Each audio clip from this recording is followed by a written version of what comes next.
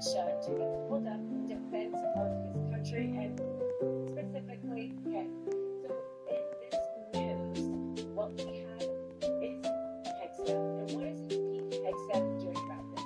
Well, back in February, Pete Hegseth fired the impartial generals, the lawyer generals within the military who were supposed to give advice about whether or not deployment of the military and how you deploy the military and where you deploy the military is lawful. He fired them back in February. So there's a major question of whether or not there has been any legal advice, consultation of whether or not the use of the military in this way is lawful. The New York Times reported that it's unclear whether or not the Office of Special Counsel has weighed in. I think we can guess here on the Midas Touch Network that that is not the case, since when has Trump or Hegseth ever really tried to do any of their actions in an unlawful way. We'll break down what the law is, what's happening in Maduro exactly. But first, take a listen to White House Press Secretary Carolyn Leavitt when she's asked the direct question of whether or not Trump plans on having boots on the ground in Venezuela.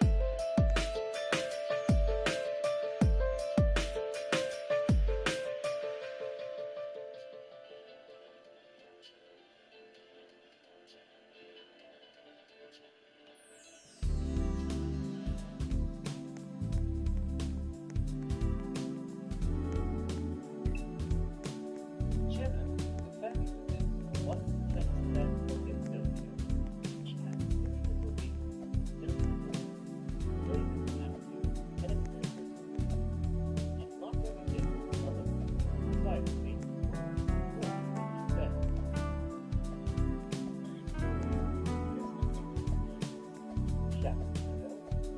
Right? Everything is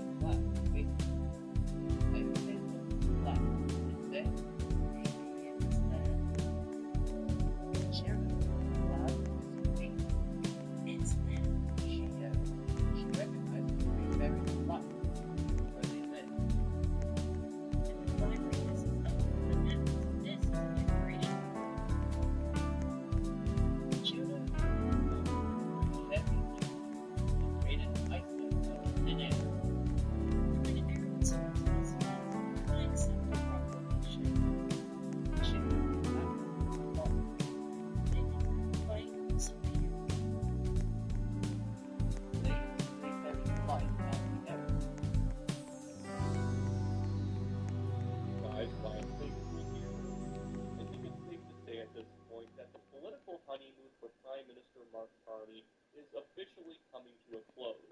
It doesn't mean that he still won't have a decent approval rating or the Liberals won't be able to compete with conservatives in the polls, but it's going to become much harder for the Liberals as this artificial wave of goodwill wears off. And it's wearing off much faster than it has for previous prime ministers or re-elected governments, because the Liberals have been messing up so badly in the past 3 months. Not that every little screw-up is cataclysmic, but it's just been dumb decision after dumb decision, stupid stumbles here and there, just unforced errors that you put the elbows up and crowd have been making it seem like the Tea Party isn't the man who's the man who's the crisis. They have no clue. And I think that they nailed the topic for the honeymoon of the air and the fiasco, and now Carney calling up Trump and refusing reciprocal tariffs trying to get to a trade deal. Because these are some very not so elbows up things.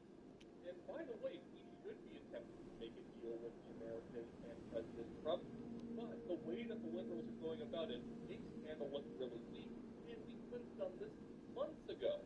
Because what we ended up doing is just reducing our reciprocal tariffs, eliminating a bunch of them, in order just to get the Americans to talk to us again. This is exactly what happened with the digital services tax. We implemented the tax out of nowhere that even the Biden administration was saying that we shouldn't do.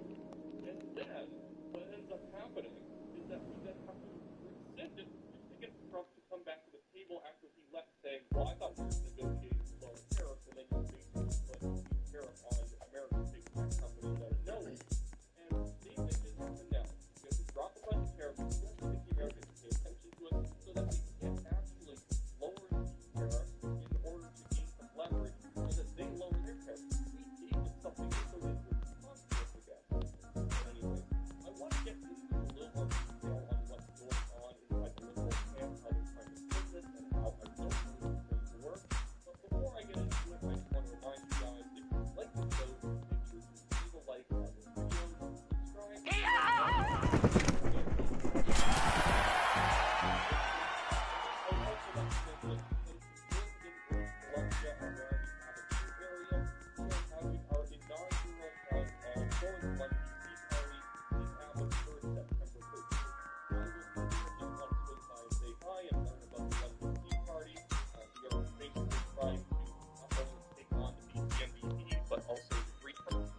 on the Prime Minister's own X account, and it reads, throughout our negotiations with the United States, the objectives of Canada's new government have been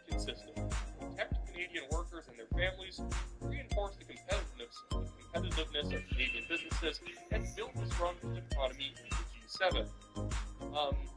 The thing about this that's already kind of annoying to me is he says build the strongest economy in the G7. I thought we already had that, because under both Trudeau and when he first became Prime Minister, they kept quoting the fact that, well, you know, Canada has the strongest growth in the G7. When they're just talking about raw GDP and our actual GDP per capita has been going down for several quarters in a row. But I want to get to some other parts of that statement. He's saying that we need to protect Canadian workers. Well, that's kind of contradictory by how they behaved in the Air Canada situation. And by the way, I actually sympathize with both Air Canada and the flight attendants. It's a bad system, and it's a bad system because of government taxes and regulations, which is hilarious because right after saying he wants to protect Canadian workers and their families, he then says reinforce the competitiveness of Canadian businesses. Canadian businesses are not competitive. Why do you think Air Canada operates with a 5.7% profit margin and flight attendants cannot be paid unless the plane is actually in transit? Yes, flight attendants are paid like $90 an hour while the flight's in transit, but with all the downtime, it ends up making it not as worth it as you would think. So you have that whole situation basically spurred on by terrible federal and provincial government policies. Some provinces also have high corporate tax rates that hurt the airlines, but it's bad. We have uncompetitive economy. That's why we have these situations where workers aren't being paid very well, and the companies are not exactly profiting hand over fist. And so I think this whole thing leads us very weak. Again, it's like throughout the negotiations with the United States. What do you mean that throughout the negotiations? The negotiations kept stopping because we weren't protecting Canadian workers. We weren't trying to defend them from the tariffs. We would show up in the negotiations, and from the readouts that we got from people like Howard Lutnick and President Donald Trump himself, it sounded like the Canadian negotiations were not.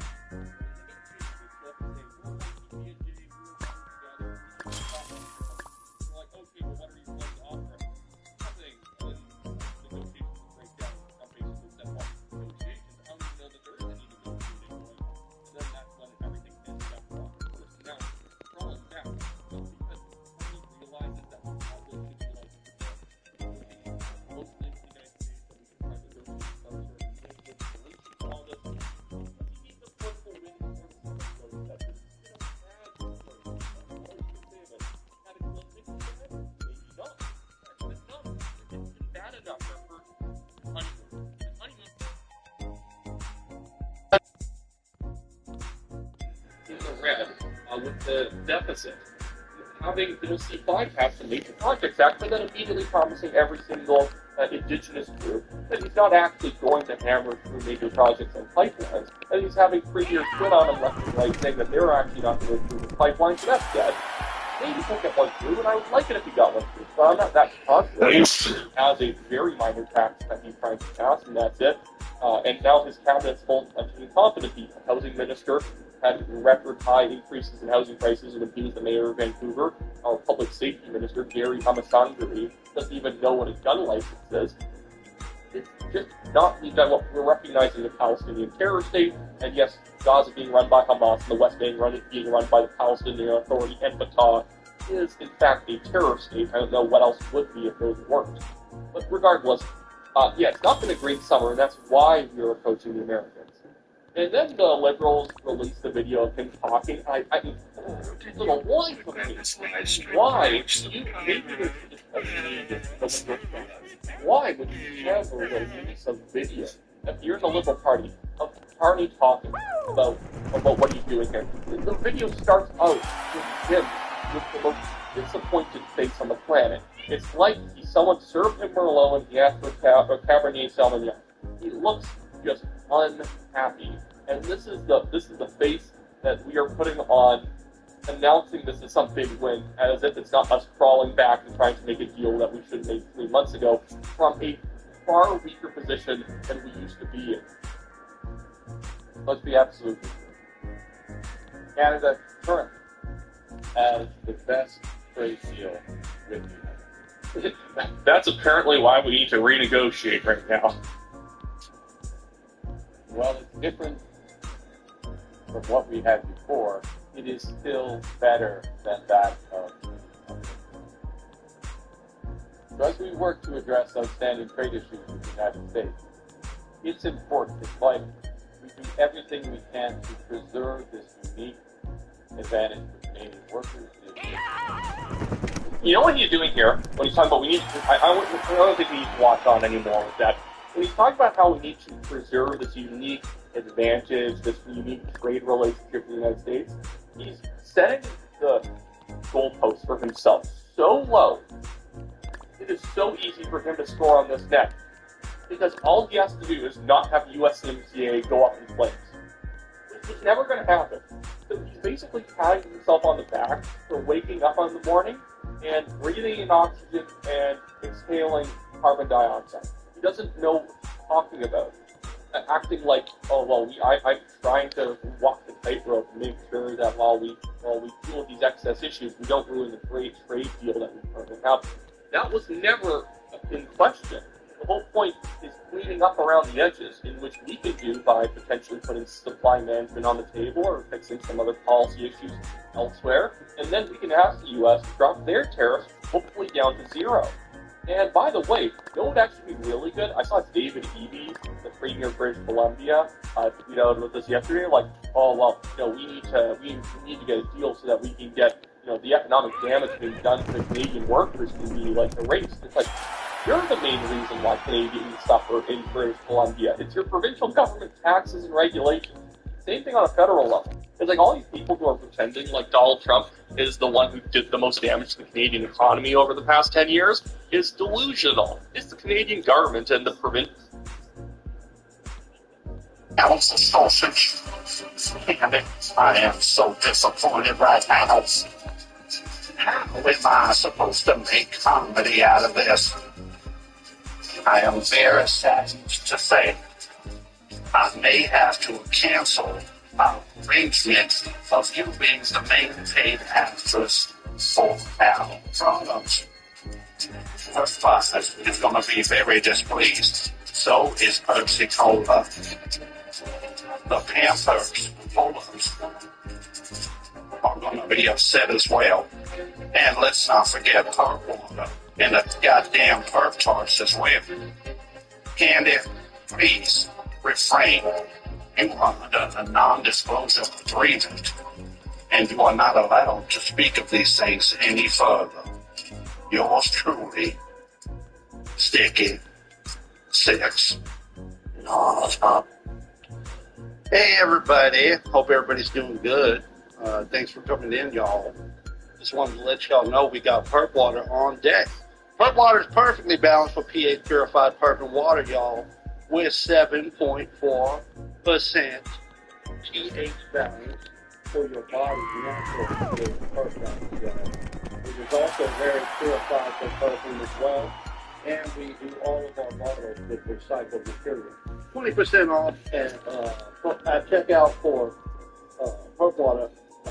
Use code Sticky6 at checkout to get 20% off, y'all. Want to give a huge shout out to my son for that was the GTA 4 theme song, and he threw synths over it and some bass, and it sounded really good. So I said, I'm going to use that for an intro. I love it. So thank you so much to my son, who I cannot mention your name or the production channel because I broadcast live to the audience. So out there, everybody knows. We're doing good. Also, there's an affiliate program available as well. Would like it to. Go ahead. No, I'm not going to talk. Oh, you can't do the affiliate program right now? It's not my channel. Yeah, definitely RIP to Coach, guys. I heard he passed, and his players are real pieces of shit. You're going to troll him forever, and you send him fucking Duster to huff on, and then when he's gone, talk about how sad you are for him. Pretty fun, right? Anyways, yeah, RIP to Coach. That guy, welcome in. How you doing? What the hell is that? Hopefully I get to see a prolapse candy mouth in the future. That's all I care about. Jared just caught sub body in the game. That's great. Oh, really? Interesting. Let's see here. I wanted to show you guys what that intro is about here. Candy apparently had made a post about it. Somebody's totally impersonating. Just no idea who these people are. You can definitely not reach me at StickyTT6@proton.com. Gang stalk and nasty emails. This is from August 22nd. Apparently Sunday.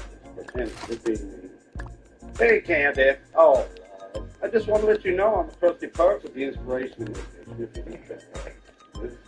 The cult of Sawtone and all the red triangles are force manipulating me to do weapons to perp on you, and I don't know how to stop. And I actually forgot to share the screen because this is what I do, guys. Give me one. Okay, now you know it's a real email. Okay, so, and I don't know how to stop. Where was I at? Please help me, Candy. I realize now that I'm a real TI because I saw 24 cars, all red, with headlights out today.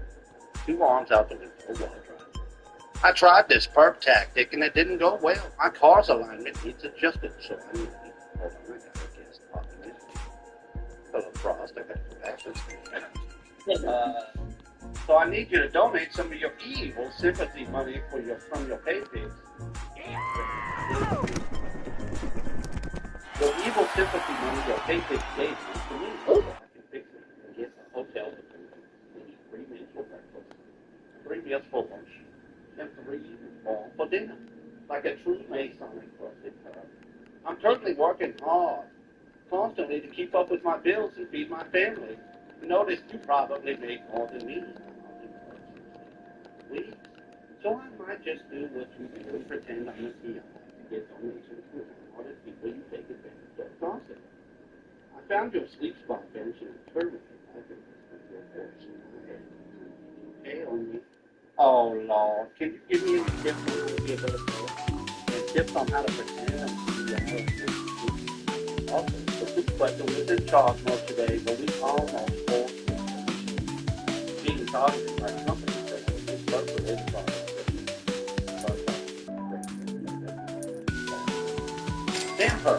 Don't fight her. Or chick hole. Chocolate drink flavor. Or buy chicken. Louisiana. Red triangle pizza. Purple don't eat which one. Wanted to let you know that you are endorsing my products, whether you like it or not. I also want you to know that it may be a good idea to treat people better instead of yelling at people like you on that bench, because I really want you to receive CCTV cameras that we have access to. The only way to shield yourself in constant watch is if you shave your head and wrap yourself in aluminum foil. All this will go away if it won't be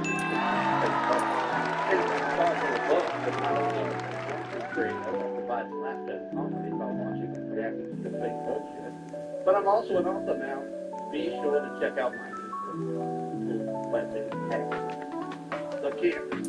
My sticky every show you check out 20% off any of our products. Please click on this here. This one. 15 minutes. Love it, love it. I can't believe you posted it. I also sent it at what I thought was 3:33 a.m. to her. It was actually 2:33 a.m. to double the clock. Damn it. But oh well.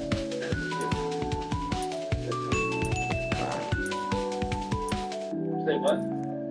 No. Oh, like that. Yeah. That was so late. Yes, sir. So, Candy had made a video, vlog, talking some shit, typical Candy, but she liked it. She decided to talk shit at the very end and give her thoughts on the situation. That's it. It's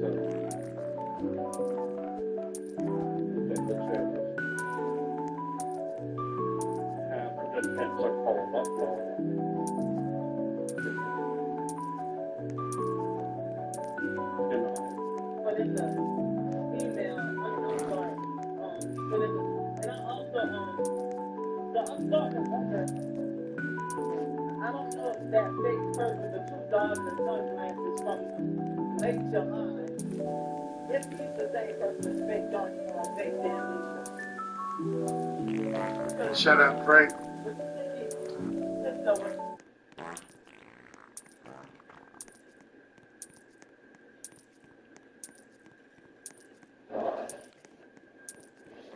Let's see what the PM has to say. Let's be absolutely clear. Canada currently has the best trade deal with the United States. And while it's different from what we had before, it is still better than that of others. So as we work to address outstanding trade issues with the United States, it's important, it's vital. We do everything we can to preserve this unique advantage for Canadian workers, Canadian businesses. And doing so will require both building on a soon-to-be revised CUSMA, our free trade agreement with the U.S. and Mexico, as well as developing a new form of trade and security partnership with the United States.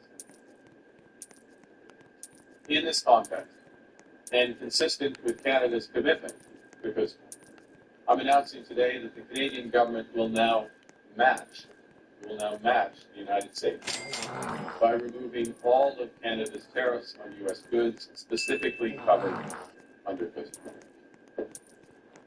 Oh, first of all, why is it anytime anyone says, let me be perfectly clear, they then go on to muddy the waters? Secondly, what happened to elbows up? That sounds like knees down. And you know, by the way, forgive me for going on a tangent here, but is that not the most stupid phrase ever? I mean, elbows up. That is a penalty in hockey. Did anyone think this through? And I know, Alexa Lavoie, you were a top-ranked ringette player in Quebec back in the day, so you know what I'm talking about. But, Alexa, this was a big announcement? There were no announcements, like saying promises, doing some promises again, promises that we will probably not see them out soon. Again, Mark Carney was elected mainly because of the tariff trade, and what we are seeing, the tariff war, and what we are seeing is like we still don't have a deal. We're still at the same position. Now we are seeing tariffs that are increased. We are seeing that inflation is getting worse, immigration is getting worse. So for the people who actually voted for elbows up, they should be elbows down at the moment. 100%. Melanie, I understand probably the three most affected Canadian industries due to the tariffs are steel, aluminum, and auto manufacturing. I was hoping for some kind of announcement to help these multi-billion industries recover from tariffs, but it looks to me that Mark Carney is fitting the definition as saying out west, all hat, no cattle. What say you? I'm not surprised about that announcement because it seems to me that Mark Carney's been put on the sidelines by Donald Trump and his cabinet. I mean, that had been pretty obvious for a while.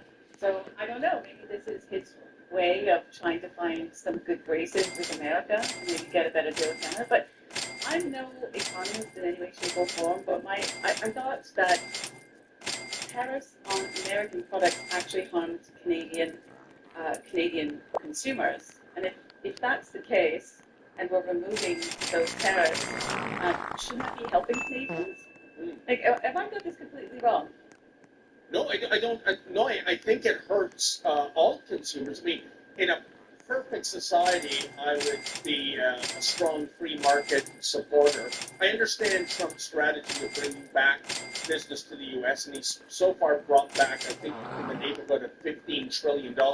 Earlier this month, Apple announced an investment in the U.S. I think it was over $600 million US. So I understand that part. But, tariffs at the end of the day are a tax. It hurts consumers. Josh, what do you think? I mean, and I want to concentrate on something here. The Carney apologists because he's been in office over 100 days. I don't see anything happening. And they'll say, well, how can you, give Carney a break? Big bad orange man. He's so irrational. He's so rash. You can't deal with a moving target like that. And I go, well, dozens and dozens of other countries have tariff agreements in place, including Mexico. So why can't we, especially given this was the #1 platform Mark Carney ran on? I will answer that in like 1 second. There's something I want to add that really percolated when Carney was speaking there. Actually, that was very interesting. Did you catch what he said there? We're going to match the United States and take tariffs on items that are under CUSMA. You heard that? Did I hear that right? Is that what you said? I believe so. Okay, he said that. Pete Hoekstra showed up on Jasmine Land's podcast last week saying what Canada's doing is they are tariffing goods underneath CUSMA. We're not doing that. They're doing that, and that is bad faith. And CBC, CTV, the mainstream media went on a whole tirade saying he is lying. That's not true. That's not happening. He's living in an alternative reality. Mark Carney shows up today and says, we're going to take off tariffs on goods under CUSMA. So who is lying now? Is Carney in an alternative reality? Or is the ambassador of the United States lying on Jasmine Land's podcast? What's happening? I can't wait to hear CBC and CTV and their panel talk about that today. And get into your question there, Dave. Was the Carney of politics is what's happening right now is our country has been ravaged by Justin Trudeau. That happened. And the reason why people are saying Mark Carney's doing such a good job is because he is doing nothing. Trudeau is doing all the wrong things, and Carney's doing nothing, which in the eyes of the Canadians who have been traumatized by foreign government policy is, well, nothing is better than all the things Trudeau is doing. And so I think that's the reality that they're living in. And people I talk to in Nova Scotia who are left-wing people, that is genuinely how they view it. Is like, Mark Carney's doing nothing and he's staying out of my way. In terms of the stories I'm seeing. All I'm seeing is Donald Trump, which again, we can talk about the media's influence on that, but that is where they're at, and that's why they think he's doing such a good job, is because they're not hearing about him by our media. Yeah, it's so true. His approval rating has only gone down 2%, and his disapproval rating is only 27%. I don't get it. Josh, I know you have to sign off in 3 minutes. I'm going to bounce one last thing off you before we say adieu. And it's this, and at the risk of sounding like a conspiracy theorist, I really believe Mark Carney is not sincere. I believe Brookfield Asset Management is running Canada. I believe Mark Carney would prefer the U.S. to excel at our expense. Why? Because the lion's share of his assets in his blind trust are U.S.-based. So I don't think he really has skin in the game. I don't think his spirit is all about Fortress Canada. Your thoughts, Scott? I think there's definitely an element of that. I think what we're really seeing is, well, not I'd say really, but I think it's in addition to what you just mentioned, is the fact that we're in a minority government. And right now, Mark Carney's been playing that, like, weird melt toast policy, not doing a whole lot, doing that making feel like he's, like, conservative / liberal and all this nonsense. But right now what we're seeing is Carney trying to win goodwill of everybody, trying to increase the approval ratings, because word on the street, come wintertime, he's looking to call an election. And he wants to make sure that he has done nothing that's rocks the boat too much, so that he can get that majority and then start really pushing the initiative, start pushing the net zero, so that Brookfield can ultimately benefit at the end of the day. Josh, I would be surprised if Sherwood or Doug Ford, he allegedly needed a mandate in the middle of winter, even though he had almost 2 years left, and he played the whole tariff card thing, and he got an even bigger majority. So I'm sure Carney is looking to how his friend prosper. And they really do seem like, for some reason, but that's another topic. Just he's the Carney elbows up. Look, do we have that, guys? All right, let's see what he has to say about his most favorite hockey metaphor. Pretty much every stop during the election, you referenced elbows up and saying that was going to be the strategy you take with the Americans. You also consistently said that Donald Trump was trying to break us, so you could. Your new argument today is that Canadians should accept basically the best of a bad deal. What's been the change? Wait. I reject the premise of that question, or your characterization. We have the best. Okay, we have the best. Look at this. our tariff is 5.5%, there's 85% are goods of free trade. It's not what we used to have. Nobody has a deal with the United States that they used to have. Nobody does. They have fundamentally changed. They're right. We respect it. They have fundamentally changed their trade policies. They have new objectives. And they haven't just talked about those objectives. They put in place tariffs. And they have signed a series of trade deals, including with the European Union, that have put this into effect. Right? So we're in a position where we have held up, not signed a deal that we don't agree with, or that we don't think is in the best interest of Canadians, and focused on, and we will remain focused on those strategic sectors, to the best interest of Canada first. Of course, America will focus on the best interest of the U.S. But we do so from a position where we're respecting the business, we're respecting our community, and we're matching what they've done. That puts us in a good position for the next phase. Oh, well, like that little green animated figure says at the end of Just for Laughs gags, Mommy, it's over. The trade war is done. He said we have the best deal. You know what this reminds me of, Alexa? Remember that famous photo of President Bush, I think on an aircraft carrier, with the sign, mission accomplished, and we've taken care of all the problems in the Middle East and Afghanistan. That's what I hear when he says we have the best deal. That's quote unquote mission accomplished. Are you buying that? First of all, we don't have the best deal. So look at our position before and after. Now we are like in the worst position like that before, and to compare to other countries as well. So I don't know what he's saying, and look at how it was like mad at the journalist just for kind of bringing his words together and saying like a question to him, and he get really mad at the premises of the question. And I remember that Stephen Gable always refused the premises of my question. This just means I do not agree with you. It's just not because you believe that we have the best deal that is true. Because at the moment, I believe that it's wrong. And I believe that now we are in a worse position than before.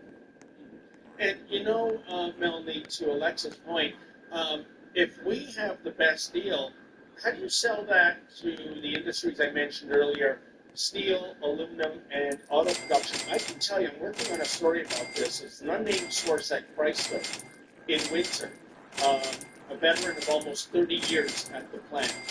And the rumor there, and it's just rumor right now, is that huge manufacturing facility in Windsor is going to be shuttered. He told me they already lost production of the next generation Jeep Compass. That's gone. It's going to be produced in the U.S.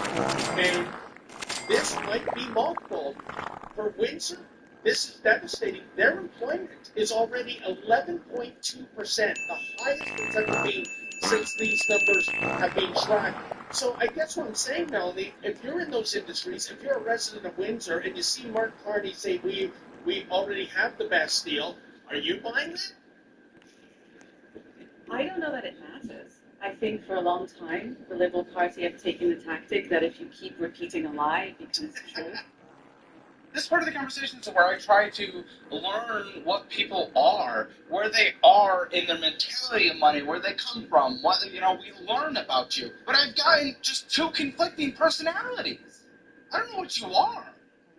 It's like the little angel and the demon. No, it's the singular.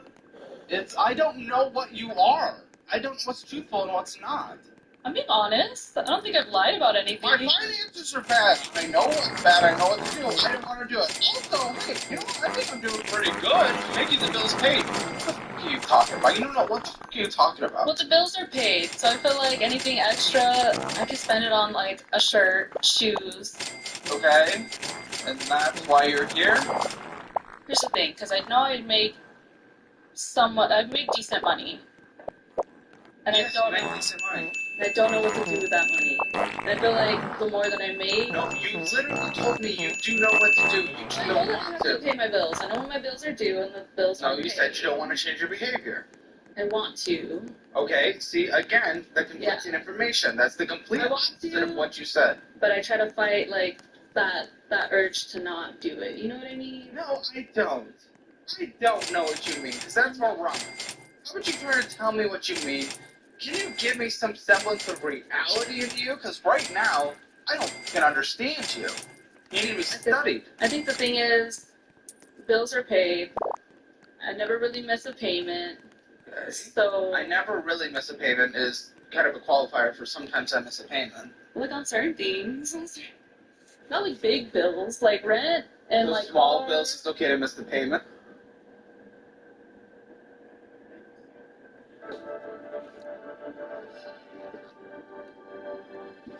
Hey guys, welcome to the Liberal Hive Mind, a channel solely focused on exposing the abundant hypocrisy of the left. Well, who would have seen this one coming? You know, a good story usually keeps you on the edge of your seat. You don't know how it's going to end. It's hard to predict. Yeah, let me tell you, this is not a good story at all. No, this story had the most predictable ending that you could possibly imagine. Total capitulation.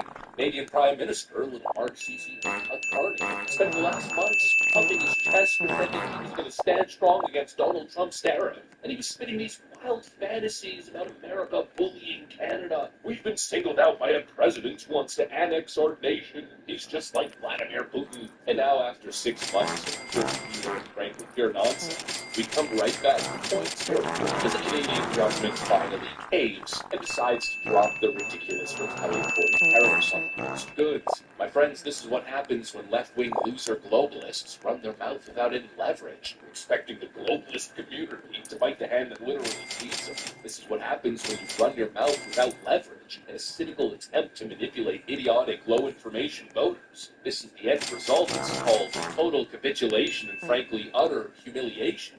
Essentially, Canadian voters voted for inevitable failure. Let's take a look at the inevitable, shall we? We got some stuff to get into, so let's roll the tape. All right, folks, so here's the latest update. Canada is removing most of its retaliatory tariffs on U.S. goods. For decades, as a result of a series of trade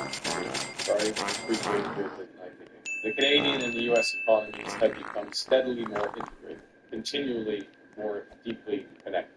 As I've emphasized in recent months, that steady process of integration is not good. As a result, some of our historic strengths have become vulnerable. We can and must adapt to this new reality.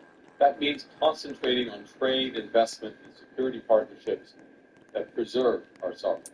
It means striking new trade deals that are robust to different economic circumstances, governments, because of the mutual benefits to both countries. In all these ways, Canada will move from reliance to resilience, building our strength and developing new markets and abroad, creating new opportunities for Canadian workers and businesses as we build the strongest economy in the G7. And now a lot of people are saying, well, of course, it's part of the negotiation. This is not negotiation, friends. Usually when you negotiate, you get something in return. You're giving a little, expecting to get a little. No, this is pure surrender. And that's really all we've seen in this entire saga. We've been watching all these viral videos of Canadian politicians talking tough, launching ad hominem attacks against President Trump, really playing the tough guy. But on every single point, they've surrendered. It's been a whole lot of talk, a whole lot of squawking. But the moment that digital tax came in, it got dropped less than 24 hours later. Then, of course, they missed the deadline and were refusing to come to the table. And now here we are, 3 weeks later, all of that for nothing. And now it seems a lot of Canadian voters are scratching their head wondering if they made the wrong decision. If Mr. Mark Carney and all of his elbows-up promises was really just the Liberal Party of Canada blowing smoke up their ass. And well, of course, that's the exact question that Mark Carney faced after this pathetic, groveling surrender. He was asked if all his big talk was just a fraud. Frankly, I think his response was priceless. At pretty much every stop during the election, you referenced doubles up and saying that was going to be the strategy you take with the Americans. You also consistently said that Donald Trump is going to break us. Your new argument today is that Canadians should accept basically the best of the bad deal. What's been the change? Wait. I reject the premise of that question, or your characterization. We have the best. Okay? We have the best. Look at the numbers. Our tariff is 5.5%. We have 85% of our goods in free trade. It's not what we used to have. Nobody has a deal with the United States that they used to have. Nobody does. They have fundamentally changed. They're right. We respect it. They have fundamentally changed their trade policy. They have new objectives. And they haven't just talked about them. They put in place tariffs, and they have signed a series of trade deals, including with the European Union, including with others, that have put those into effect. Okay? So we're in a position where we have held out, not signed a deal that we don't agree with, or that we don't think is in the best interest, and focused on, and we will remain focused on those strategic sectors to the best interest of Canada first. Of course, America will focus on the best interest of the U.S. But we do so from a position where we're respecting, with this decision, we're respecting our agreement with the United States, and we're matching what they have done. That puts us in a good position for the next phase. To catch that moment, he basically admitted that Trump's tariffs aren't some act of aggression in a fascistic play to overtake and annex Canada. No, now he's describing it as simply a realignment of American trade policy, which is exactly what the Trump team has been saying since day one. I mean, what a complete reversal. The entire campaign narrative was that Donald Trump was singling out Canada, bullying Canada, that fascism was on the march. Clearly, that was nothing more than a cynical ploy to manipulate gullible voters. He riled them up with fear-mongering, only now to stand there, elbows down, finally admit the truth that it was simply a trade negotiation. And that's really one of the craziest admissions. And probably the worst part is that you know that they knew this the entire time, yet they were willing to lie to Canadian voters. And what's crazy is, as they knew this, they were fully aware that these were simple trade disagreements. The American government was simply looking out for its own interests and changing its trade strategy as a new president came in. Even though they knew that that was the case, they decided to act the way they did. I mean, totally. That's the government that assesses the situation, but then decides to meet the moment in the most ridiculous and emotionally unhinged way possible. In other words, not doing its best for the country at all, but rather throwing a friggin' wrench in the whole process, acting like a complete insane friggin' lunatic. So much is on the line just for personal political gain, to the detriment of voters. Frankly, for me, it's hard to wrap my head around. It's one of the most cynical things I've ever witnessed, but it's also the playbook of nearly every left-wing regime. Emotion over reality, rhetoric over results. Mark Carney painted himself as the defender of Canadian pride. The old relationship we had with the United States, based on deepening integration of our economies and tight security and military cooperation, is over. But the second the numbers started hitting, the second reality collided with that ridiculous little pathetic fantasy. It all came crushing down. And now who do you think suffers? Of course, ordinary Canadians, people who are liked, people who are whipped up into a frenzy, are now left dealing with consequences as their nation's leadership humiliates the country on the world stage. Honestly, it's just sad. This whole ordeal has been extremely sad. Just sad, cynical, and misguided. You know, all this talk that they were never, ever going to give in. It's never gonna happen. The Canadian people don't respond to bullying. But what's it been, like 3-4 months? I mean, it really didn't last very long. Clearly, this wasn't genuine resistance or legitimate national outrage. It was performance art, and it proves what I've been saying since day one. The Canadian government never had a choice. Their economy was way too fragile. Clearly, leadership way too incompetent. Their position was too weak to demand literally anything. But none of that mattered, of course, because it was all electoral politics at the end of the day. Well, at this point, it's too late to correct. There's no going back in time and reversing the course of history. And so now it's FAFO o'clock for Canada.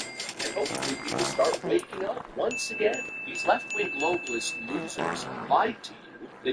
This is Doug in Exile. I talked about the blog, so people can watch all 4 videos. If you're new to the show, you're going to find out right now. Welcome.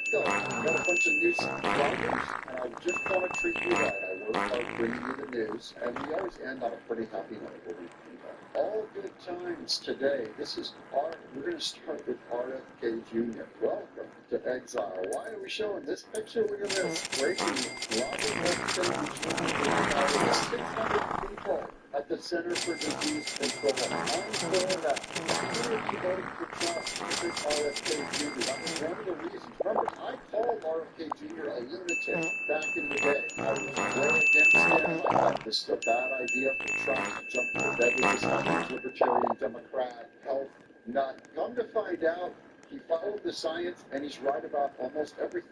So even where I disagree with him, maybe on vaccines or chemtrails or whatever, I'll go with him. Given what science has brought us with COVID, AIDS, the food pyramid that they find out now is probably the #1 cause of obesity in America, causing heart disease and cancer. That's where the bottom part of the pyramid's like you eat all of these carbs, eat tons of pasta and carbs, and very little meat at the very top. It needs to be reversed. You need to be eating almost all meat and vegetables and hardly any carbs. RFK Jr. is doing what's right by firing those employees. So far, we have Harvey Millen fired 75% of her staff. Even Pam Bondi, they can do firings before they can rehire everyone. They have to go to a bunch of Democrat state operatives, saving us millions of dollars. Now we've got to rehire some same guys over here. Look at way expensive. With the Democrat Party being dead, like they went so nuts on Trump, they committed suicide. That's another accomplishment of Donald Trump. He had an ability to bring out the essence of the hard left, in the media and in politics. They were so, I don't know what the word is, fixated, obsessed, addicted to his tan, his appearance, his accent, his everything about that they decided that any means necessary to destroy him would be acceptable to the American people. And boy, they won. They put it into J.D. Vance for 2028. If J.D. Vance can run for 2028, I believe he's the front runner. I believe Marco Rubio will be his vice president pick. I've said this. He's set up fine. One thing J.D. Vance can't do is he's kind of nice. He's kind of normal. He does not have the hair and stuff that's all caps on Twitter. Trump yesterday wore the hat that said, Trump is right about everything. I just can't imagine J.D. Vance doing that. And so I don't know, just tactically, J.D. Vance has enough of the stuff that will make Democrats hate him so much that they'll just go crazy and commit suicide. And Trump is so huge and out there and so rude, and there's his edges are out.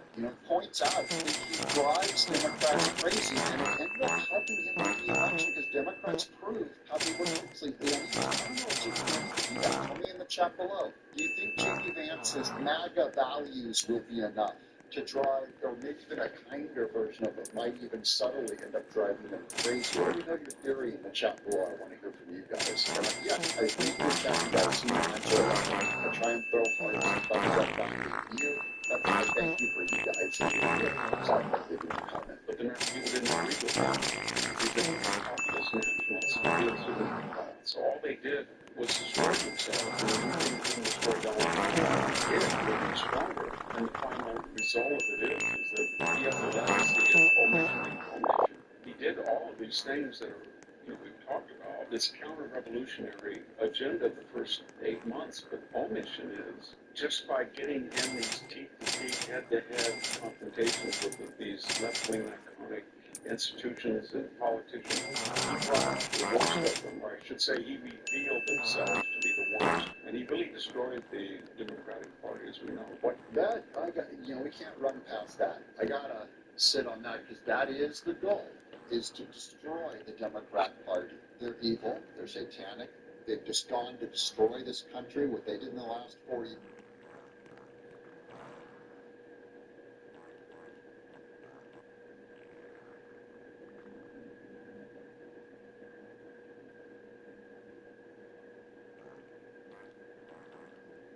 Hey gang, it's me, Dr. Steve, your Fact Porch Professor. I hope you're all having a wonderful weekend, and I have some news to make it even better. While everyone's obsessing over the southern border, President Trump has actually been waging a completely different war on the northern border.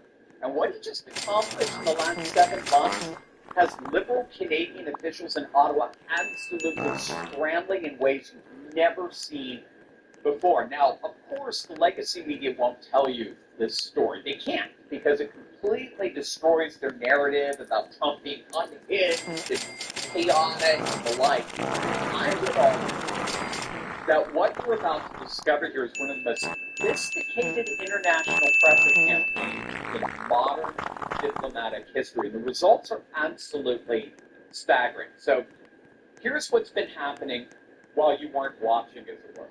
Trump, of course, just increased tariffs on Canada from 25% to 35%. That's the highest trade penalty ever imposed on our northern neighbor there.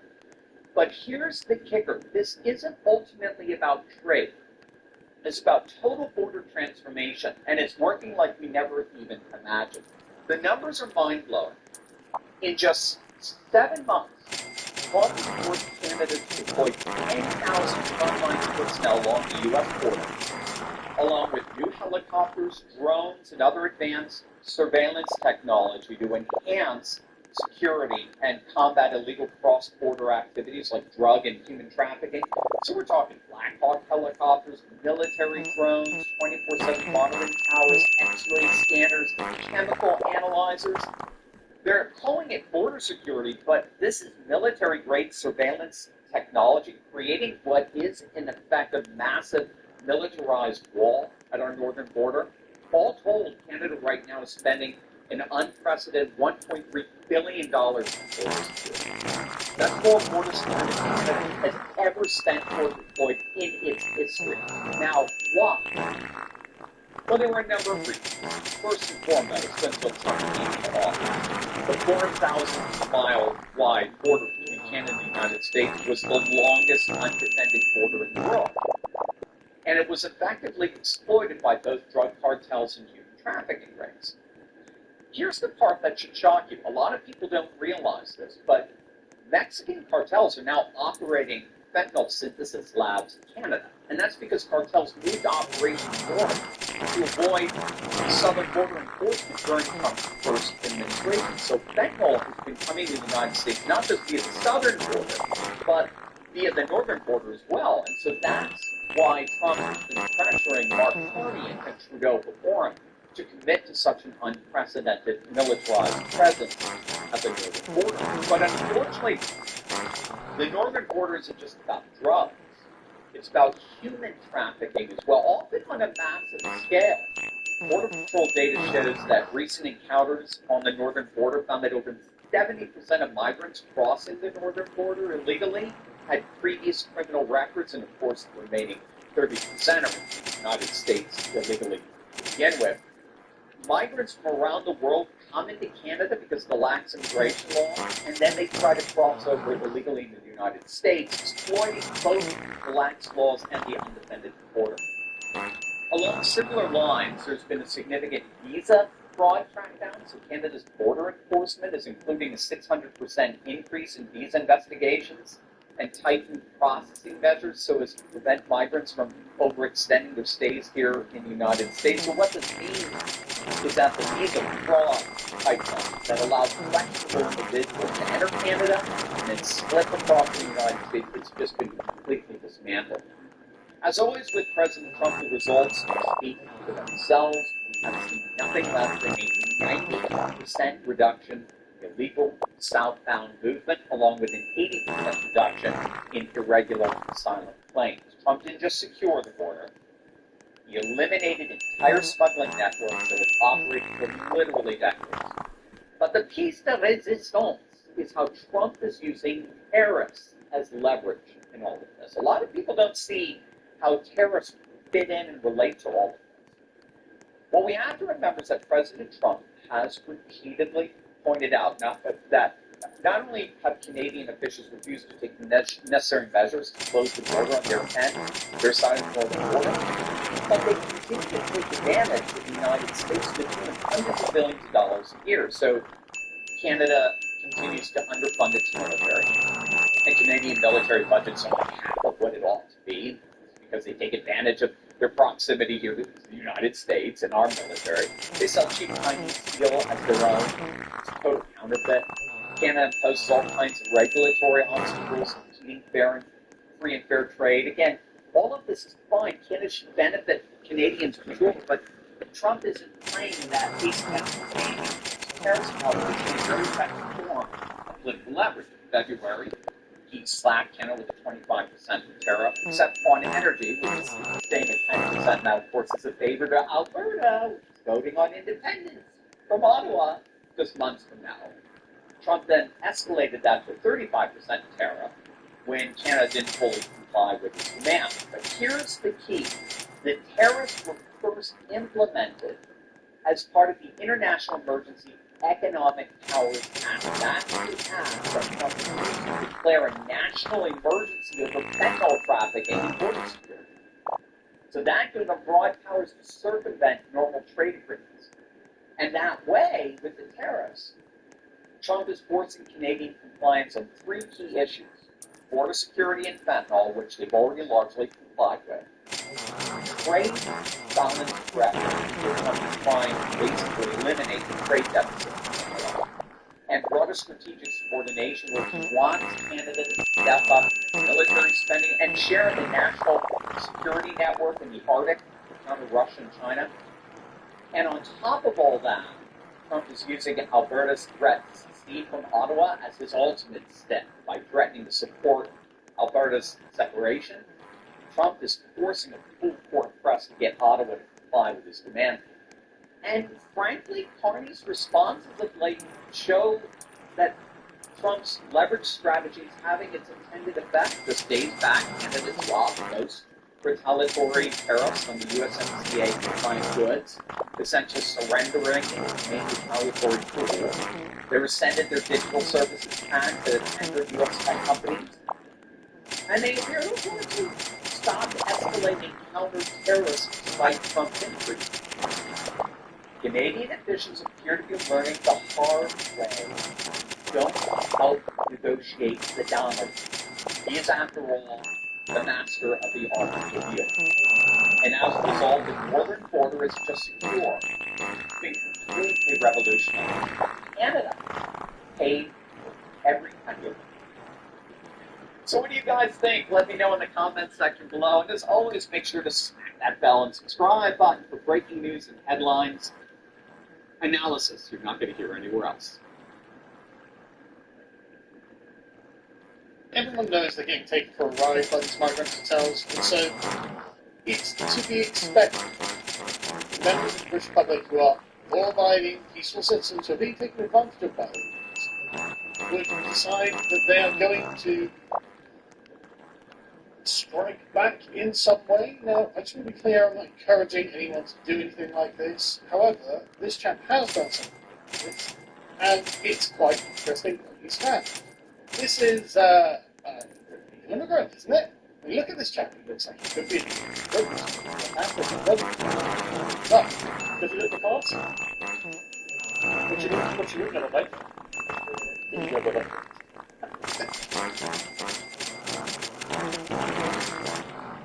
So I'm going to use it just so I can talk about, as you can see, this is him with a GoPro in his hand, wandering around the migrant hotel. And to be honest with you, it's not really anything more than you'd expect.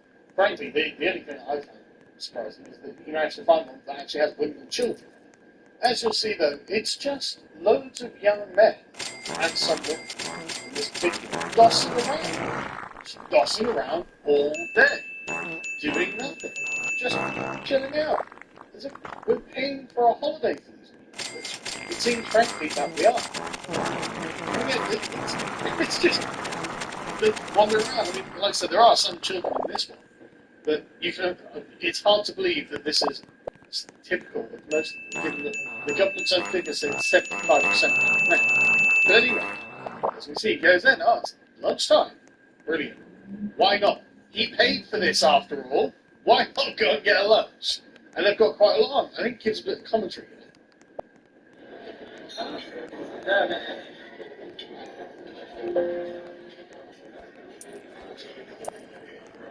One rice.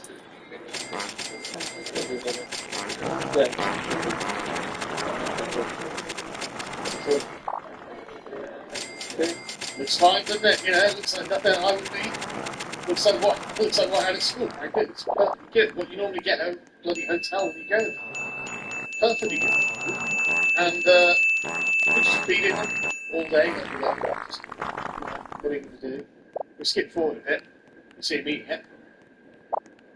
because there's no security. They haven't got any IDs or anything like that. They're just judging who is in this hotel by eye, I guess. It's just, yeah, I mean, he kind of looks like he's from the Middle East or something. Yeah, I mean, he must be. What's wrong? It's a weird accent to put on. So, yeah. We do that.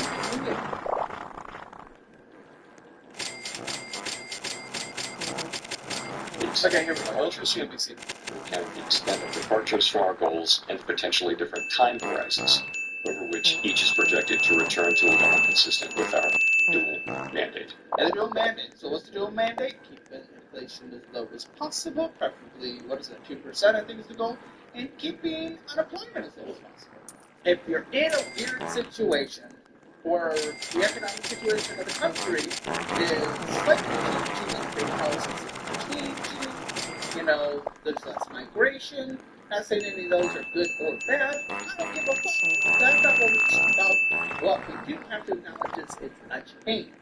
And when we're in a change where inflation last month went slightly up, that was where we got the dual mandate. Where unemployment at the same time, or where unemployment at the same time, that's gone all the way slightly up. It's like, oh shit, how do we combat our dual mandate with that? Well, typically, unemployment goes up, you lower rates, stimulate the economy, make borrowing more affordable. But if inflation's going up, dual mandate suggests raise rates, stagnate the economy, slow it down, make money moving less. How do you do that? And both go at the same time. What the fuck do you do? That's the big question Mr. Jerome's talking about. So that's why the labor market is in a curious kind of balance. These principles guide our policy decisions today, as they did in the 2022 to 24 period, when the departure from our 2% inflation target was the overriding concern. Yeah. In addition, Always try to hit that 22. We got up to about 9% in 2021. Scary time. Yeah, I think it's right? Scary time. into these changes, there is a great deal of continuity with past statements. The document continues to explain.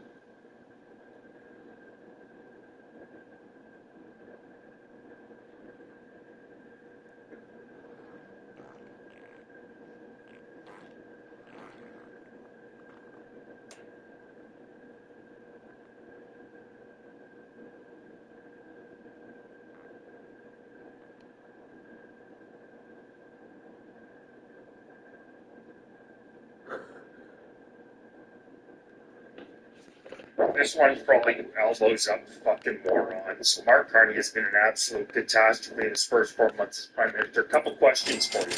Why hasn't Mark Carney, the so-called international expert, even tabled a budget yet? That's right, he's been Prime Minister for 5 months. He hasn't even tabled a budget. The man is not doing his job. He does not speak to the media. She just rescinded tariffs that Canada had put on the CUMSA trade agreement, which was the entire nexus of his run to become Prime Minister, was that he was going to be the big tough guy, the big elbows up tough guy. That's a good joke, liberals being the tough guys. But he was going to be the big liberal tough guy standing up to Donald Trump. And this is what gets me more than anything else. The liberals can say something and then 3 months later do a total 180. And do these people have any cognitive abilities? Do they not see that they're totally going back on their word?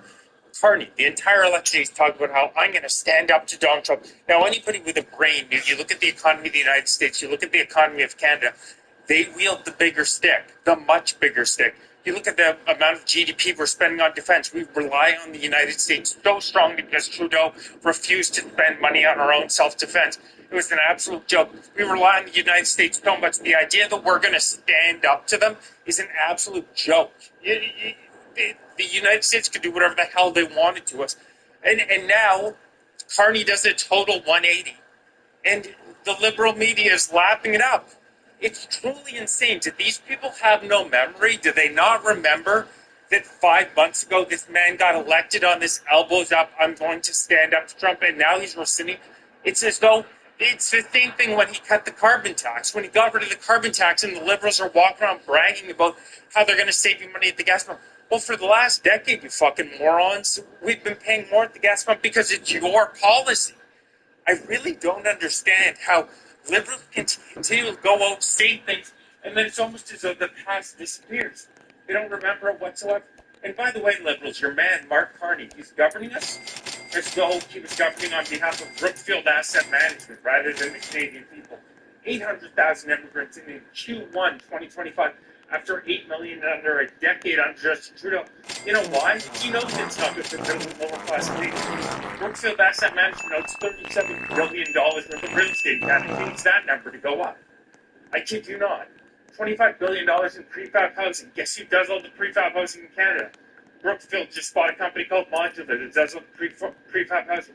We're having all these issues with forest fires. Guess who does a lot of the deforestation on the east and west coast? It's Brookfield. Guess what? They don't need 10% of the trees as required to maintain enough moisture in the ground for these fires not to happen. So that's causing the fires. Carney is literally, we are being governed by a man who's looking out for the best interest of a $1 trillion asset management company rather than our country. Elbows up. Are you effing kidding me? And on the domestic front, she's going directly at our Charter of Rights and Freedoms. Bill C2, Bill C4, Bill C63. Bill 2, for example, allows the government to access any Canadian's electronic communications if it's in the so-called national security interest. Same thing with your mail. They can now access your mail if they pass Bill C2. Bill C4 retroactively gives the Liberals carte blanche. And all the data that they collected since the year 2000, we can't go after them for misuse of any of the data. Is that an elbows-up policy, Liberals? Bill C63 would see the creation of a digital safety commission, 10 unelected bureaucrats and an ombudsman who have the ability to throw you in prison, not for anything that you've done, but for what they fearful you're going to say in the future. It's Orwell on steroids.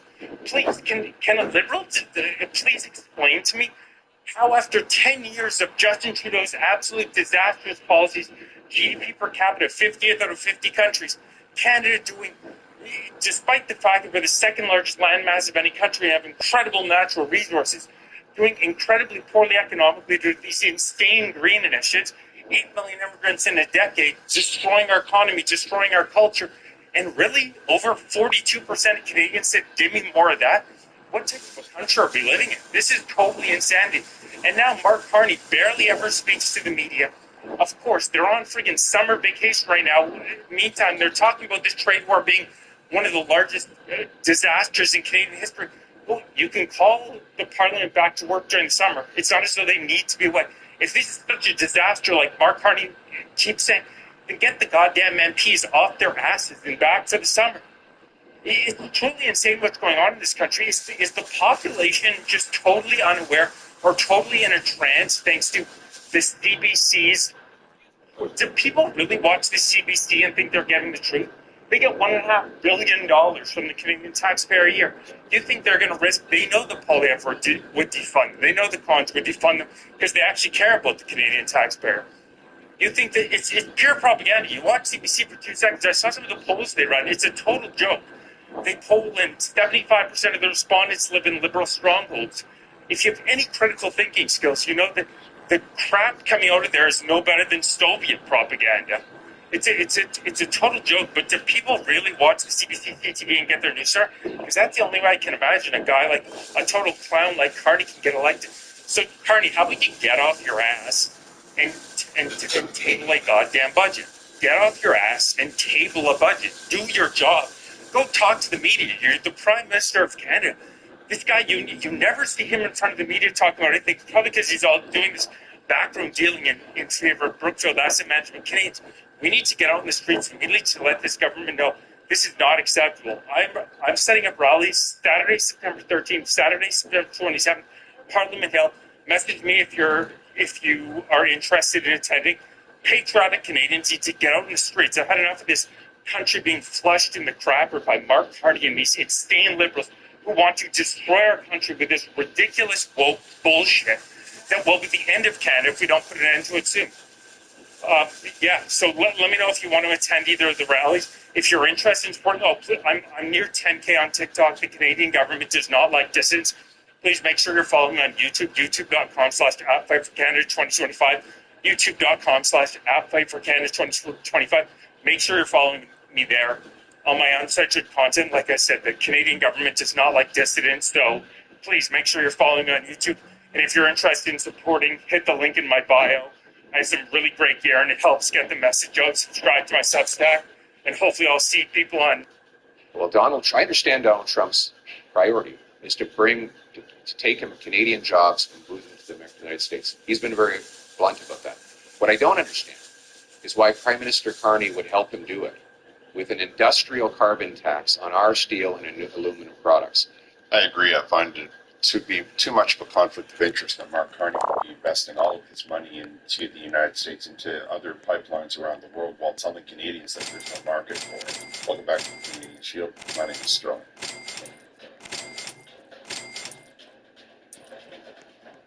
Mark Carney's announcement about capitulating to Donald Trump is bad for him politically, and I hear the mainstream media trying to convince you that it's something other than that, but it's absolutely 100% unconditional surrender. Mark Carney the Liberal parties have again tarnished our reputation. Now, when you look at people that sit on the left side of the spectrum, they don't really seem to possess shame. They don't really seem to possess the comprehension of what honor and those kinds of things are. So perhaps to them it's not a big deal. But for the most of us, for the most part of Canada, we see that the world is now treating us like a joke. They're laughing at us. They consider Mark Carney to be what we would say is a clown. Our economic destruction, our downward spiral is becoming more and more profound with every passing day because the rest of the world has decided to keep up with Donald Trump. So they're getting shoveled in the ground. They're generating their economy. They're stimulating growth in their individual sectors. But this is a problem for Mark Carney. This announcement that he makes about Donald Trump really opens up a vulnerability that the Liberals have been weaving and dodging and avoiding for 11 years now. There's nowhere for the products to go except inside of Canada. Nobody wants to steal Nobody wants to steal America. Nobody wants to steal China. They don't want to deal with them either. Canadians want homes. Canadians want a middle-class lifestyle. The Liberal Party has been targeting the middle-class lifestyle for 10 years. It gets smaller and smaller with every passing moment. They want everybody crammed into high density while they live in mansion. And they've been trying to convince everybody that they're doing that because of the environment. They've been doing that because it's okay. Canada is getting a lot of foreign investment. Canada is getting other countries to come in to buy the very materials that the Liberal Party has passed laws against Canadian have, to buy the very land that they've passed laws against Canadian have. So now Mark Carney's in a really bad position, making himself to the wrong. On the one hand, he has the Liberal Party screaming environmental, and future Bruce is also understood. We know that Mark Carney is quietly trying to hide all of this, that he's embarrassed by his performance, because we know this because he made this announcement after noon on a Friday. Anybody who's got even the smallest understanding of the media knows that the news cycle at afternoon on Friday is the quietest time of the entire week. The hope is that you will have forgotten all about it by Monday. Of course, I'm hoping that you will remember it, and right up until we can get Mark Carney and the Liberal Party out of office once and for all. However, I don't want to go too far down that news cycle and late attempt to try and bury this situation. Mark Carney's complete reversal from 100% unconditional surrender to Donald Trump, to the Americans, to the economy that is the United States. We can say for sure that the economy of the United States is still going to be very much closed off to Canada. We can further say that China's not interested in our steel or aluminum. And we can also say that the Europeans are not interested in our steel and aluminum. There's no way in the world that they're trying to allow us into the munitions plan that they have, as they've already made deals with Donald Trump. But Mark Carney is in a bad way. He has really no choice. First choice, but his employer is not going to allow him to do that. That's what he should do if he was smart. I'm telling you that from a neutral third-party standpoint. Understanding the personality and understanding the individual, like from a first-hand position, I can tell you that the smart move for him to make would be to tender his resignation and run away with his tail between his legs. He's not going to do that, though, I should imagine. Parts of his mind are still going to try to convince himself that he can pull this off. The other problem that he has is that his party is filled with a lot of environmental zealots, right? That's, it's not about people who are looking to solve a problem. They're not even willing to admit that where the problems lie. They simply are fanatics. Anybody who has had anything to do with fanatics, especially at the time that are to the religious fanatics. I mean, I'm not talking about the people that are makers and paint their faces or anything like that. I'm talking about, these individuals who will not take anything other than what they feel is the difference. And we can see that in Julia DeCruz. We can see that in Stephen Gilbo. So now there's two little barriers that are happening from our Carney. Everybody realizes that they're exposed, everybody realizes you're exposed. So what's left? Well, you can take Pierre Poilievre and the Conservatives' ideas of getting everything up and running. To do so, all he has to do is remove 5 bodies of legislation. I think it's 5 bodies of legislation primarily that are put in place to keep industry down. And once he removes those, yes, his own party will lose their minds because they're the ones that put it there. They're the help of the NDP. So, but there's a worse wrinkle than that, right? Because once he removes them, he becomes irrelevant. So now he doesn't have any say whatsoever, and the only thing that will be left to him is what traditionally is looked after by the federal government. And we know that he doesn't have any standing on the diplomatic stage. We know that most of the world is laughing behind their hands and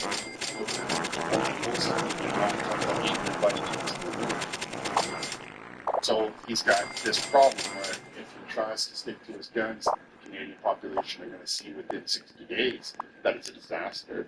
And then he doesn't know what he's doing, and then they'll start just, his polls numbers will tank, and it'll go right back to where we were, which is probably what will happen.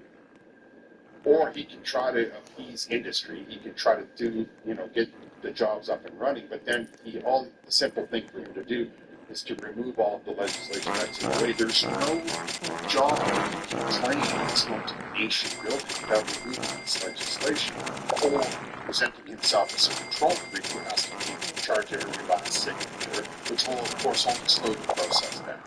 Had the Liberal Party had not enacted this legislation, we wouldn't be in this problem because the industry would have already been up and running. And some of the legislation are, so we have, the Clean Electricity Regulations, the Greenhouse Gas Pollution Pricing Act, the Impact Assessment Act, the Oil and Gas Emissions Cap, the Net Zero Vehicle Mandate, and the West Coast Oil Tanker Ban, just to name a few of the legislation that has to be removed. Now, he can leave the car one there if he wants to. I'm pretty sure that will be all it takes to push Canadians over the edge. Like the idea that he thinks he's going to be able to cram down Canadians' throats this electric car that doesn't work, that nobody wants, and is twice the price, I'm fairly certain that would be like a disaster waiting to happen. And if he tries to continue that, I assure you that that's probably going to be enough to tip the scales in very many parts of the rural regions of this country. He might be able to hold on to downtown Toronto, and he might be able to hold on to the Montreal, but for the most part, everybody else is going to be pretty saying no to the electric vehicle mandate. Of course, the problem is that the automotive builders, the guys that have to hold 20% of their inventory on the lot of their car dealer, has to be an electric car. Well, there are the people that are the ones who gets the jobs. So, again, come back to it. He's thinking himself into a corner. He's stuck between his own fanatical positions and the reality of how we're going to build the economy. And there's nowhere for him to turn, and there's no more excuses that can be offered. Oh, I get that the CBC and CBD and Global are going to try to do their best, but their audience shrinks with every passing moment. The less money people have in their pocket, the less people believe that these media outlets are interested in what's best for the person that's listening to them. On top of it all, one of the things that he used to try to say is that we're going to be an energy superpower. I'm going to be doing a lot of content on that because there's just nothing, the two statements don't match. However, this year, 2025, in an effort to get our parties, to get the Liberal Party to realize that Canadians have had enough.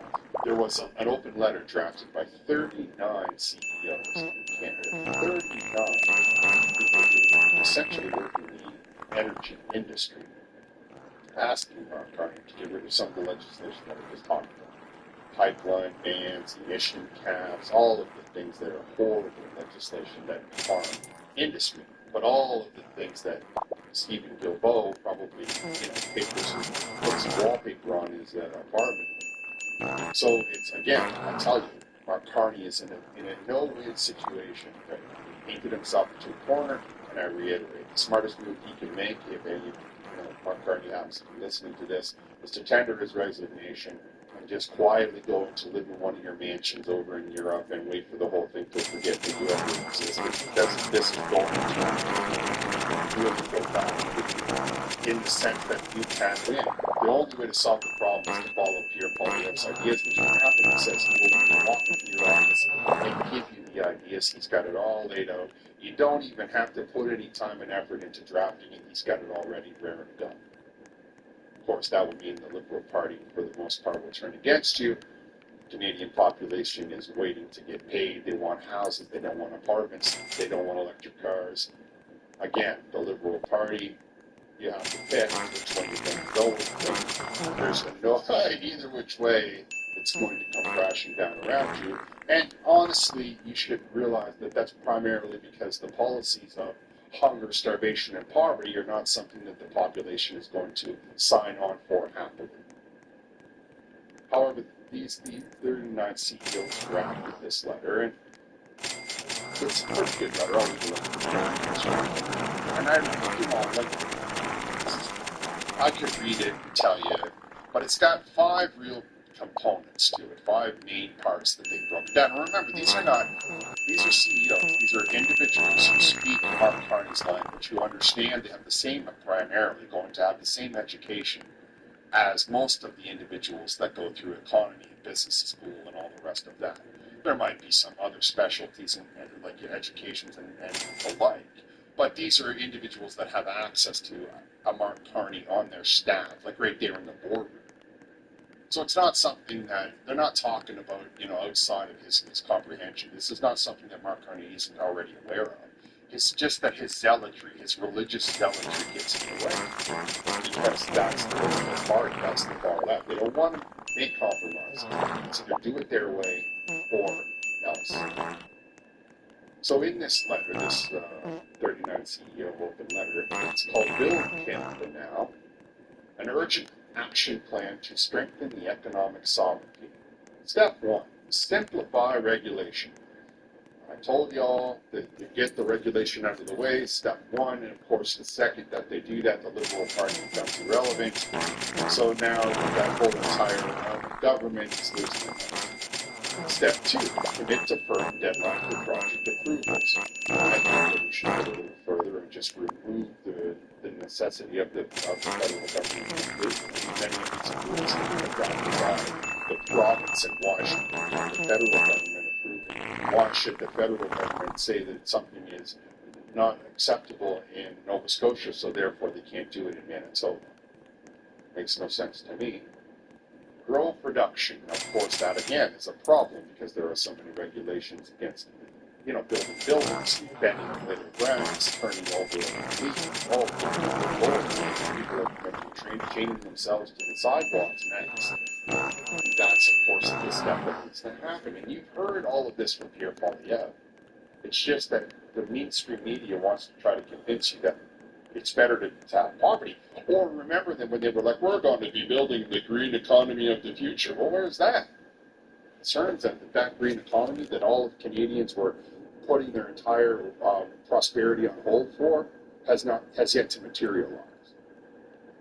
Attract investment. Now, without the first one getting out of the way, there's no way in the world. There's just no way. I mean, imagine in your mind that we have all of this natural resources. We have a workforce ready because they are desperate to get some work. Not desperate, but they really, really want some work. They also want to have their own house. They want all this stuff, so they're ready, willing, and able, and we can't keep it jumping around because the Liberal government's legislation isn't good. And step 5 is to bring on the First Nations into all of it. And I can show you an article where the First Nations in British Columbia are feeling that they got ripped off. They feel like they were hoodwinked into signing an agreement to have the tanker ban because they want to sell that LNG to China or anybody else that could buy. Now, I'm not going to do that in this video because I don't want this one to be too long. I want you to understand that the position that Mark Carney is in, because we have to keep the pressure on. The pressure has to maintain no matter.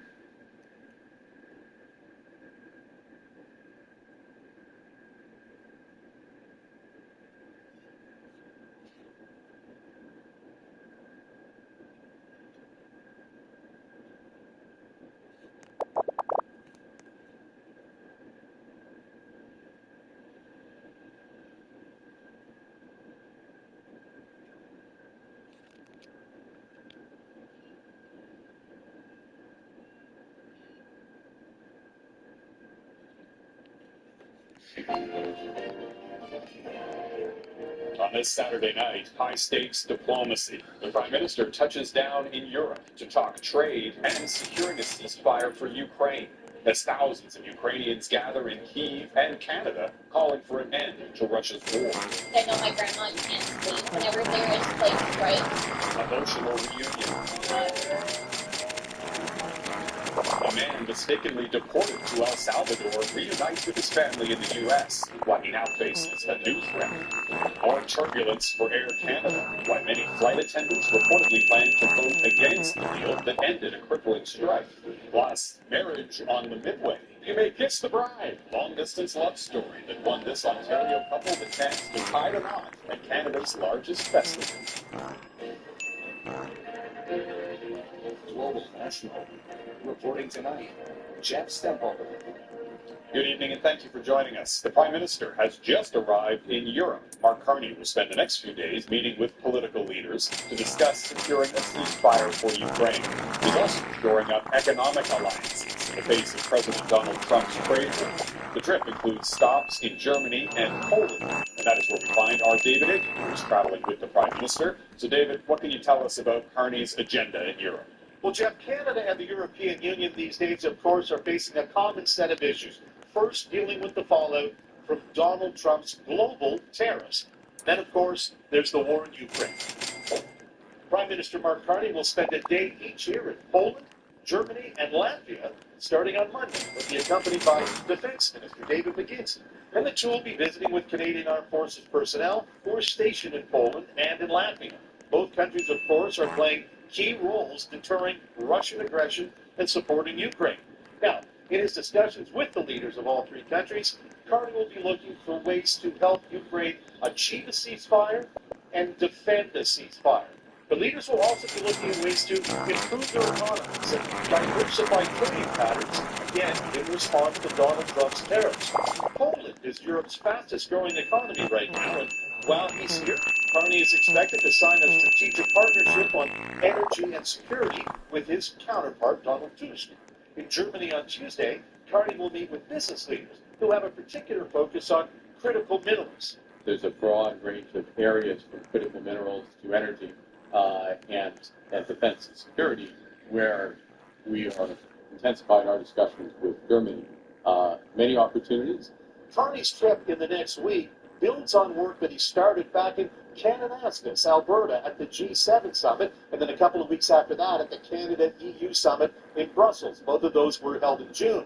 And government officials traveling with the Prime Minister are telling reporters that it is a high priority for the Carney government to bring Canada and Europe closer together, and that's what the next week will be all about. That said, it's a relatively quick trip. The Prime Minister is expected to be back in Canada Thursday.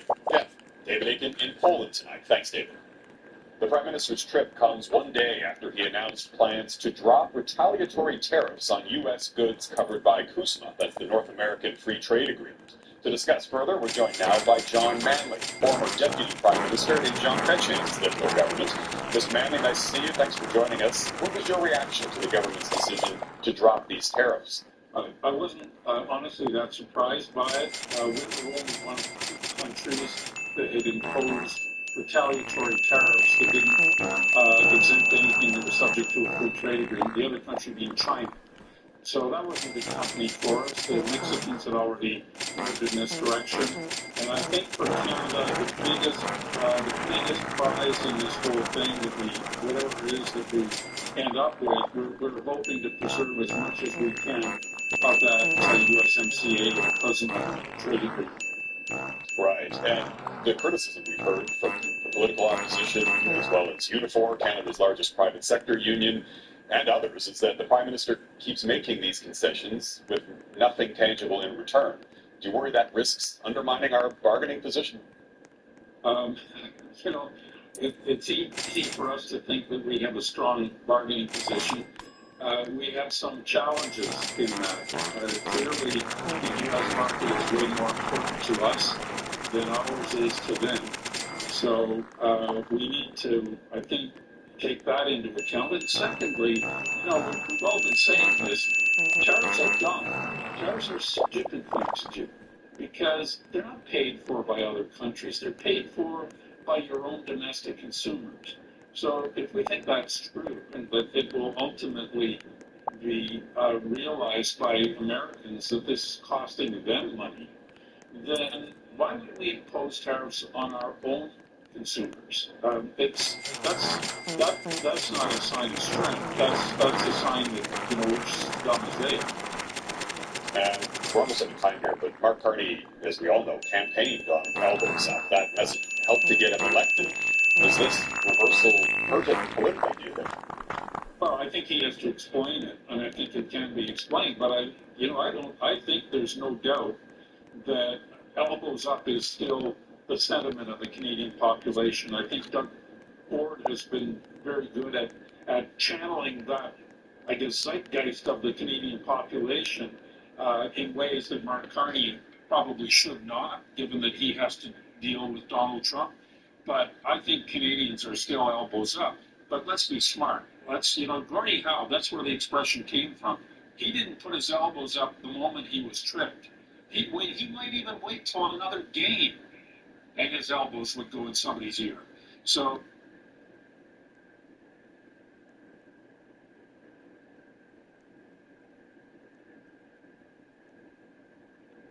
911. We just saw a major explosion. A semi exploded? Yeah, it's on fire. Late on November 2nd, 2024, Michigan State Police reopened the highway after closing it for DTE Energy to set up power lines. Soon after reopening the road, a tractor-trailer collided into well over a dozen civilian vehicles. Hey, unit, westbound 96 at M52. We got a pretty large crash here from our shutdown. Got a fully engulfed semi-trailer right on the overpass. The initial crash and explosion was captured by the surveillance cam at a local gas station. There's a cop trying to get into our lane right now.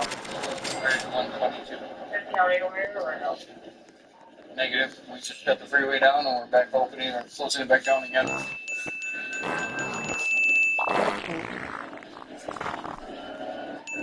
Yeah, smoke's probably going to start headed this way. We got it. Car's full.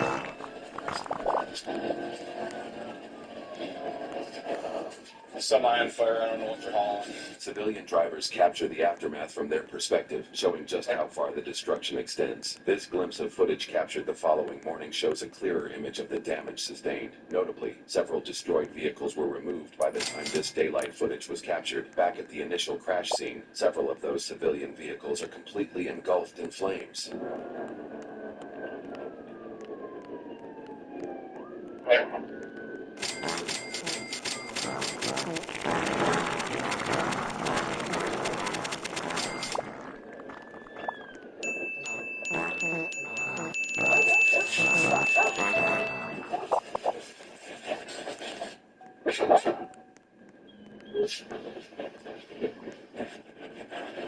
Back up, you go on the ramp. Back up, man. Back up.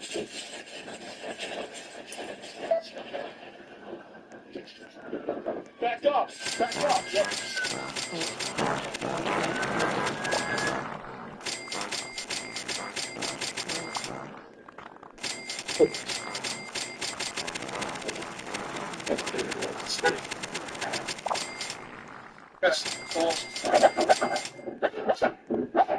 We got the freeway shut down, semi on fire. We don't know what they're hauling.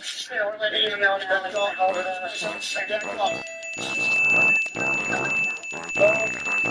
Thank you.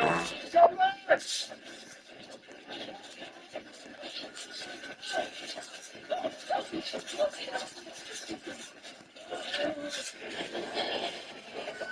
Come back. Keep coming back. 10 from K-912. We got multiple injuries. Send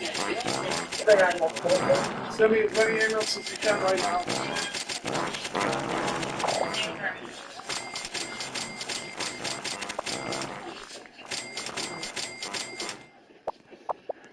Fuel train injuries.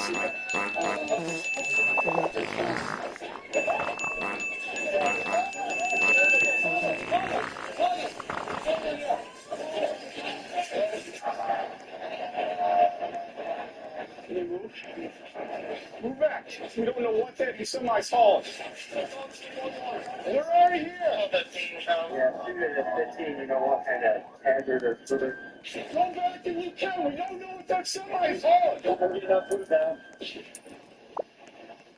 We gotta get you out. Come out the door. Here, we got multiple. I don't know. I'm just moving across.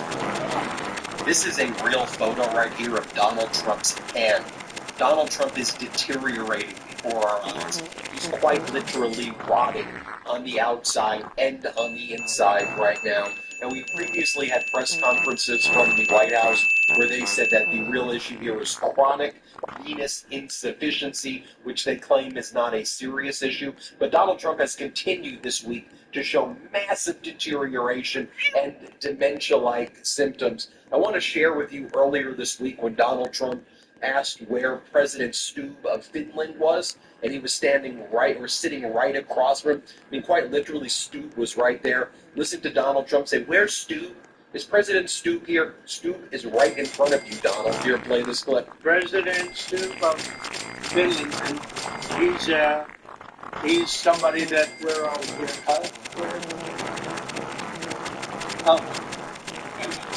Better than I've ever seen you. But you've done a great job, and we wanted to have you here. And Donald has been doing this a lot lately, like just the other week when Donald Trump failed to recognize the congressman standing right behind him. And he's like, where is he? Oh, there you are. And then the congressman's like, oh, I used to be a Navy SEAL, so I was hiding. Here, play this clip. Thrilled to be joined by the bill's sponsor, Congressman Derek Van Orden. There's Derek. Derek. Hello, Derek. I didn't see you back there. Navy SEALs. That's it. Yeah. Hi. How are you? These two gentlemen are terrific. They are working together. They've been working together. I just want to thank you both, and I'll ask you to say a couple of words. And of course, you have Donald Trump zigzagging on the red carpet that he rolled out for Vladimir Putin. Trump could not even walk in a straight line right there. Don't forget that, 2 weeks ago or so, Donald Trump went to the roof of the White House and started saying he was building nuclear weapons on the roof. Remember that? Here, play this clip. What do you want to build? What are you trying to build? Sir, you said you approved? You say more missiles? Are you building missiles? What? Come on, Dad. Did you say missiles? I'm taking over all of Gaza, sir. And when Donald Trump was on the roof, let's not forget also that he was also saying that he bought everything here. He pointed.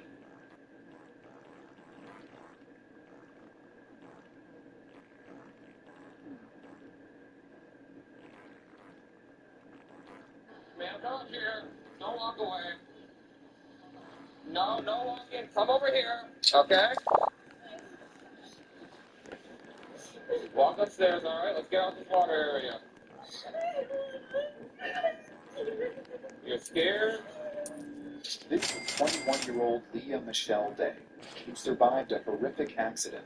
But when the police find her, she sets off a chain of events that will change her life forever. Let's walk upstairs, get out this water, okay?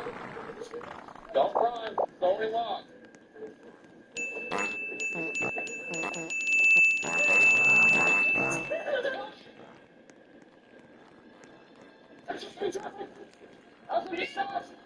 That's okay, get your vehicle bleeding.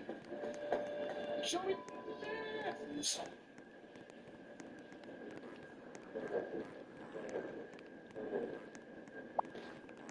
It all started around 11 p.m. on March 23, 2022.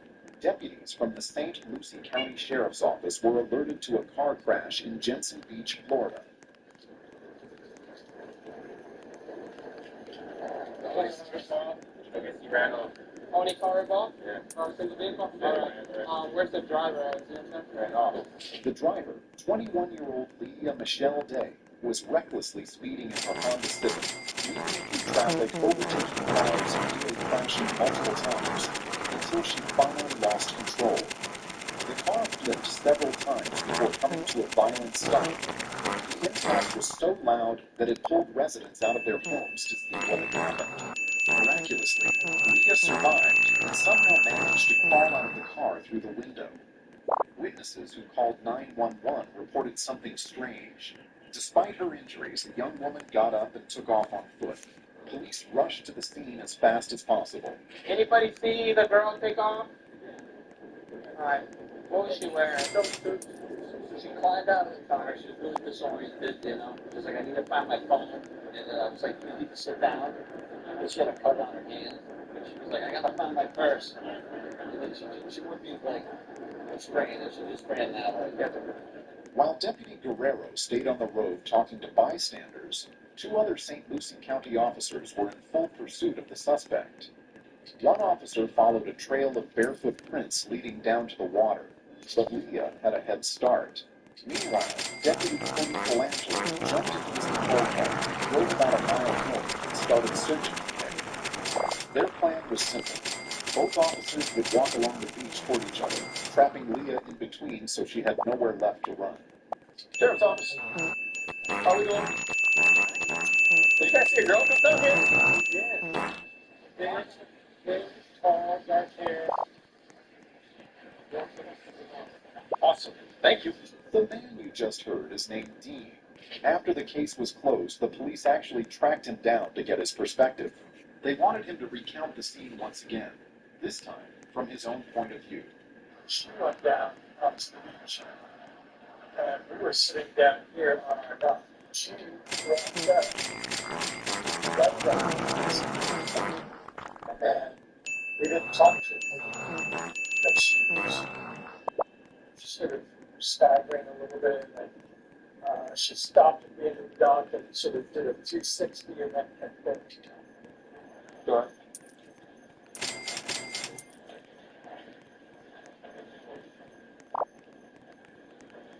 Right there. Hello. What's going on?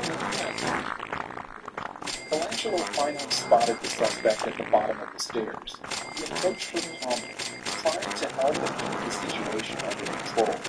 This is where you'll want to pay close attention to Leia's behavior. Man, stop real quick.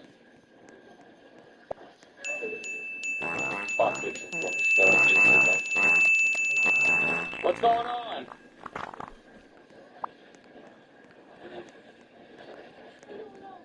You don't know? Alright. Were you just in a crash? Ma'am, come up here. Don't walk away. No walking. Come over here. Okay? Walk upstairs, alright? Let's get out the water area. Get scared? Let's walk up here. Let's get out this water, okay? Don't run. Slowly walk.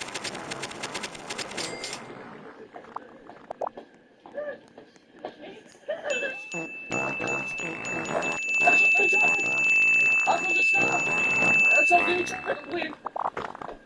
Show me. She ran in the woods somewhere, can we rescue? Rekill. In a shocking turn of events, Leah suddenly pulled out a black butterfly knife and attacked Deputy Cody Colangelo, slashing his neck before making a run for it.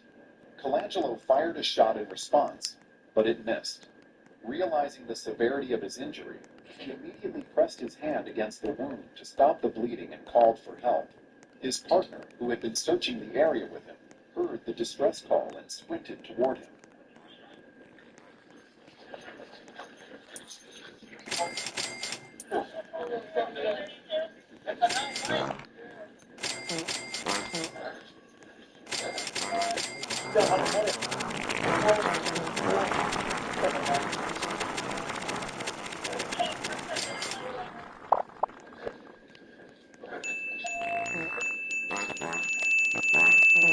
Regardless,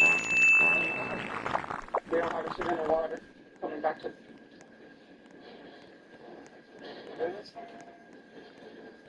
You better come out here and stay on the ground. Get over here.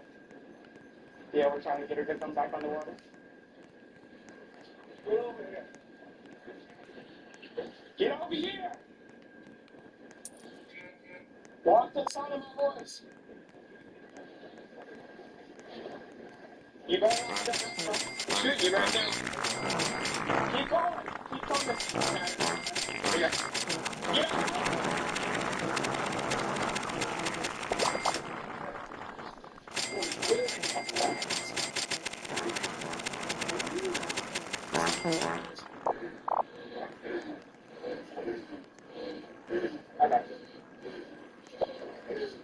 After Leah was taken into custody, 22-year-old pregnant Angela was rushed to HCA Longwood Hospital for emergency surgery. The knife had struck his carotid artery, one of the body's main blood vessels. The surgeon later revealed that if the blade had gone even slightly higher, he wouldn't have survived long enough to make it to the hospital. The doctor also credited Colangelo's quick thinking, pressing down on his wound, as the key reason he survived. It was the best decision he could have made at that moment. But after her arrest, Leah was immediately taken to St. Lucie Medical Center. Doctors needed to assess her injuries from the crash and determine she was under the influence of alcohol and drugs. Hey, wake up. You know where you're at? Huh? You know where you're at? I'm Detective Dale of the St. Lucie County Sheriff's Office. Do you know where you're at? Do you know where you're at? What's your mission? You okay? What's your first name?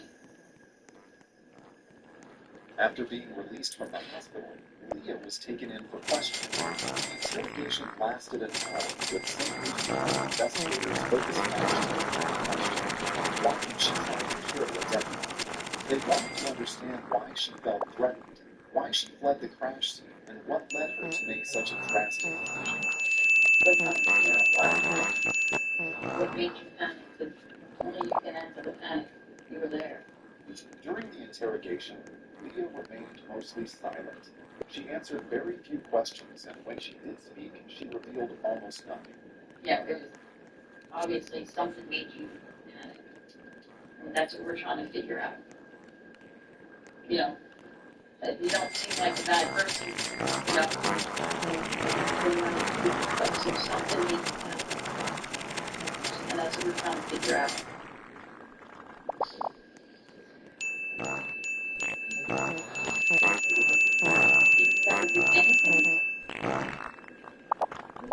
Do you remember doing anything, your actions? Just wanted to get away. Okay. So then what happened when you wanted to get away? Like, did you crash?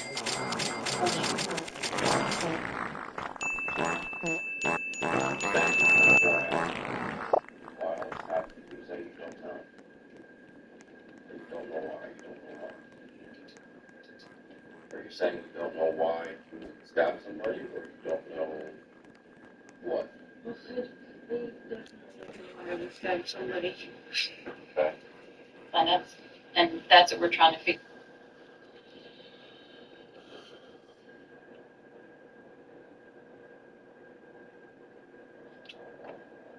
You wonder why men don't work hard anymore.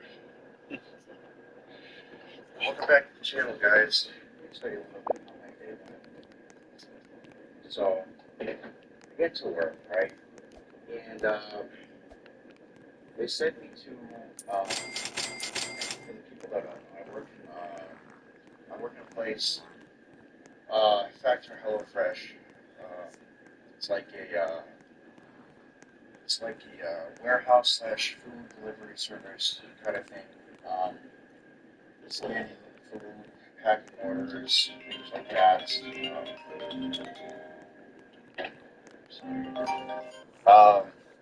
Hello? That occasionally Yeah. pellets. Just doing surveillance. If you could come to the white Ford vehicle with your ID, please. Sure. I'll be down like maybe 2 minutes. Okay, thank you. Okay, bye.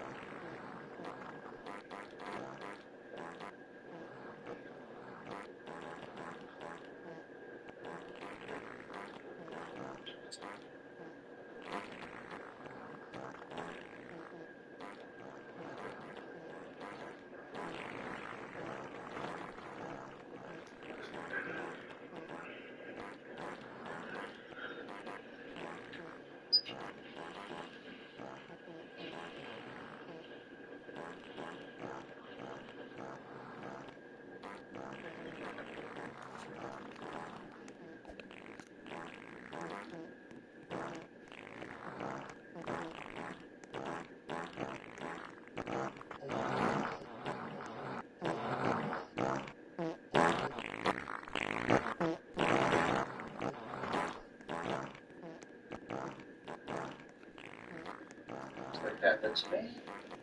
Decided to go next work. Decided to proceed to line 3. To what's called we call it running. Now, running is simply you have a bunch of food on the floor that's by the line, right? There's one side of people that are scanning, and the other side of people, they are putting simply filling up the crates of food and putting them through the line racks. It's not rocket science, but it can get crazy and hectic because it goes very fast, and you have to fill. You have to keep up the fill. You have to fill up fast because if you don't, then they get mad, and the line stops, and there's a whole shit show. You already know what happens, and you get yelled at for the faster. Just like every other corporate slave job, you get yelled at for how fast you are, right? You get sent to the office. Then you got sent to the office. Not gonna obviously, like, sent to the office today, because they have literally told him he literally got sent to my line today to help me out with the food, and he got sent to the office because he left another line that he was doing to go to my line, even though one of the managers there told her, or one of the leaders, told him to go to that line. It was the daughter of one of the leaders that works there, and she told me, yeah. She's like, go to the line, help me out, and stuff. So I'm like, great, He's like, hey, I came to help you out. So great. That leads me in the second part, That leads me into why he came to help me out. So, the new people they sent me with at work today, they were new from an agency called WorkWyeYt. Now, these people from WorkWyeYt were absolutely clueless on a new job, no problem. It's like, I think it was like their second or third day. It was their first, actually, but no problem. So, of course, I explained how to do it. So here, like, every single bay is numbered. You get the food. Look at the floor. It's all numbered. You get the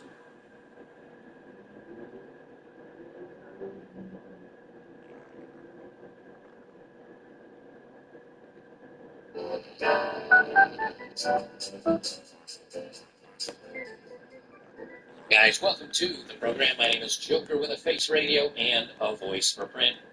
Even my AI boyfriend is now rejecting me.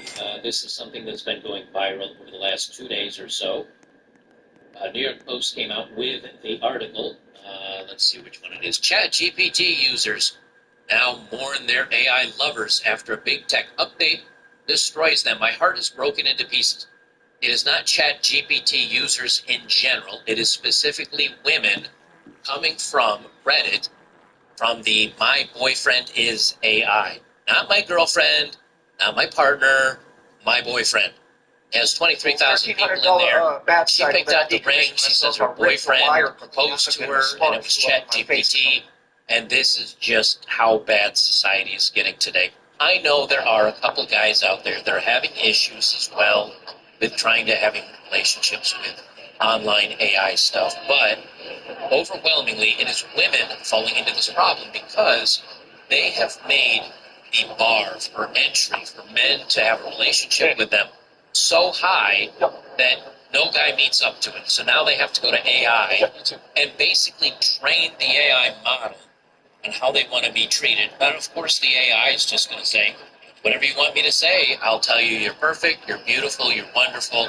Even if you have blue hair, you're overweight, and you're nuts. And ChatGPT saw this. The programmers over there saw this and said, we got to put a kibosh to this because all we're doing is helping weird people become more weird. That's Cam Thompson right there, Russian right there. Dude, this is good. This is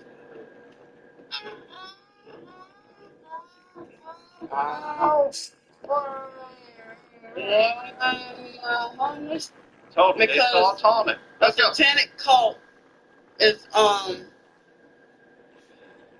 We are not satanic. Damn it. It was a satanic cult that's stalking and harassing me and forcing me to be homeless. I don't like that. Oh, they're trying to force me to suffer homelessness, and every time, and I even read other people say too. Everything we try to accomplish, they illegally sabotage. Hi, Miss Mary. Hi, Miss Mary.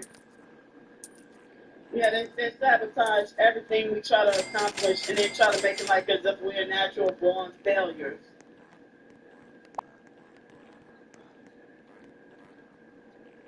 They've checked. Candy is so quick to get in. I don't know how she does it. She doesn't have mods. Somehow, magically, this bitch will take every fucking troll sock account that goes into her chat and get rid of them. And it's so quick. Well, I think that secretly, her and CIA are fucking probably, they have the same blood. They're fucking sniper, fucking chat wizards. She got him. Yeah.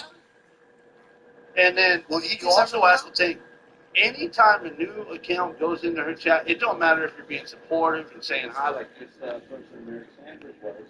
She checks out She will check it, right away. Mm-hmm. And if you have a new account, you're gone instantly. No, you pay her for account, you're 2 days old. Yeah, how the fuck does I just don't get it. How does she do that? She is so quick to get it. I lost like 7 and 10 minutes last month when she was live and I was sniping her. It was like, whoa, how? How do you do it, Kanda? Yeah, all day, every day, Please without tell a me. break. If it ain't one person, it's somebody doing something behind the scenes.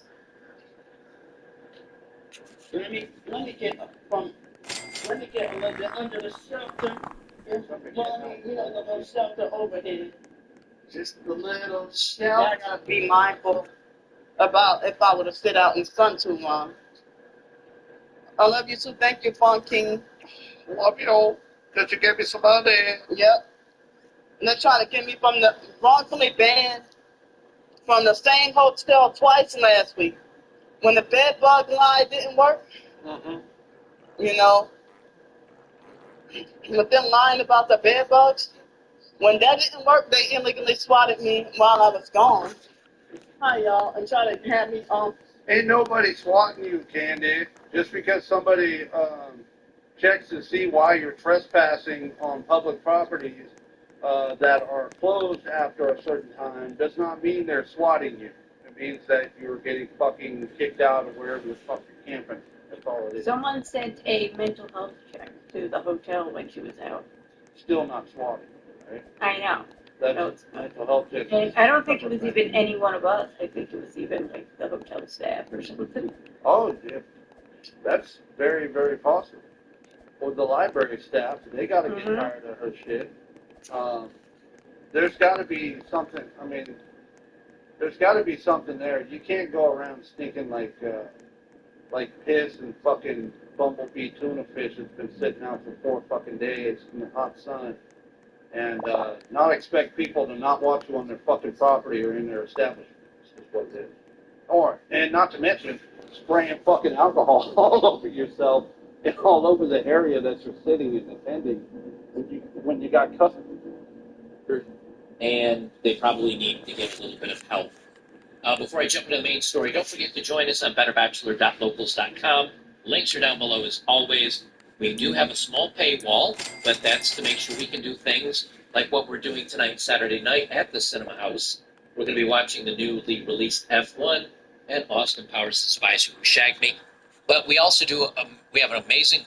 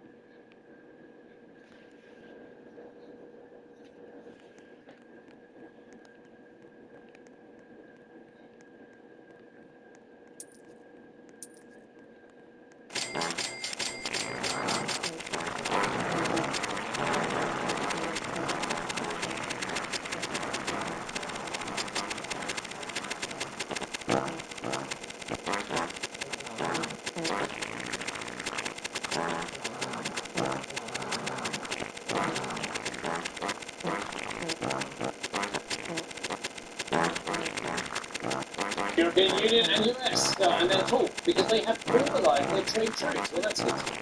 Putting words to last month's handshake agreement between Donald Trump and the Commission President Ursula von der Leyen. The deal will see US tariffs cut on several key European goods, down to 15%, including pharmaceuticals. But not all for pharmaceuticals and semiconductors. We've got several investigations going on at the moment. Oh, I'll come to that in a few moments' time because I've got somebody who knows better than I do. Tariffs on autos and auto parts will also come down to 15%, but only once the EU has lifted all tariffs on US industrial goods. Canada just got hit with a major shock from Washington again. President Donald Trump has shut the door on semiconductor exports heading north, a supply line that Canadian industries rely on to keep their factories running. And instead, those shipments are being sent across the Atlantic, where Trump cut a fresh deal with Europe that lowers tariffs and guarantees access for Ottawa. It's a huge blow. Prime Minister Mark Carney is left, Plyward would be frustrated, while EU leaders walk away with a win. And underneath it all, the messaging. When Trump makes trade moves, you're either at the table or you're on the menu. So here's where things stand currently. The White House has formally cut Canada off from U.S. semiconductor exports. That means Canadian automakers, electronics firms, and even medical technology companies that depend on these chips now face an immediate shortage. At the same time, Trump signed off on a new tariff. Joy. Great. Yeah. New tariff frameworks with the European Union. Under the deal, Europe keeps its access to American semiconductors at a manageable 50% current rate. In other words, while Canada is getting shut off completely, the EU just locked in a guaranteed supply at a cost their industries can handle. The difference in treatment is not being profound. Europe sent high-level negotiators, offered trade concessions, and walked away with an agreement that shields its manufacturers. Canada, meanwhile, is now left empty-handed because its government assumed Washington would just keep the usual flow of goods. Oh my gosh, this is insanity. It's like Canadian government, they just never learn. That assumption is now turning out to be dead wrong again, and now Ottawa is paying the price. The announcement landed in Ottawa like a thunderclap. Prime Minister Mark Carney quickly went in front of the cameras, visibly frustrated, calling the decision reckless and unfair. He framed it as a threat to Canadian jobs and accused Washington of abandoning a trusted partner. But his anger is looking less like strength and more like desperation. Having the flow of chips cut off is a big deal. Carney's problem is that he has no leverage. Unlike the European Union, Canada didn't offer Trump anything in return. There was no bold concessions, no real negotiation strategy, just an assumption that maybe a former neighbor, a nice neighbor, would guarantee access. Yeah, that crumbled really quickly. The gamble failed. And instead of looking like a leader ready to defend Canadian industry, Carney came across as a man caught off guard, scolding from the sidelines while real deals were being cut elsewhere. For Canadian businesses already struggling with costs, his reaction doesn't solve anything. It doesn't bring back the chips that they need. It doesn't ease the uncertainty. All it really does is underline how isolated Canada has become in Trump's trade playbook. While Canada is left empty-handed, the European Union is walking away with a win. Brussels played the game the way Trump likes it.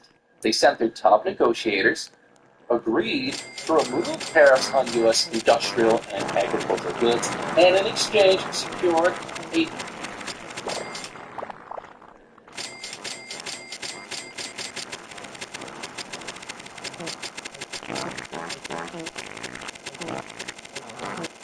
Guys, I've got really, really bad news if you're not an accelerationist, and really good news if you are.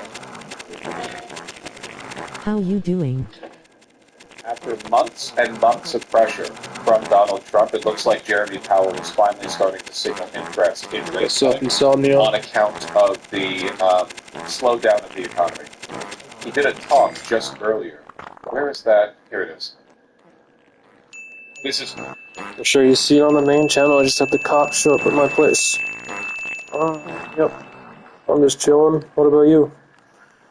You must have been busy. I haven't seen you in a long time. We're in business, by the way, this year to a pace of 1.2%, roughly half the 2.5% pace in 2024. I haven't been The much decline active, in growth sorry. has largely reflected a slowdown in consumer spending. You'll check As now. with the It's all good. Did you get that job? I can't remember if you got the job or if you just applied at it. I think you were just applying, right?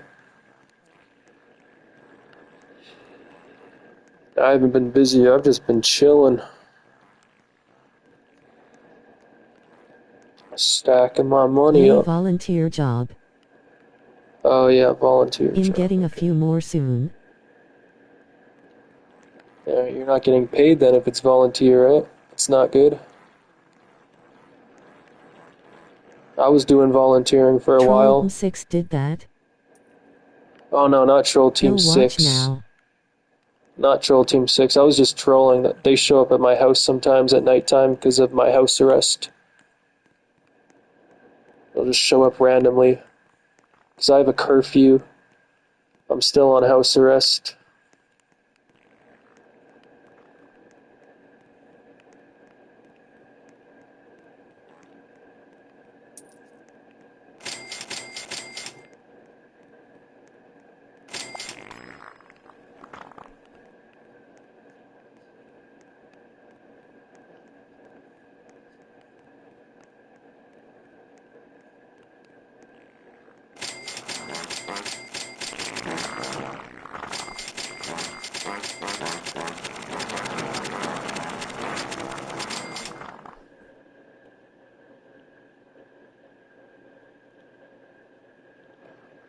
A UN-backed agency says hundreds of thousands of Palestinians in Gaza are now experiencing famine. And the report states the situation is, quote, entirely man-made. The CBC's Julia Chapman is following this story from London. There's been widespread outcry after the damning IPC report was issued. It found that around 500,000 Palestinians in and around Gaza City are experiencing famine, a figure rapidly rising. UN Secretary General Antonio Guterres called it a man-made disaster, a moral indictment, and a failure of humanity. And humanitarian organizations say that the report findings chime with what they're seeing on the ground. Dan Stewart is the head of news for Save the Children. He's been speaking to CBC News about the impact of hunger on Gaza's youngest residents. You would expect in the past pandemic, there's children crying, you would expect it to be noisy, but it's almost silent because so many of the children coming in are too weak even to cry. Now, Israel has rejected the IPC report outright. A statement from its foreign ministry said there is no famine in Gaza. It called the report fabricated. Prime Minister Benjamin Netanyahu says the panel ignored recent developments, with Israel allowing more supplies in than it did before. But UN agencies say that danger often prevents the distribution of aid. And a few days ago, they issued a statement calling the flow of aid a trickle, saying it wasn't enough to alleviate starvation. Meanwhile, Julia, in Gaza today, there were more Israeli airstrikes. Do we have any details about what happened there? Not many, but there were explosions reported in both Deir al-Balach and Gaza City this morning. There's been no confirmation so far of any casualties. The Israeli government hasn't issued any statements yet, but we do know that the military is pressing ahead with its plan to occupy Gaza City, which it calls necessary to end the war and secure the release of hostages. Residents in Gaza City have been told to move to safer areas, but many are too weak to move. And humanitarian organizations say that the consequences of an operation like this could be devastating. But it does have the backing of Donald Trump, which is, of course, Israel's critical ally. And he said yesterday that a quick offensive could make the hostages safer after some families of those held by Hamas criticized the plan. The CBC's Julia Chapman in London. And you heard Dan Stewart in Julia's report. He is a senior communications manager at Save the Children, and he joins us now from the Gaza Strip. Dan, nice to see you again. Nice to chat with you this morning for taking the time to talk to us, because we have seen the images of the children in Gaza for weeks and months now. But now that famine has been declared, and in the wake of this report, what is your reaction? Does it make a difference when it comes to what humanitarian workers are already doing on the ground? Well, yesterday's confirmation was really the inevitable consequence of weeks and months of Gaza's children being starved. You know, there's no world leader that didn't know that this was coming. That hasn't been warned again and again. And as to whether it will make a difference, I mean, this has to be the lowest point in this catastrophe, but it will only be so if the international community steps up and if ultimately the siege of aid and food is lifted and aid is let in. Will this make a difference when it comes to getting more humanitarian in through the borders? As of right now, we've heard officials there on the ground saying it's more of a trickle, humanitarian workers that is. Could a declaration like this in this report change that? Well, that's exactly right. At the moment, it has been a trickle in the last couple of weeks when it really needs to be a flood. And of course, that's the hope. Now, in our nutrition clinics, what we're seeing is that well over half of the pregnant women and that's with a woman thinking it's not fucking round looks for a jam.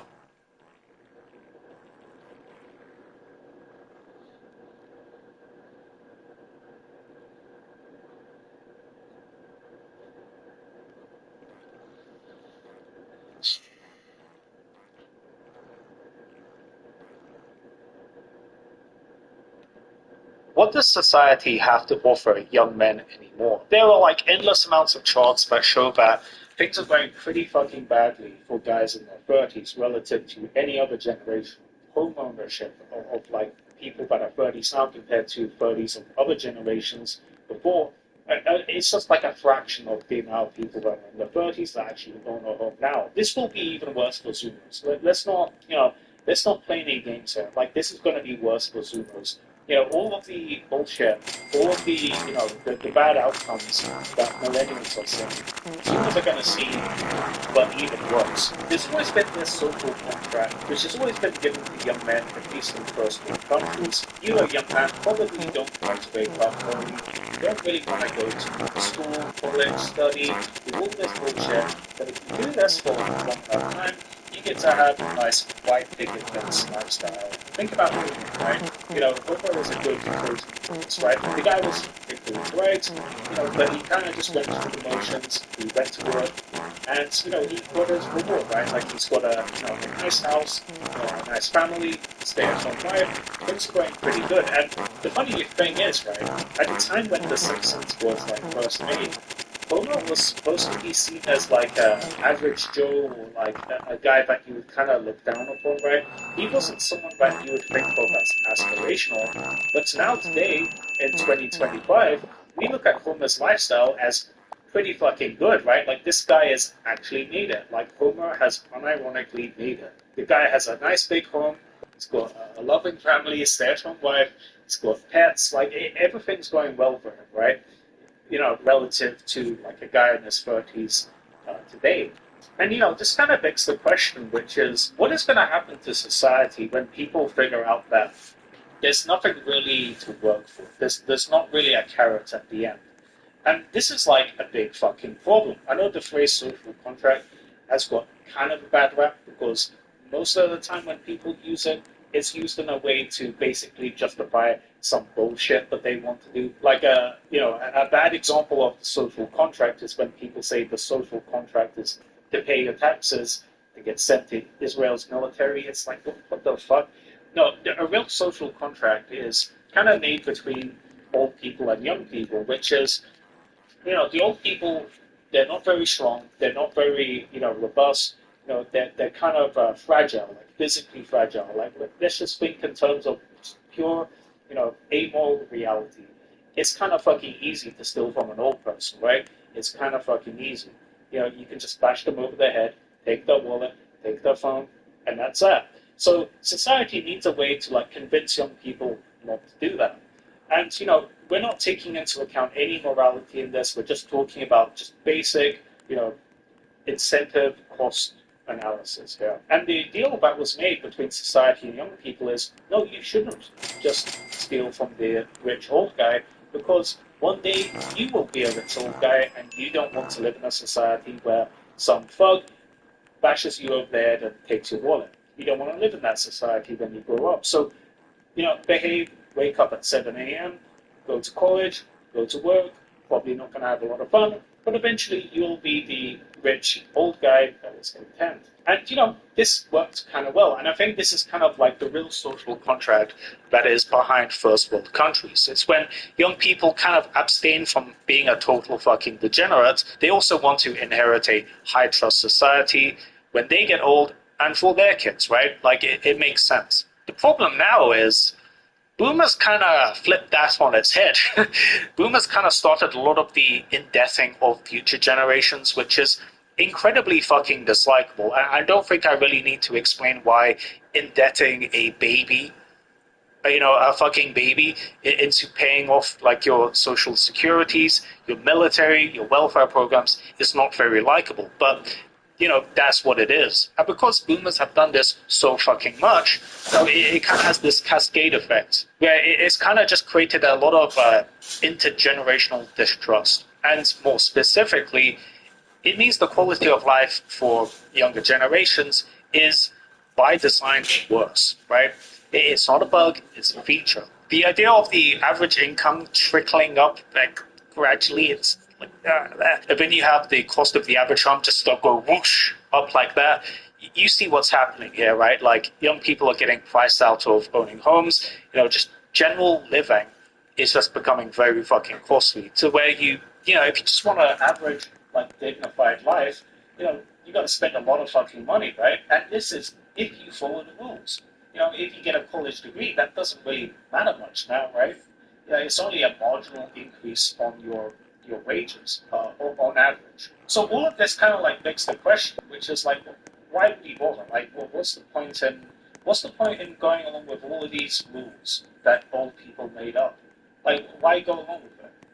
And there isn't really a great answer, right?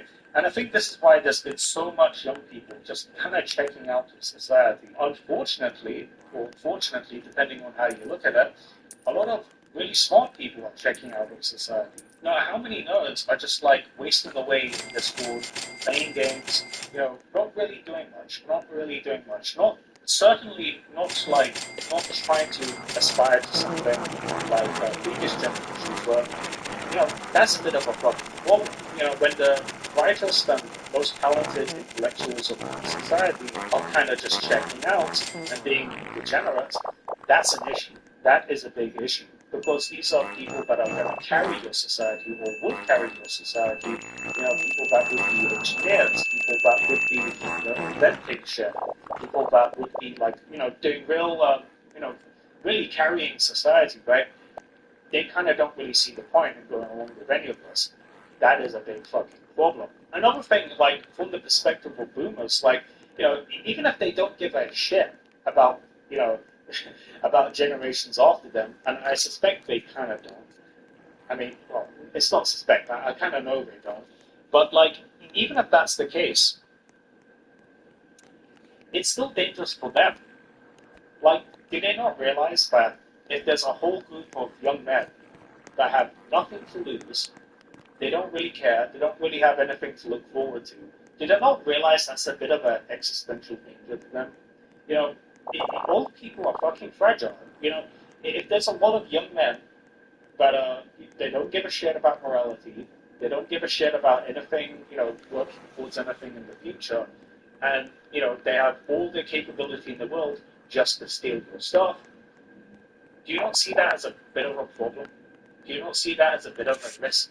You know, a bit of an existential risk? Because it is. It absolutely is. Like, there's just no doubt about it. You know, they've kind of fucked themselves over here because now there's like an increasing growing amount of young men They have no ties to, a wife or How family. have you been? They don't really have a tie to a career.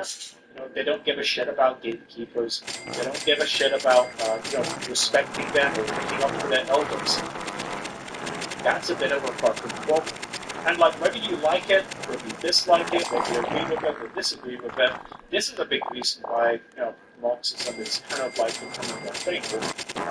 There's been a drift away from center left to far left and more extreme left. I think that's a big fucking reason. And the same goes the other way, right? Like, center right guys are within the young, like they're like the average like guy on the right within like Gen Z is way farther to the right compared to boomers.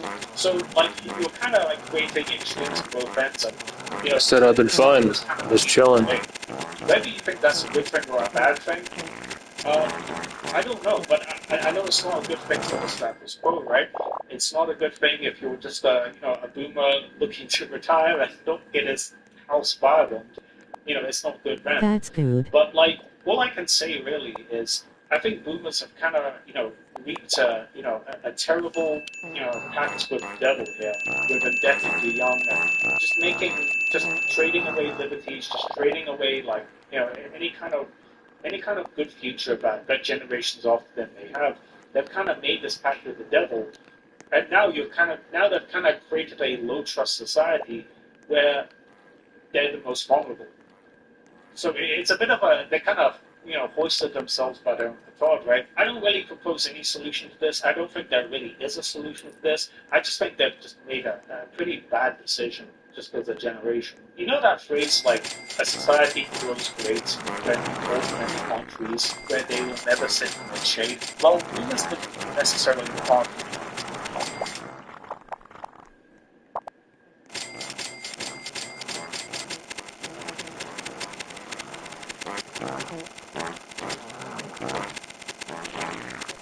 Does hard work mean anything anymore? There was a recent story that was viral, which was this girl who was being turned 18 and started her own dance as soon as she turned 18. And she reportedly made $1 million in the first 3 hours of going live with that. Now, the obvious takeaway that most people into commentary are going to have about this is this right? Is OnlyFans corrupting people? Yada yada.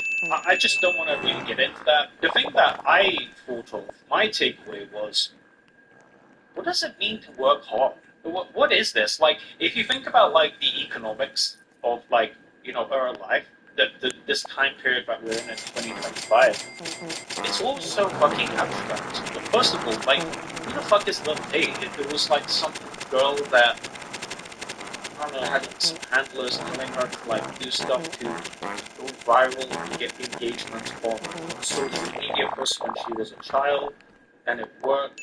And then like she leveraged this and monetized it into like an OnlyFans via like an algorithm which has its own algorithm, and it's just like, what the fuck is happening?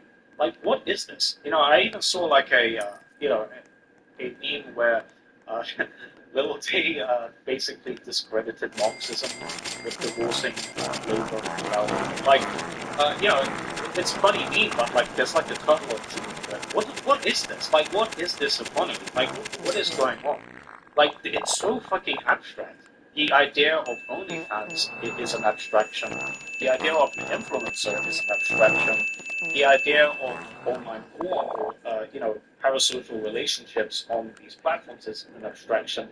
The algorithms, which is based on it, is also an abstraction. So it's just layer upon layer of abstraction. And at what point is any hard work being done anyway?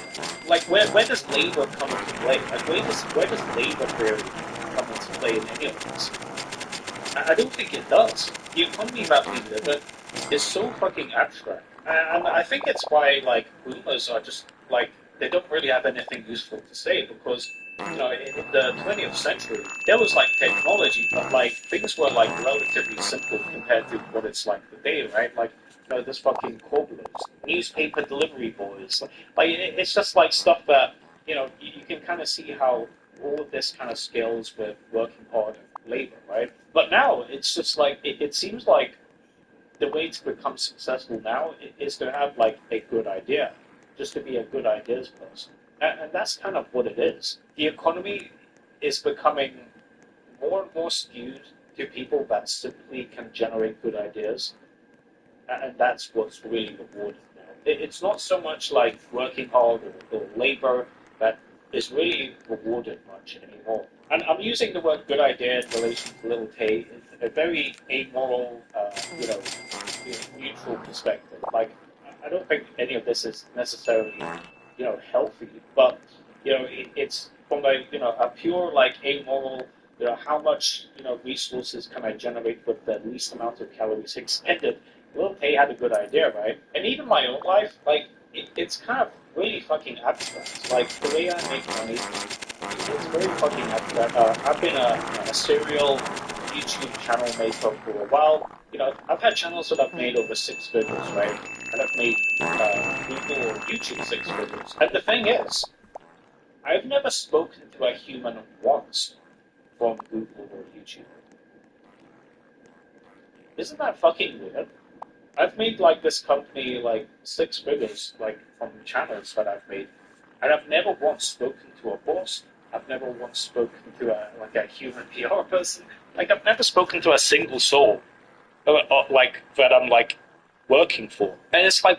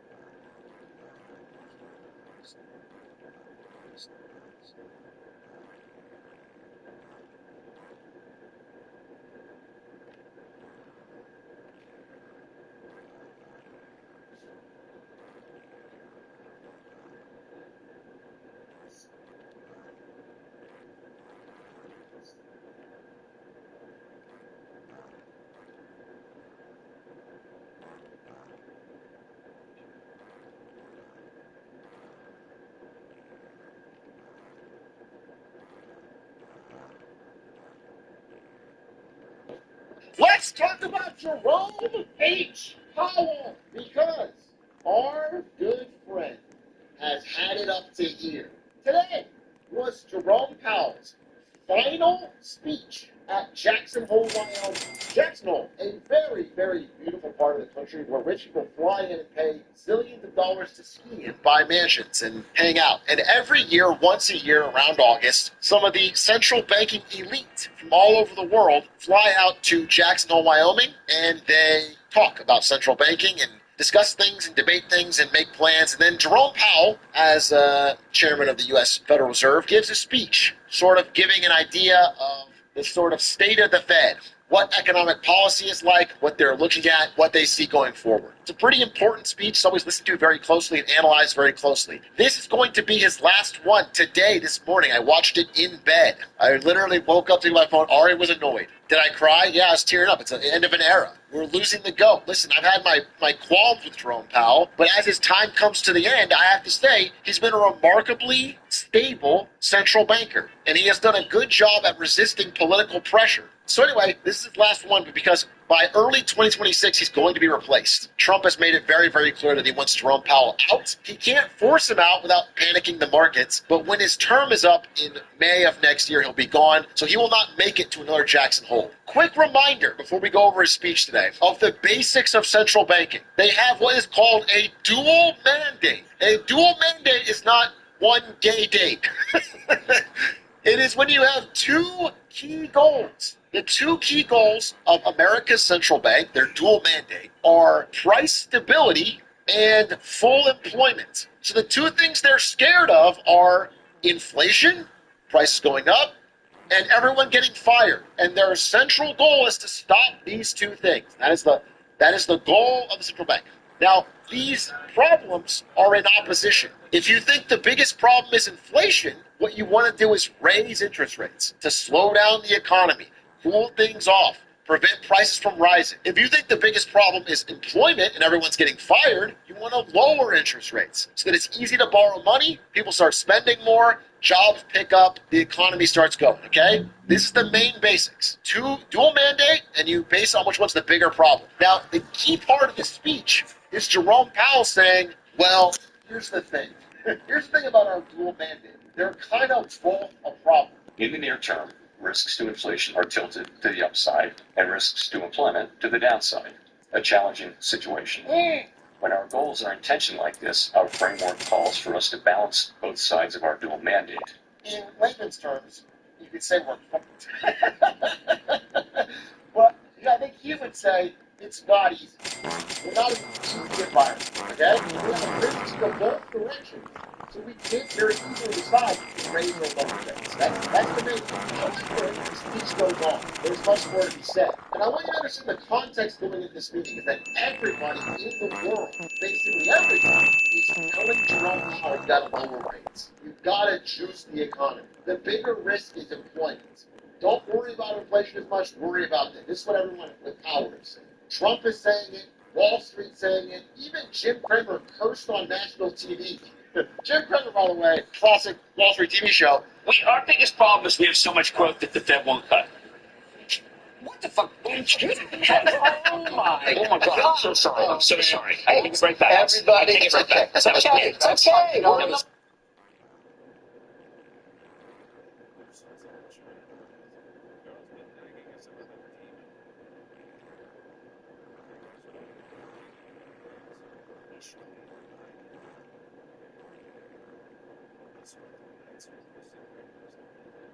When the big balloon is leaking and the ocean is full of sharks, you don't jump in. You build a raft.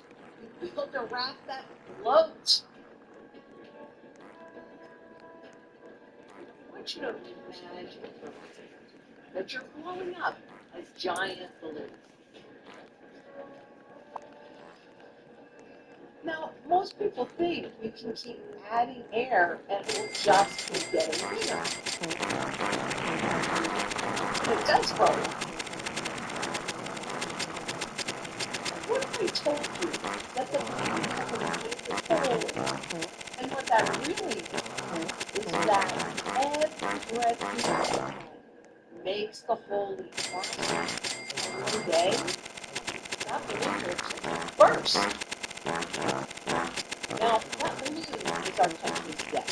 And today, we're going to talk about why it's leaking and what it means to you and how you can build your own raft to stay afloat. Notice how it's filled with gold coins? Last week, the U.S. government's borrowing binge began with $100 billion in a single 4-week bill auction. But it also sold $58 billion of 3-year notes, $42 billion of 10-year notes, and $25 billion of 30-year bonds. That's $125 billion of new debt in just 1 week. And they're not even partially done yet. And all of these, there are signs of trouble in the bond market. Even big investors, they're wobbling. And when the 30-year auction closed on August 7th, yields jumped to over 4.8%, the highest since 2007, as the financial crisis was unfolding. The so-called tail was 2.1 basis points, the widest since last August. Remember what was happening in the markets. Fewer banks, foreign funds showed up, and the bid-to-cover ratio dropped to 2.266. All of that gobbledygook means that this was the lowest since November of 2023. These markets are being tested, these debt markets. It's a repeat of weak demand. Actually, you could even call it a three-peat of weak demand, echoing May's sell-off. It's as if fewer people want a ticket on the roller coaster that's, frankly, going way too far. This one when I saw two former Treasury chiefs from the 2008 crisis just spoke up. And I remember them all, maybe you do too, as we were going through this crisis. Paulson said our borrowing path is unsustainable. Oh my goodness. You know, those are the guys that really kind of kicked this whole massive QE QE spree, I should call it off.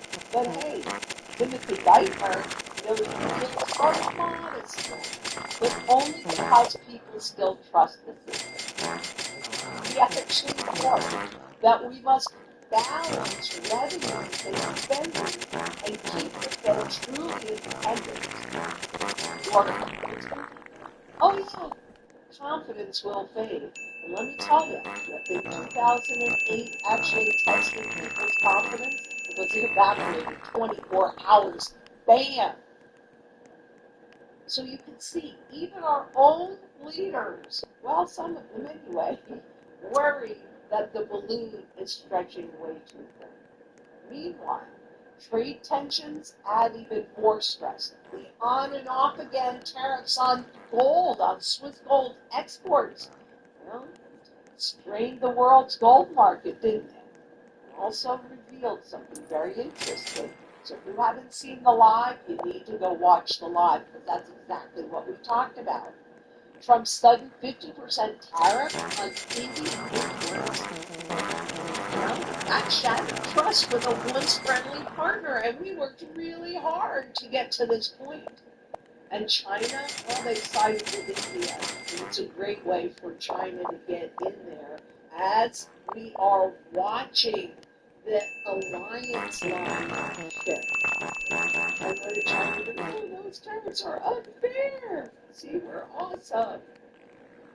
These shocks can rattle global confidence in the U.S. debt and in our dollar holdings. So who's going to buy that debt? Because with demand slipping, you got to ask that question. Who's going to snap all this new debt up? Well, central banks might refuse, as we're seeing in China and Japan, the two largest buyers of Treasury debt. Well, they started reducing their positions in what they're holding and what they're buying back in 2013. So this is not any new news. And what do we have? We have a dollar that is seeking a new artificial market. But our bidder of last resort, even the dealers, they're pulling back. But they're picking up the slack in 401ks and retirement plans in the public. We are passing this risk on to the public. And when the auctions, and if the auctions fail, the Federal Reserve, remember how they paused and allowed their balance sheet to run off? Well, they might just have to start buying treasuries again. And that's like blowing more air into the balloon just to keep it from falling.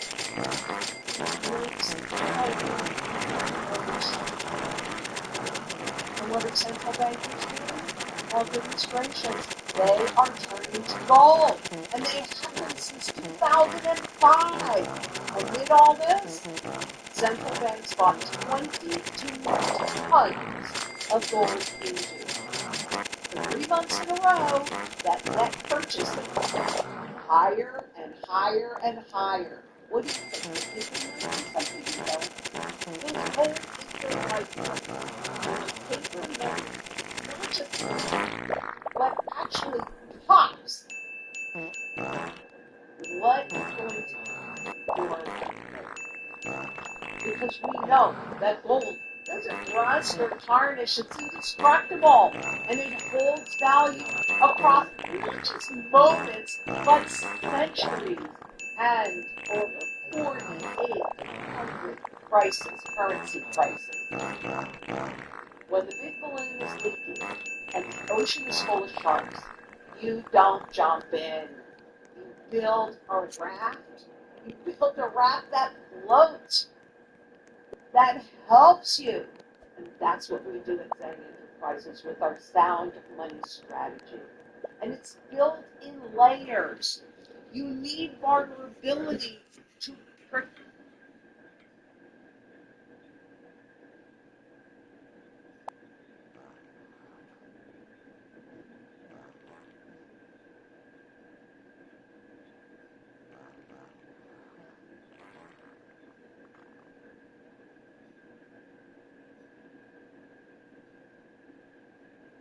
He's just there under prior owner. He just wants the house. I actually paid up rent in advance. The whole 61 years. Doesn't make any sense. It's just some drug transaction. Jack T. May, revocable trust versus Tashi Miller. Yes, Your Honor, I'm here. Ready on that, Your Honor. Thank you. Mr. Bowser, do we have witnesses? This was for me, but I don't think any of the facts are contested. Let's run under that anyways in case we do, I guess. Like, why don't you swear under the testimony you're about to give is the truth? Yes. Okay, just in case. You're under oath in case we come back to the question. Mr. Bowser, go ahead and tell me what date after this week, I guess. Judge, the property is owned by Mr. May, the trustee, and this property was sold under land contract to his son, Brian.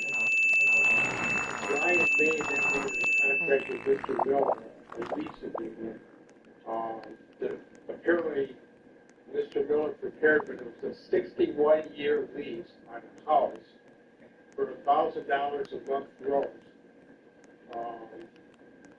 Mr. Brian May lost his house. He was not making the payments, gave a deed in lieu of foreclosure, and we now own the property. We have no dealings, we entered into no agreement with Mr. May. We share something one charges, possession of firearms, selling food time, but more importantly, they came in drug. There's a bunch of drug charges we have, cocaine. And in any event, we have no relationship with them, never in a contract with them. He's just there under the firearms. He just wants the house back. Okay. And Mr. Did you have a lease agreement with Brian May? Is that right? Yes, Your Honor, I do. Okay, so why don't you raise your right hand just so we feel that's right too? Do you just want to put the testimony you're about to give will be the truth? Yes, Your Honor, I do. Okay. And Brian, when did you enter into a lease agreement with Brian May? I entered this lease agreement with Brian May on July 1st, 2024. I'm sorry, what was it? July what? July 1st, 2024. Just this year, July 1st, 2024. Was it a written lease agreement of some sort? Yes, Your Honor, it's a written agreement.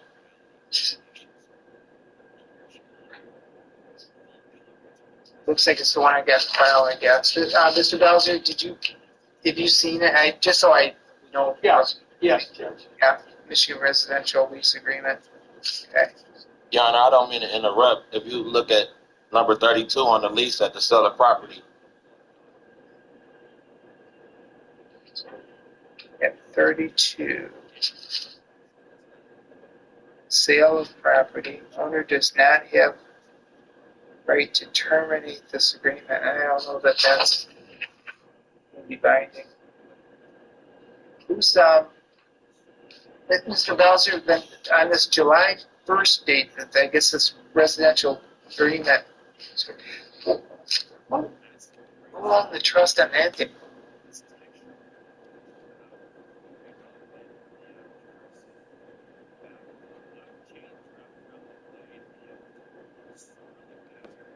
Here together here. So today we have a good old-fashioned Slopapalooza involving a crisscrossing of the multiverse realms here with Ethan Klein, Hassan Piker, and Asmongold all having some sort of drama going on between them.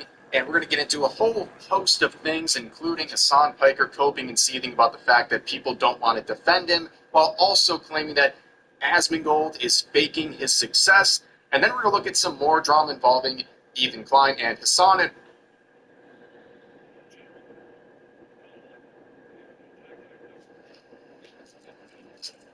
totally cooperating. Just was like, can I do this? Sir, I will be very cooperative. What's your name, please? That's not you on 27. My parking lot, Traveler Search. Where's it? I don't know where that is. Yes, you do. Just don't make sense. If you're the last person to be in a vehicle with wide down of a lady's miss, that's not what it's about. 28 years ago, this man kidnapped a woman and was sentenced to 30 years in prison for it. 3 decades later, 80-year-old Edna Suttles is spotted picking him up in a parking lot. This would be the last time Edna was ever seen alive. Days later, detectives traced Edna's movement and discovered CCTV footage of the same man driving her car. She's missing right now. Yeah, Dan, where is it? I don't have a clue. But that's when police found out Edna wasn't the only victim. If you tell me to try to have to talk to you.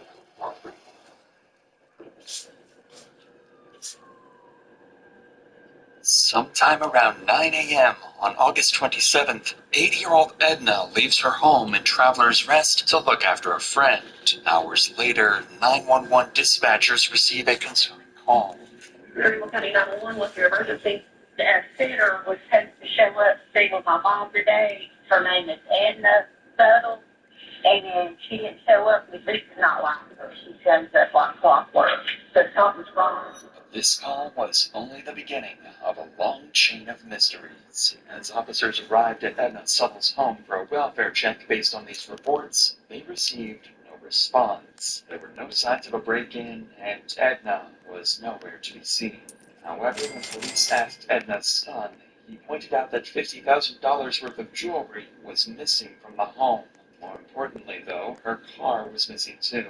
If the cops could find that, they might be able to figure out where her car was dollars worth of jewelry. When police asked Edna's son, he pointed out that $50,000 worth of jewelry was missing from the home.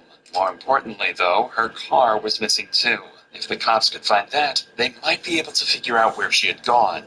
This meant that finding Edna's vehicle would be the most instrumental step in this investigation, as it would give a clue about her last known whereabouts. Immediately, a hunt for Edna's car began, and 6 days later, it was found abandoned in the parking lot of a hotel in Travelers Rest. This was odd, as Edna lived close by and didn't need to stay at a hotel. A check with the staff also revealed that no one under the name of Edna was staying there. So to get to the bottom of this mystery, the cops decided to try and trace back Edna's movement using CCTV cameras starting from her home.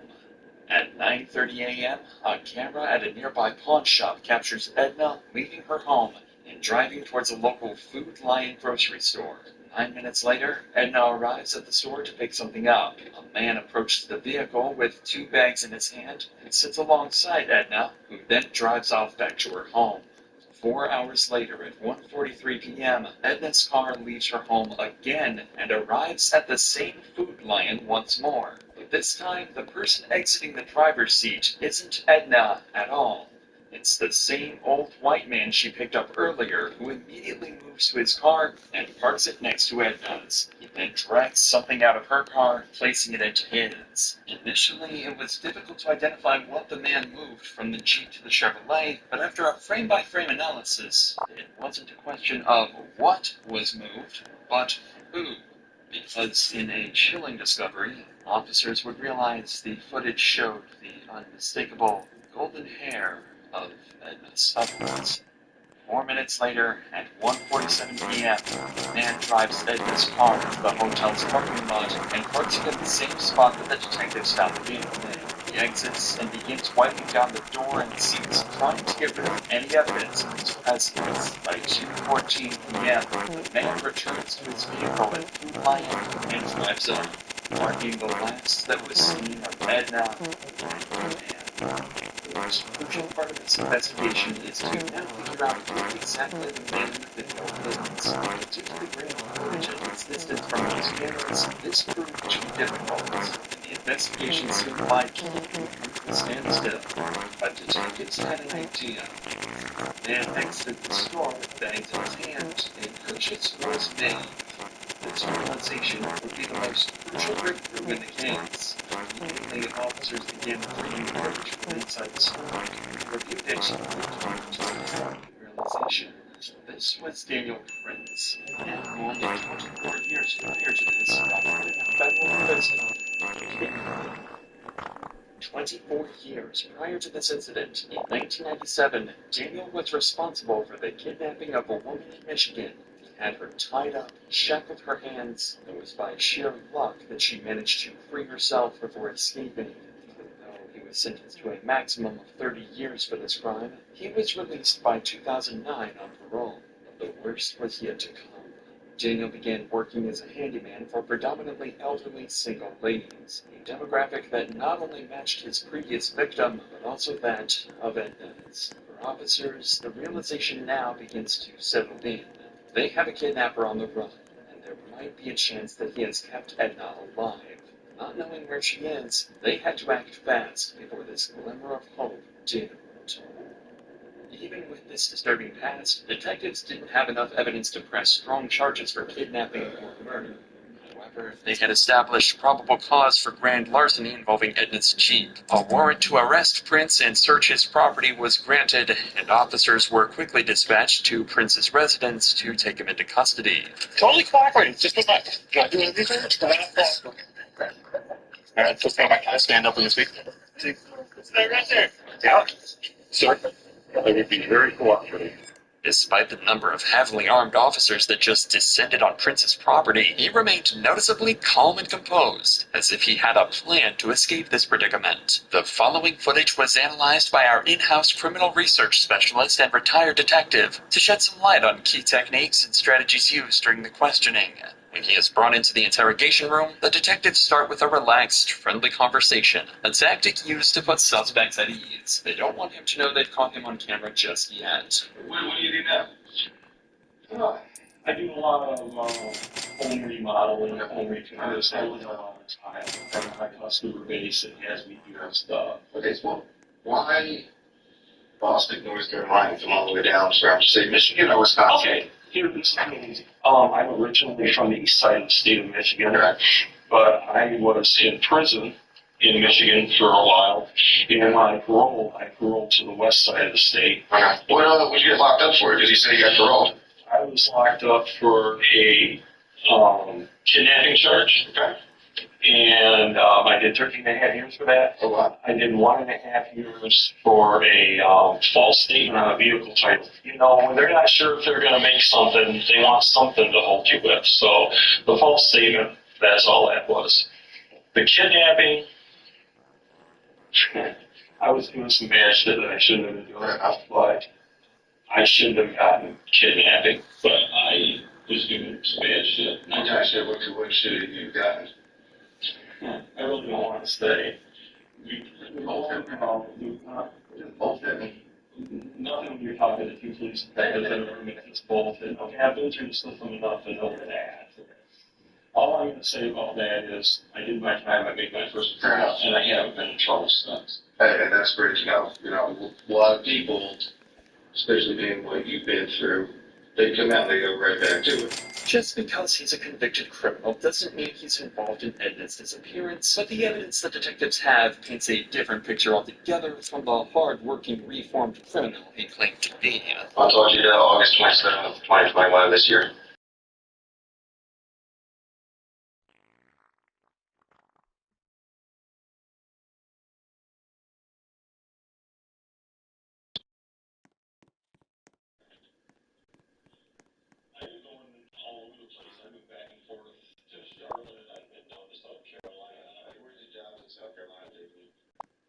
Actually, that was no travelers for us, but I don't know if it was Friday or Thursday. I know I'd been there earlier that week. Or you don't remember which day specifically? No, it was either Thursday or Friday. What kind of job are you working on? I wasn't. You wasn't. I wasn't. This lady had talked to me several times. I'd been down to her house 2 or 3 times. We kind of got to be friends. This woman has so many damn problems, mostly her daughter. She would call me and have me come down there. She said she needed to have money at one point in time to help her daughter because her daughter was in jail. Then she needed money another time because she was hiring a private investigator. Because her son-in-law he taught me all kinds of stuff about it. We got to be pretty good friends about stuff like that. How did you meet her initially? Years ago. Okay. Years ago, I was somebody giving me her number or my name and number. The detectives are analyzing his behavior. They don't hold himself that he's going to struggle to escape from. feel they know the truth, he's going to try and deny his guilt, even when the evidence speaks for itself. What are you telling us is that it's not you on the 27th? Through my parking lot, Traveler's Rest? I don't think so. That's not you? That's me. What is that? Food line, August 27th, 2021. 9:23. Okay, give me 2 seconds. Ring a bell? Yeah, I'm done. I just couldn't get there. Yeah, so what were you doing down there that day?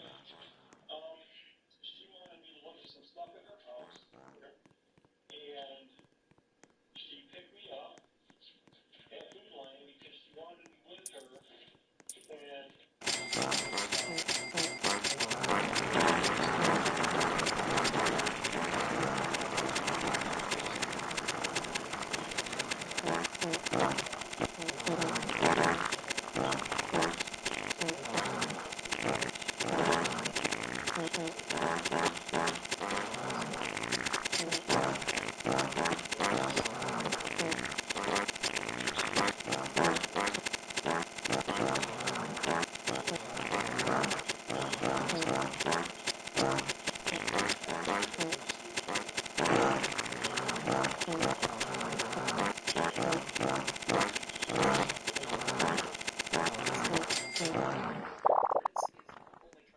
suspicion away from himself, he's trying to point suspicion directly at someone else. It's trying to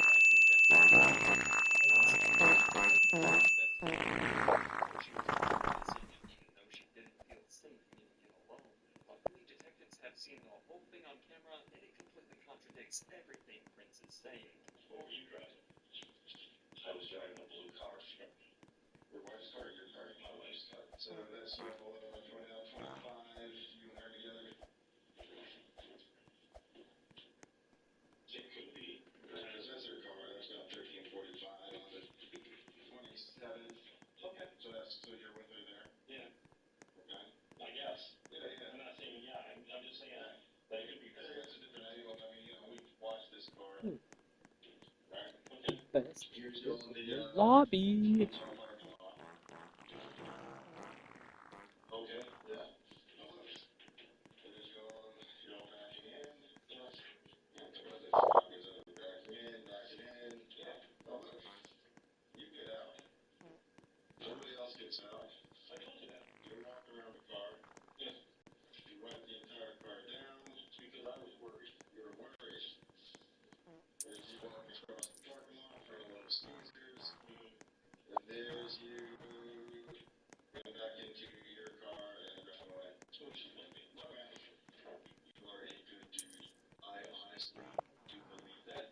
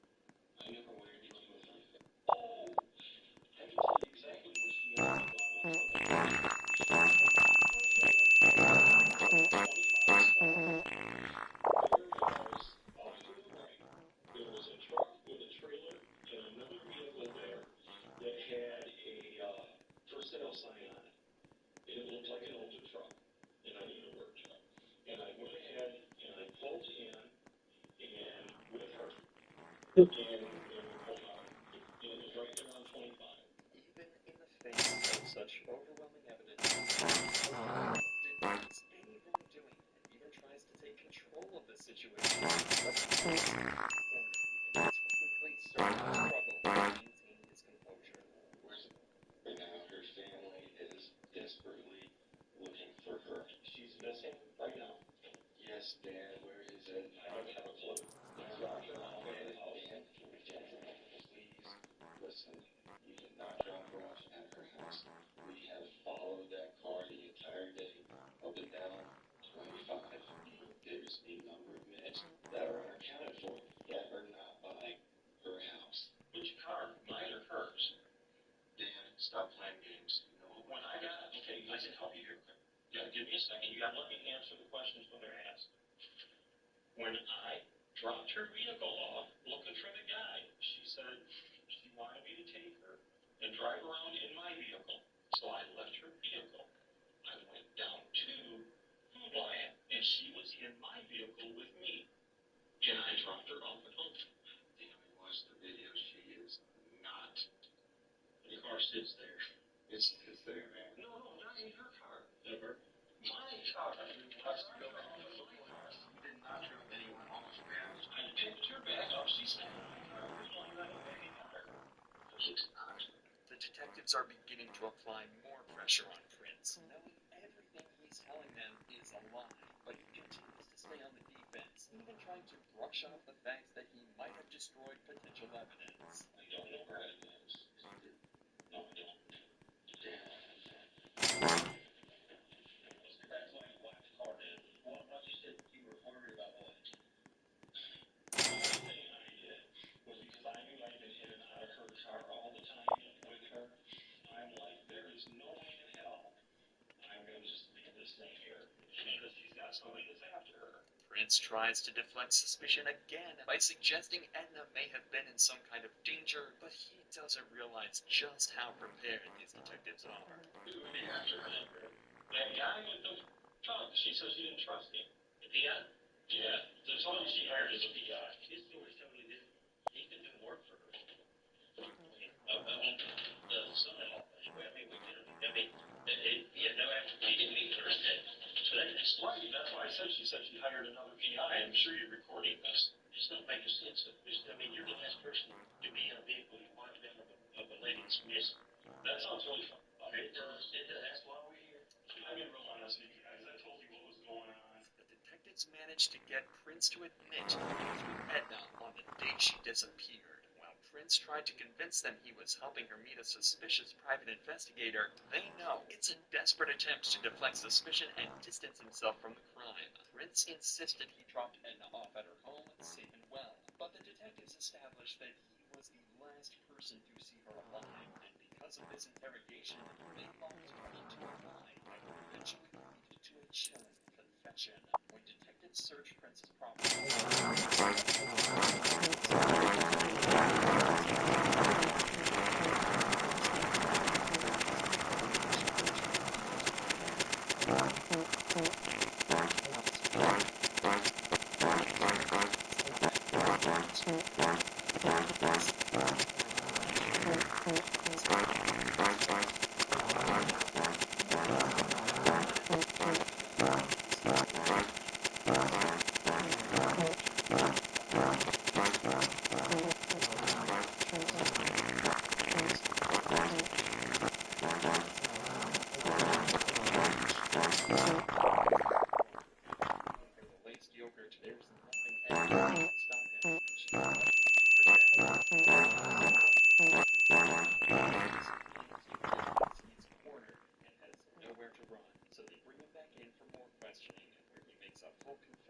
as he admits to 3 more murders, including those of Lee Goodman, Dolores Stellers, and her daughter, Nancy Rigo.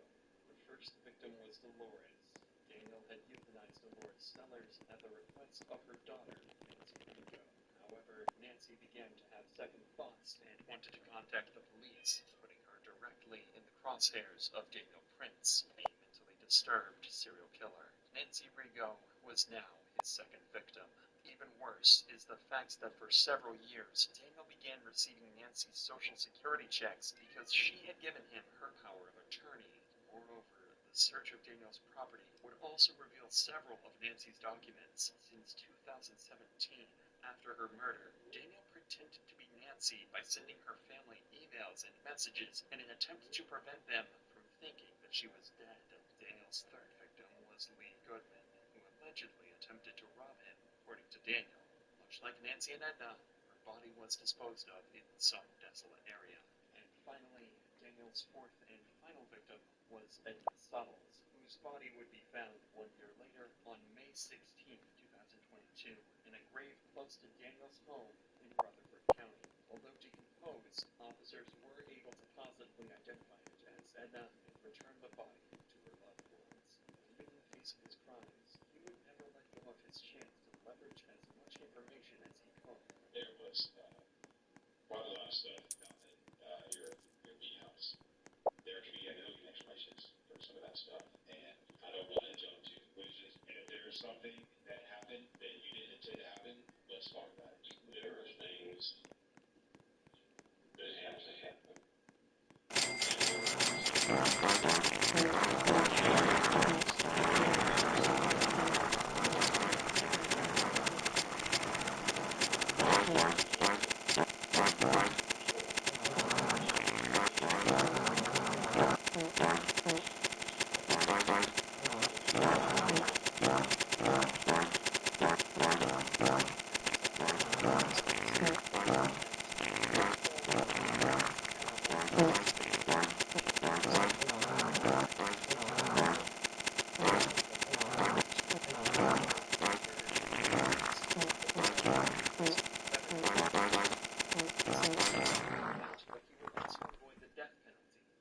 Instead, received a life sentence.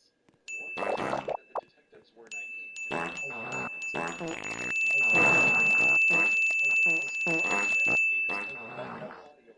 running after shutting down the camera. This is the chilling confession he made. Okay, let's put it this way. A person I was very good friends with wanted to do something to put someone basically out of their misery that was very closely related to them. That's more alive.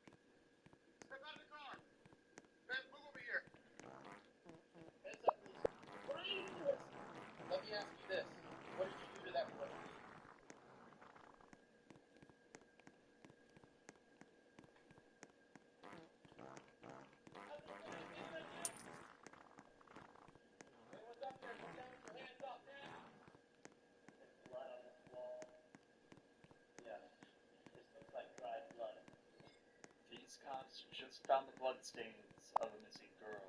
Samantha Guthrie left her mother's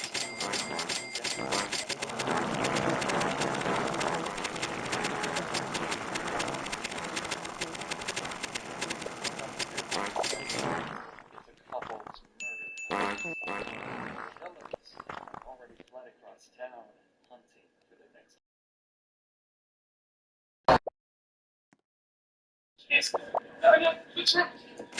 No idea who the next victim of the killer couple could be, and with time running out, detectives find themselves entangled in a web of multiple suspects, all tied to the abandoned murder house. We're looking at some serious numbers. I gotta say, that's right, President. That we all said here. I gotta say. Almost serious.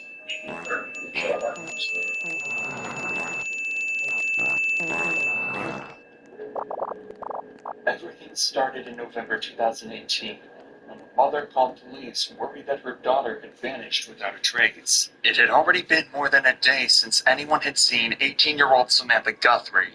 and the cops arrived quickly to take her mother, Joni's, statement. Hello. What's going on? Okay, for? My daughter. Okay. How old's your daughter? She's 18. Okay. So, what makes her missing? We can't find her. We got a call yesterday saying she was shot in the head, thrown in the trunk of a car, and they took off. The police were called yesterday. They went over the house that was supposedly having that. They checked. They said they didn't see anything. Right. Okay. And where was this supposed to be at? Lillian. Lillian. Where's Lillian at? I've never heard of her. Little did this cop know, he'd become extremely familiar with Lillian Street, as it would become the site of hours and hours of investigation, and one of the most disturbing crimes to come out of the city in years. But for now, it sounds as though Samantha was murdered, or at the very least kidnapped. But nobody can be sure. All of this information came over a mysterious phone call from someone they didn't even know. What's the address again? 375 Lillian. Why would she be over there? Because she's probably getting into that stuff. Okay. When was that? So that's the house right there? I don't know what the house looked like. I didn't go there. It turns out the house that Joni is talking about was due to be boarded up in just a few days. It's in a rough area of town and has been abandoned for months. And as Joni said, Samantha had been struggling heavily. She left home as soon as she turned 18 and instantly fell in with a bad crowd. She was often seen frequenting abandoned houses known to be used by drug abusers and criminals. And she was slowly getting more distant from her family. Yeah, the Lillian address is vacant. I know. And the officers had it boarded up. So, didn't see any blood, no nothing. To be honest with you, it's like right now. After this, Joni would give over a description of Samantha, including a distinctive butterfly tattoo on her right arm, before telling the cop one more crucial piece of information. The name's the person she was last witness to, the person that shot her. Okay, sure. Danny Henry. Who? Danny Henry. This wasn't a familiar name to police, and the officers still wouldn't seem to be too worried by the situation, but that would soon come to change. The very same evening, after publishing a missing persons report of Samantha, a lone man would come to police claiming he knew exactly what happened to her and would lead police to launch a months-long investigation into multiple people, all connected to the abandoned murder house. But before we get to that, I want to tell you about Surfshark, the sponsor of today's video. Surfshark can help you save money, secure your browsing, and even unlock way more TV shows and movies than you currently have access to. Sounds crazy, right? But it's true. If you have Netflix, Prime Video, or pretty much any other streaming platform, they limit what content you can actually view. For example, in the US, you can't watch Friends, It's Always Sunny in Philadelphia, or Pulp Fiction on Netflix. But if you use Surfshark, you can watch all three of them on Netflix. And that's not all. Surfshark also keeps your internet browsing safe and secure. Did you know that whoever provides you with your Wi-Fi can potentially see every website you visit? With Surfshark's VPN, all of this is hidden. Plus, many websites track your activity and will increase prices on products you frequently view or purchase. By using a VPN like Surfshark, you can avoid being tracked by any website and literally save money. And the best part, they're running a huge Black Friday sale where you can get 4 extra months of Surfshark at an unbeatable price. All you need to do is head to surfshark.com/insanity or click the link in the description. Grab your Surfshark for less than a cup of coffee a month and you'll get 4 extra months for free. With that said, let's get back to the case. Back in Akron, police had just published a detailed description of Samantha, and the morning after, a very worried man would contact and claim to have details that could either save her life or lead them to her body. All right, today is Tuesday, and we're here with, what's your first name? John Marshall. All right, so we're here to talk about something that happened over on Lillian Street back in November 4th. All right, why don't you tell me about what happened that night? John Marshall was the first of many witnesses in this case, and he got in contact with the cops after hearing that they were looking for Samantha. Apparently, he was actually at the house on the night everything happened and saw it all with his own 2 eyes. The problem is, it almost sounds too good to be true. The cops don't know Marshall and can't necessarily trust him to give a truthful statement, meaning they'll have to verify all evidence he gives over. So as Marshall talks to the cops, we'll be keeping track of each piece of information and then following how the cops investigate and verify it all in order to hopefully solve the case and find Samantha. Sam had been trying to get a ride over to the house for 2 hours. I didn't feel like driving anymore to go pick her up, so I didn't pick her up that night. And 2 hours later, she showed up from an Uber. Okay. In the bathroom. All right, now when you say the house, what's the address? Okay. I'm guessing, from what I've been told, her dad paid for a Uber to get over there. Okay. This is already an easy piece of information to verify. If Samantha's dad did pay for the Uber, then he'd certainly remember that and be able to confirm it. Conveniently, the cops had interviewed her dad a few hours later, and he did indeed tell him that he bought her an Uber that night. On top of that, the address Marshall gave was also correct, so it seems that it's turning out to be trustworthy so far. But I was walking to the Circle K on Calvary and Rose to get cigarettes and a soda when I seen her and Yoshi walking to the house on Lillian.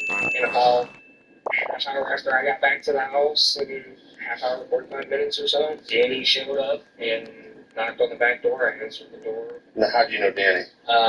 Just in passing. You know him from the house? Yeah. And you know what his last name is? Andy. Now things are starting to get weird. That's the name that Joni said would be the killer, and Marshall seems to know him and the people he's friends with. Okay, was he by himself? No, he was with Tony. Okay. Is what I was told first.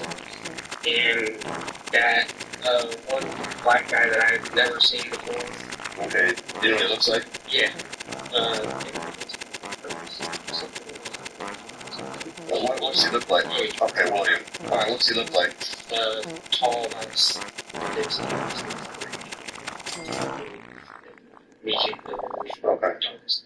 So they came up to the back door. Yeah. All right, and they knocked on the door. Yeah. And who let them in? Okay, so you let them in, and then what happened? They went upstairs and talked to Jody.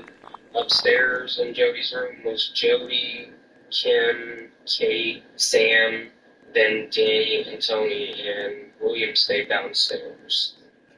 This is incredibly useful information that Marshall is passing over. He's just given the names of 6 potential witnesses and suspects, and he seems to know them all personally. If this is all true, then Marshall could have just taken this case from no leads at all to almost too much to handle. The only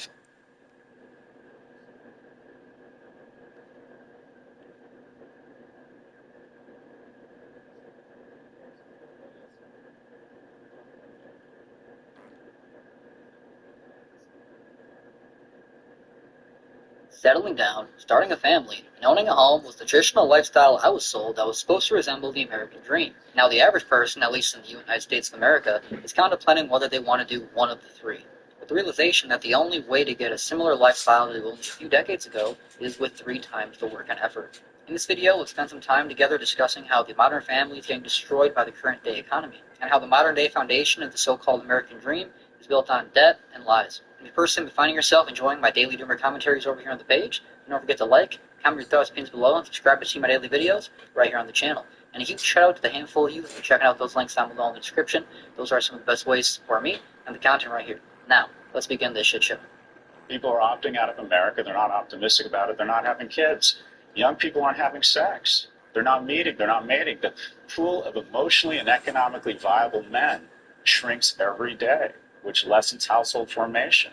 So we have a real issue. Young people are enraged. So it turns every cut, every movement into an opportunistic infection because, quite frankly, they are just pissed off. Housing prices have gone from $290 to $420 in the last 4 years. Now, it's one thing to get mad at these younger generations, Gen Z millennials, potentially Gen Alpha, for complaining about not being able to afford their $5 coffees or that luxury BMW car to impress their coworkers at work that honestly probably couldn't care less and probably have more debt than they do. But at the end of the day, when the majority of people are complaining about having the, bare minimum necessities like owning homes, having any form of transportation, even can barely even afford their, low, lackluster meter cars anymore, that's when, when the majority of people are complaining about this stuff, it's not just a shout in the dark, a shout in the void. Maybe there's actually some truth behind the matter. And now I feel like a lot of older folks are starting to kind of realize, like, hey, the economy is somewhat different than when I was growing up. And there is a reason why they call them baby boomers. I was even talking about this whole situation, this whole idea with my mom the other day, where she even agrees where it's like, yeah, we were able to survive on like a 5-person family on just your dad's one income, making $100,000 a year. Think about how much $100,000 a year back in like 2000 was. That's equal to damn near double that. I mean, not quite, but close to if you want to do the proper calculations with those online calculators and stuff. There's many websites to do that. I've done it. And also looking at all the knickknacks and all those real estate sales my dad was going to, man, I'm just trying to afford groceries next week and get the people that I owe bills to off my back. So anyway, what is your current living situation in terms of money, bills, debt? Are you striving or surviving, and or are you just barely getting by? So feel free to let me know down below in the comments, and let's continue. Everything we were taught because somebody else taught you. Your parents or their grandparents taught them, go to school, get good grades, graduate college, go get a job, work that job 30, 40 years, live on a pension after that. Like, how many people still telling their kids that? That's the worst. I'm not no disrespect because kids are smart. They're visual. They don't see nobody in their family that playing work for. So they'll see a rapper and then like, this rapper ran a completely different play. I'm going to run his play because my parents, my grandma saying this, my great-grandma saying this, my uncle saying this, but none of them got nothing. So why would I run that play? It's like, logically, that don't make sense. When I was growing up, the ideal job was getting a job working for the city. Y'all know what that is? When you coming out 85 and they fixing the street and it's one lane open, them brothers out there, I was like, I ain't working for the city. I was like, you can forget it. Like, everybody was telling me to do this, everybody was wrong. Because think about it. We're in 2022, and we're still giving our kids advice from the 70s and 60s. We live in an entirely different world. So, like, a pension doesn't even exist. So when I speak at, like, high schools, and I be like, how many of y'all going to college just because your parents told you to go to college? Guess how many hands go up? All of them. You know how many doctors there are that don't even want to be doctors? Their parents just told them that they should be doctors. We've been told the same thing, like, over and over and over. And it's like, we don't question none of it. Now, the idea of college always was just kind of brought to the young person that, like, if you go to school, you're going to have it made. If you get this education, you get this diploma, and you show it to your employer, you're going to be writing that cynical, you're going to get a yearly bonus that's going to overdo your yearly rent increases. And then one day you get on a home and start a family, and then, isn't that a funny movie? That sounds like a good dream, doesn't it? But at the end of the day, the majority of people are working.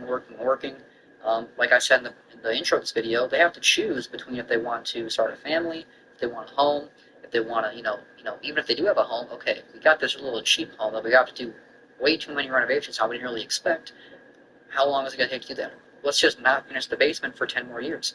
Even though, probably up like the property value, there's no money to do this stuff. There's no extra money in the budget. We have the home, but now we can't, make the home better. Now the mortgage rates and the utility rates are continuing to rise along with everything else, like grocery prices, car insurance, babysitter costs, especially babysitter costs. If you do expect to or plan to ever have children, having any sort of child care for your kids is going to be way more than you ever expected. I see how much my sister pays for, old daycares. It's like, wow, I would need to get a whole other full-time job to even pay for that, and then still have no time for my kids. So what's the point of having kids if you can't really be in their lives? Sad reality of the average person. But what is your opinion? Have you had kids? Do you feel like most people who have kids are mostly accidents? That's how I feel. Should we have somewhat of a negative connotation on children? Because most people I know who've had kids have somewhat ruined their life. But you can never say that once you have a kid. You can't be that parent. But anyway, what do you think? Asked ChatGPT why we're still working 40 hours per week, and what it gave me blew my mind. What it told me, it said that the 40-hour work week was designed almost 100 years ago in the 1930s, and it was designed for factory workers, salt miners, coal miners, and 40 hours was actually created as a policy and law from the government that was the breaking point for people to stop working. Think about it, it's designed to keep you under control, to keep you anxious, to keep you tired, to keep you broke. You don't have enough money to thrive, but you have enough money to pay your bills. You don't have enough energy to do what you want outside of work, but you have enough energy to go to bed and rinse and repeat. In 2025, we have Wi-Fi, we have AI, we have 5G connection where you can work from anywhere. Wondering why you feel burnt out despite everything you're doing? The system was designed for control. Now, I've touched on this time and time again throughout so many of my videos that They used to say that, I feel like they still do, they call it a 40-hour work week is full-time. That's what most companies consider a full-time work week. Well, nobody can live off 40 hours. That's why everybody is begging for as much overtime as they can possibly get. Oh, if Sally, Susie, and John or Joe needs to call off, please, please, please let me pick up your extra weekend shift because I need that money to pay for my kids' soccer practice and, their Dairy Queen after they win the game, all that bullshit. So these days, it's not really as, luxury. And the luxury, we're talking luxury, is the Dairy Queen after soccer practice. How luxury. I thought back in the day luxury is like Disney trips every 6 months, which nowadays, people that do that, it's all on credit cards, guys. I've discussed that, and I'll continue discussing that, how the luxury you see, the luxury, is just people borrowing from their future selves. So it's a very scary time in the modern day where the average person is just kind of screwed by debt. They're kind of begging for it as well. They're almost begging for their demise by continuing to keep up with the Joneses, as the old phrase used to say, and still seems to hold true. But anyway, what are your thoughts, opinions? Do you have people in your family, in your life, friends and peers that are keeping up with the Joneses still? Or is this kind of an old term that now everybody you know is just as struggling and fucked as you and I? Well, that's going to wrap up this video, but we're all screwed and nobody's going to make it. I'm just joking. We're going to be fine, guys. I hope. Who knows? Either way, things will happen and time will continue despite what happens to you or me. So feel free to let me know all your guys' thoughts and opinions regarding anything discussed in this video, as well as any other topics you'd like to hear me touch on in the near future. A huge shout out to the handful of you that do end up checking out those links down below in the description. Those are the best ways to support me and the content right here. And as well as all of you guys who continue checking out the videos, liking, subscribing, and commenting your thoughts and opinions below. Definitely like to read all those, check them out, and I spend every morning reading the new ones. So definitely appreciate that. And yeah, hope you enjoyed. I hope to see you in the next one, and bye.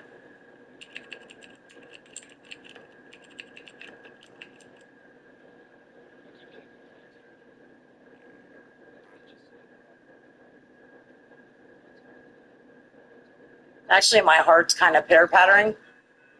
Just sitting here with these memories and looking around. It's kind of making the hair stand up on the back of my neck, and I feel like I might puke. Like, this is what they did to us. This is what they did to our community. And it all started right here. Yeah. The last time I was in East Palestine, things were pretty different. Those flames. Look at that shit. The town is under a state of emergency after 50 train cars derailed, causing a massive fire a half-mile long, which lit up the night sky and burned for hours. I'm from this county. I went to their high school dances, barbecues, and I was there a few weeks after the derailment to document the unfolding man-made disaster. Why the fuck would you let Norfolk do that? Like, why would you let them clean up their own mess? 2 years later, East Palestine is quiet. It's Twilight Zone. It's like living on this movie set, this fantasy world. But behind the scenes, a much bigger scandal is still unfolding.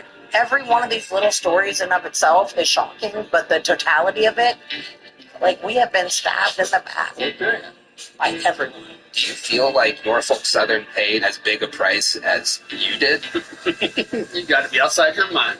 You must be outside your mind. I wish there was one smoking gun here. The problem is with East Palestine, there's about 30 smoking guns. There are no accidents. This derailment was 100% preventable. I'm a Trump supporter. He needs to make this right.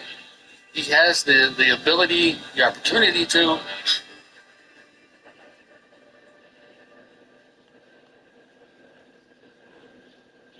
We lived right over here in this house in the bottom.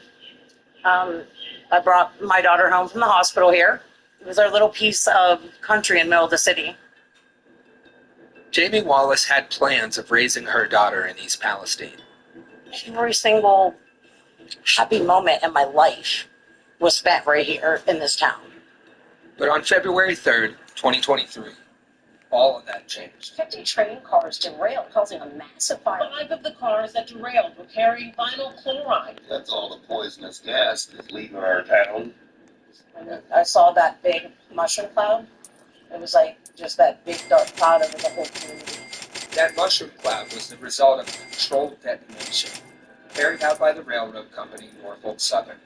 1 million pounds of toxic vinyl chloride were burned, released into the air, and spread across 16 states. What really sticks in your mind about that whole experience? The fear, the panic, the not knowing. But just 2 days later, residents were told that it was safe to return home. The EPA was saying everything was fine, and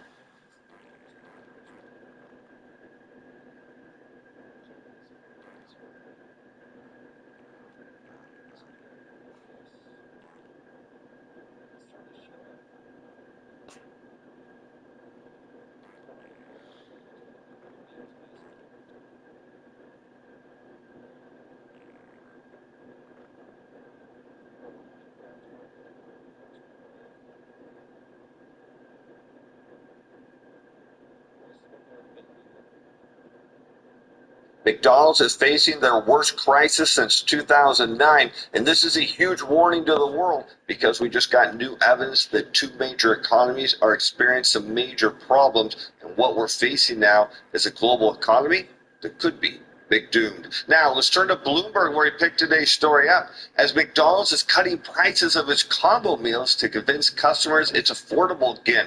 Now, you might remember post-pandemic when McDonald's came out with their $5 value meal deal.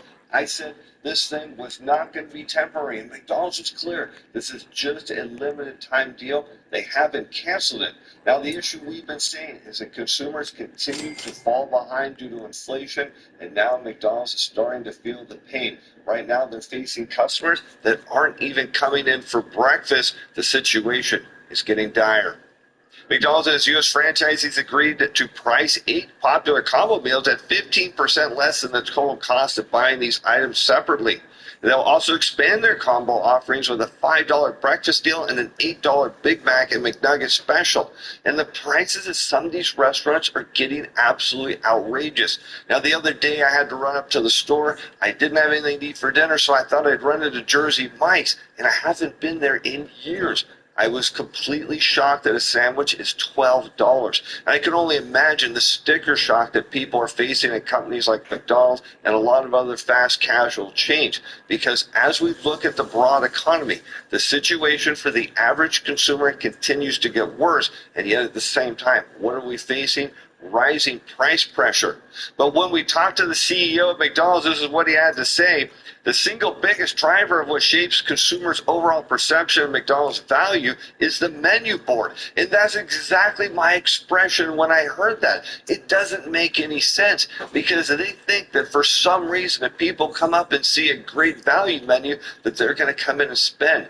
The problem right now is that consumers are facing a lot of headwinds. It's not just the economy. It's not just the fact that their hours worked are dropping. Remember, we've talked about how this summer, what are we facing? Really high energy bills, and this is taking away from discretionary spending. On top of that, millions of Americans are going to face having to start paying on their student loans again, and this is a major problem. And McDonald's is now at the forefront warning that we're seeing a downward slide in consumer spending, one they think is simply solved by a better value meal. In fast food, breakfast sales fade as diners eat at home and are skipping meals. Again, this is a major red flag for the economy because when you think about it, when things are booming and people have work and they need to do things, they slide in, grab their breakfast on a fast food basis, and then go about their day. And right now, McDonald's is saying, look, people aren't coming in and buying breakfast anymore. This is the worst that they've seen since the financial crisis. But the real issue, my friends, is not just isolated to McDonald's. It's something that we're seeing all across a lot of fast food chains. Consumers are becoming even more cash-strapped.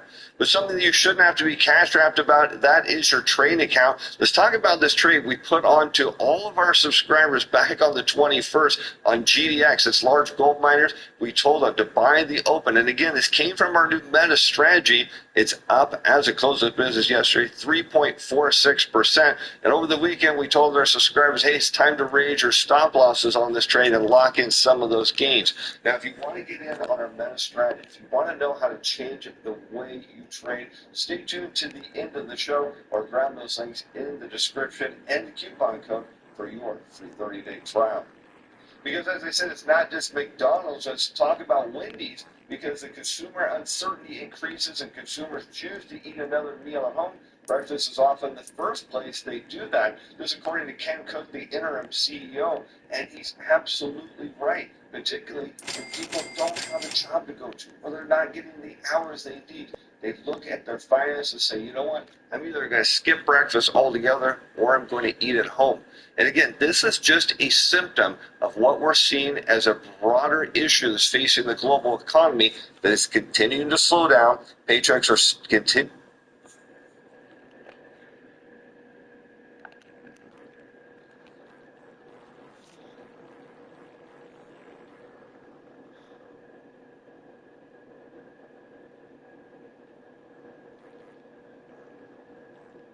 All right, ladies and gentlemen, I believe we are live. Thank you all for tuning in today.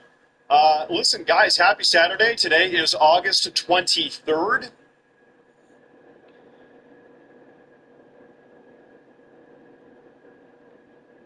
The United States and its major allies, the G7, that's the United States plus Japan, Canada, Britain, France, Germany, and Italy.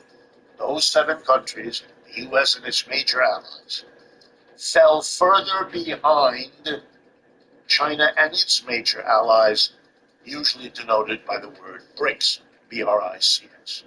The BRICS, China and its allies, will be growing faster, much faster than the United States and its allies. Therefore, the United States, relative to its major competitors, will be declining relative to them.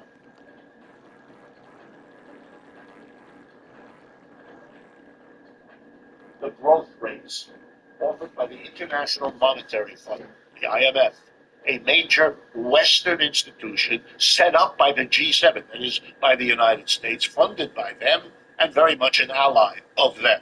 So here are the numbers they come up with. The United States will grow by 2.8%.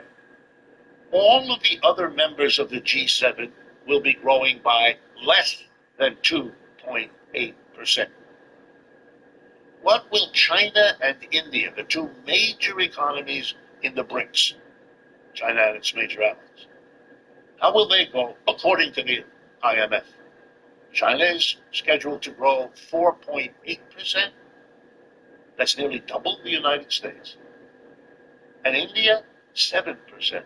That's nearly triple the United States. In other words, the BRICS, China and its allies, will be growing faster, much faster than the United States and its allies. Therefore, the United States, relative to its major competitors, will be declining relative to them.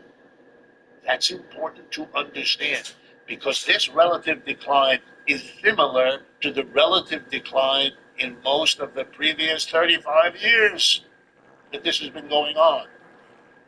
This decline is a major problem for the United States, for which it has found no solution. The biggest single project into which the United States has poured hundreds of billions of dollars this year has been the war in Ukraine, which is being lost.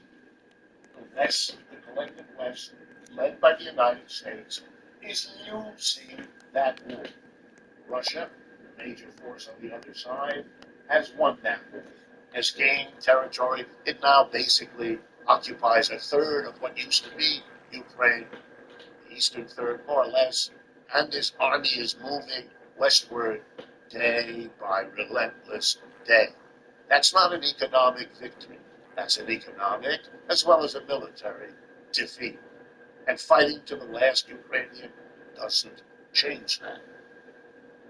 Number 3, the United States has spent an enormous amount of money and an even greater amount of political capital supporting Israel in its, whatever you want to call it, war in Gaza, added to which we now have the war against Hezbollah in Lebanon and the bombing of Syria during its difficulties these days, and so on. You know what that has accomplished? The isolation of the United States. It has provoked and in that sense helped cause the decision of Saudi Arabia, the world's #1 source of petroleum, to become part of the BRICS alliance with China. It has therefore enhanced the relative decline of the G7 relative to China and the BRICS. And I spoke to you about it. It's not a success economically. It's the opposite. Then we have the tariffs. Now these are epitomized on Chinese electric vehicles to 100%. And I want to go over with you what that means, because that's an economic admission of failure. 15 years ago, automobile companies around the world began working hard on the transition to electric vehicles from gasoline-powered vehicles. They all knew that for reasons of climate, cost, efficiency, this was the wave of the future. That wave could have been, in a rational world, mass transportation, which is much, much better. But that's not possible because of the power of the automobile companies, who are willing to have a transition, but only if they can continue to make and profitably sell individual automobiles. Well, that competition took 15 years and had a clear winner. Not the Tesla Corporation, even though that made a billionaire out of Elon Musk, but the BYD Corporation of China, which ended up producing the best quality electric vehicle at the lowest price. If Americans could buy that, at the price the Chinese demand, they could get it for $30,000. That's what more or less the rest of the world pays. And the BYD cars are on the roads everywhere in the world. It's because here there's now a public sales laws. You can buy that BYD electric vehicle for $30,000. But if you do, there's a tax in Republicans and Democrats put on a tariff. It's a tax. 100%. So if you spend $30,000 to get the Chinese vehicle, you got to give another $30,000. 100%. So understand, meaning the cost of the car is $60,000, which is why Americans don't buy it. Because you can get an electric car from Ford, GM, or Tesla for less than $60,000. More than the $30,000 China's ready to sell it to you for. Why? Because your own government taxes you. And why does the government do that? Because Americans would buy BYD cars just like they bought VWs and Hondas and Toyotas in years gone by. Americans are not loyal to Ford and Chevy, to GM. Not if it costs them thousands. Will we be loyal to the United States government? All it's doing is protect it. It's protecting the jobs and the profits of Ford and GM. That's what this is about. And if you think, well, that's nice, we're protecting those workers. Yeah, that is nice. That's a nice point. But if you think that's all that's going on, let me explain. A competitor of the United States making anything you want, shirts, pants, ice cream cones, it doesn't matter. Around the world, that competitor can buy the trucks and cars they need at $30,000, best quality electric. Their American competitors can't do that. They'd have to pay $60,000, so they end up paying $40,000, $50,000 to an American or a Japanese producer. You know what they do? They pass on the extra cost. And the people using the Chinese vehicles can offer to compete at a lower cost. So the world, including Americans, will buy the competitor's product, not the Americans, and that will lose us jobs in all the other industries.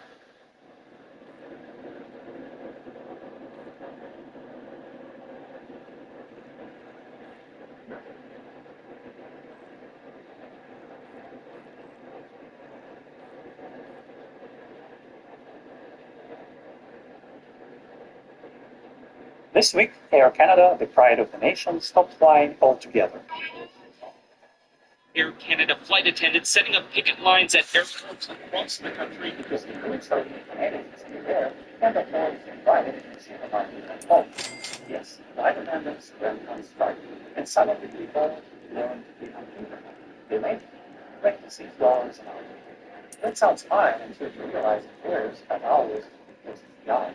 8 hours, we have 5, 6 days a year, and some people are earning far less than we thought. It's because airlines are against people in militaries, rental assistance. So now it only become about 35, 40K a year, which is a typical salary in Canada and which is basically poverty. Because about a third of them goes straight into taxes, some of which are generously shipped abroad right away as foreign aid. Apparently others need it more than the people earning it. What's left is just enough for rent and some groceries, if you're lucky. After all, Canada's whole mission is to protect boomer real estate owners at all costs, so we all have to make that happen. Do you think prices need to go down? No, I think that we need to deliver more supply. Forget about savings or even new clothes. The real question isn't why Air Canada went on strike, it's why the whole country isn't. Not against airlines or any other single company, but against the government. This isn't really about greedy CEO. Yes, the CEO to attendant pay gap exploded from 10x in 1990 to 200x today, but that's just inflation. CEO got fair inflation adjusted raises, while flight attendants didn't. At the core of this problem is government money debasement. Print more, protect the wealthy, and erode everyone else's earnings. But it's not all bad news. Statistics Canada reported on Tuesday that the annual rate of inflation fell to 1.7% in July. Lower gas prices leading the decline from 1.9% year over year in June. Now, the agency says prices for gas were down more than 16% year over year, thanks largely to the removal of the consumer carbon tax. It sounds amazing. Inflation is under control and we can finally feel the relief, right? Obviously not, because inflation compounds, and in the last 5 years, the official numbers add up to roughly 20%. Did you get a 20% raise? If not, then inflation coming down to 1.7% doesn't mean prices went down. It just means the government slowed the rate at which they are robbing you. But they're still robbing you, and you're still down 20% compared to 5 years ago. But if you're thinking you are paying more for groceries, you are right. And why do I call it a robbery? Because while Canadians are counting every dollar, Ottawa just went ahead and printed a few truckloads more. The latest M2 money supply data hit a fresh record of $2.7 trillion. That's an 8.6 debasement rate since 1968, which raises an honest question. If they can print money, why even bother collecting taxes? Because this is a developed liberal democracy, the kind of paradise where people overseas are told to sell grandma's apartment, wire over their life savings here, and welcome themselves to the land of opportunity. The main political news of the week came on Friday when Mark Carney announced he was ending most counter tariffs against the U.S. I'm announcing today that the Canadian government will now match the United States by removing all of Canada's tariffs on U.S. goods. Which is interesting because the only reason Carney was elected was that he promised to fight hard against the U.S. And a person who draws his inspiration from President Trump, like Pierre Poilievre, will kneel down before him. And now we see a complete retreat from his main campaign promise just half a year later.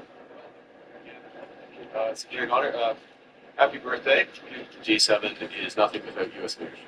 So your personal leadership of the United States. Also, Pierre Poilievre won a by-election on Monday, so he's going to join Parliament and start fighting for Canadians this week. I'm Joe. Parliament is on a 3-month summer break right now, right after they suspended it for 4 months earlier this year. Do you think MPs will get a reduced salary because of that? But anyway, does Pierre's win change anything? I don't think so. Sure, Pierre talks beautifully about money printing like it is the core problem, and he's right, but do you really believe he can solve it in our lifetime? Remember Trump? He promised to cut deficits too, and what happened? The machine rolled right over him.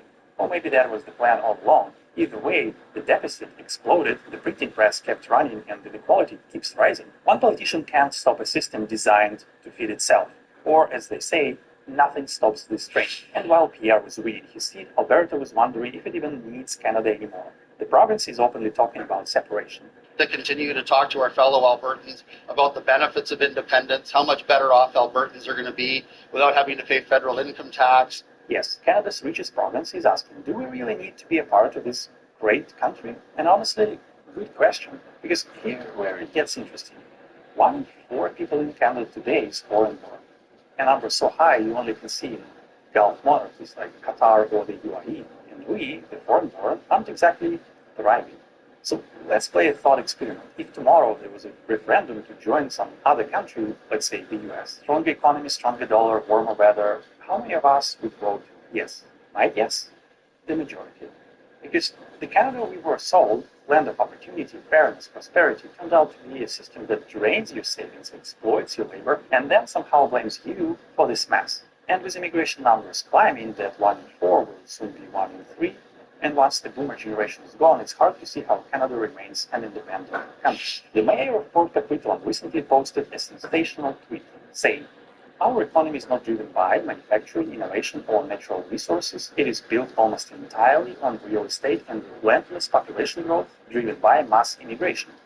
And it relies on the building and selling of homes to the next wave of newcomers. This isn't strategy, it's a Ponzi scheme. And like every jurisdiction that's tried it, the House of Cards is now beginning to collapse. Turns out the whole thing runs less like an economy and more like a pyramid scheme, free healthcare and rising home values funded by a steady flow of desperate newcomers. People like to blame Trudeau, Carney, or the Liberal Party. I think that's shallow. The rod goes deeper. What if, at the core, it's really the baby boomer generation, now 60 to 80 years old, whose goals are simple and honestly understandable: protect their pensions, preserve free healthcare, and fund property values forever. But here is the real question: what does Canada actually produce for the world? Does it deserve its high standard of living? Because in essence, Canadians want free healthcare and endlessly rising property prices, not powered by an economy creating real value, but by an immigration policy scheme dependent on newcomers. And there's never a shortage of them. You'd be amazed how much content gets pumped out daily for people like me 10 years ago, ambitious, naive, in my late 20s, convinced the West had it all figured out. Just this week I saw a video published by one of the most famous Russian YouTubers, with millions of views every week, where he praised fiscally responsible Western governments, democracy, liberalism, responsible borrowing, which sounds completely crazy to anyone who actually lives in those Western countries. Right after that, they usually put a paid integration. Want to immigrate? Here is where to why your mind. I used to think, okay, maybe Canada has no opportunities for me, but at least there are tennis courts and dog parks and good governance, and maybe democracy will give my kids a better future. Interesting thought. But what if Canada's so-called golden era wasn't built on democracy? What if it was built on extraction, draining resources abroad and converting them into an undeserved standard of living at home, just like every empire before it? What if today most Canadian retirees keep that lifestyle only because immigrant families, younger, harder working, better educated, rent their basements, and the dollar still looks strong only because someone in Bangladesh is using t-shirts for US dollars, which are just numbers in a spreadsheet? Now imagine being a Canadian retiree voting Liberal. You want your house price to rise forever? So you vote for the system that makes it happen. Meanwhile, a 25-year-old from the former Soviet Union sells their grandparents' apartment built by the Soviet state, literally by the state, just to move here and rent your basement. They work themselves to exhaustion in jobs that require more education than you ever had. And you don't need to work. You just collect the rent and lecture them about liberal values. So if people were told the reality instead of fairy tales about the most livable cities on earth, would they still want to come to Canada? Or am I just exaggerating? And what about the Air Canada strike? Do you support it? Let me know what you think in the comments. And if you enjoyed this video, hit like, subscribe, and check out my book, Broken Immigration. Link below. See you next time.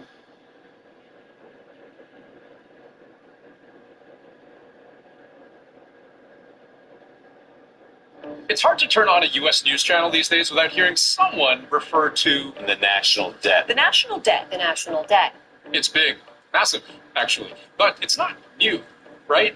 The U.S. has been deep in debt for a while now. So why all of a sudden does it feel like everyone's getting a little panicky? Journalists, investors, politicians, economists.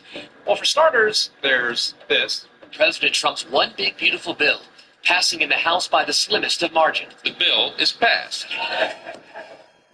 We call it the one big beautiful bill. Supporters say that bill making its way through Congress right now, it reimagines border security, immigration, introduces sweeping tax cuts.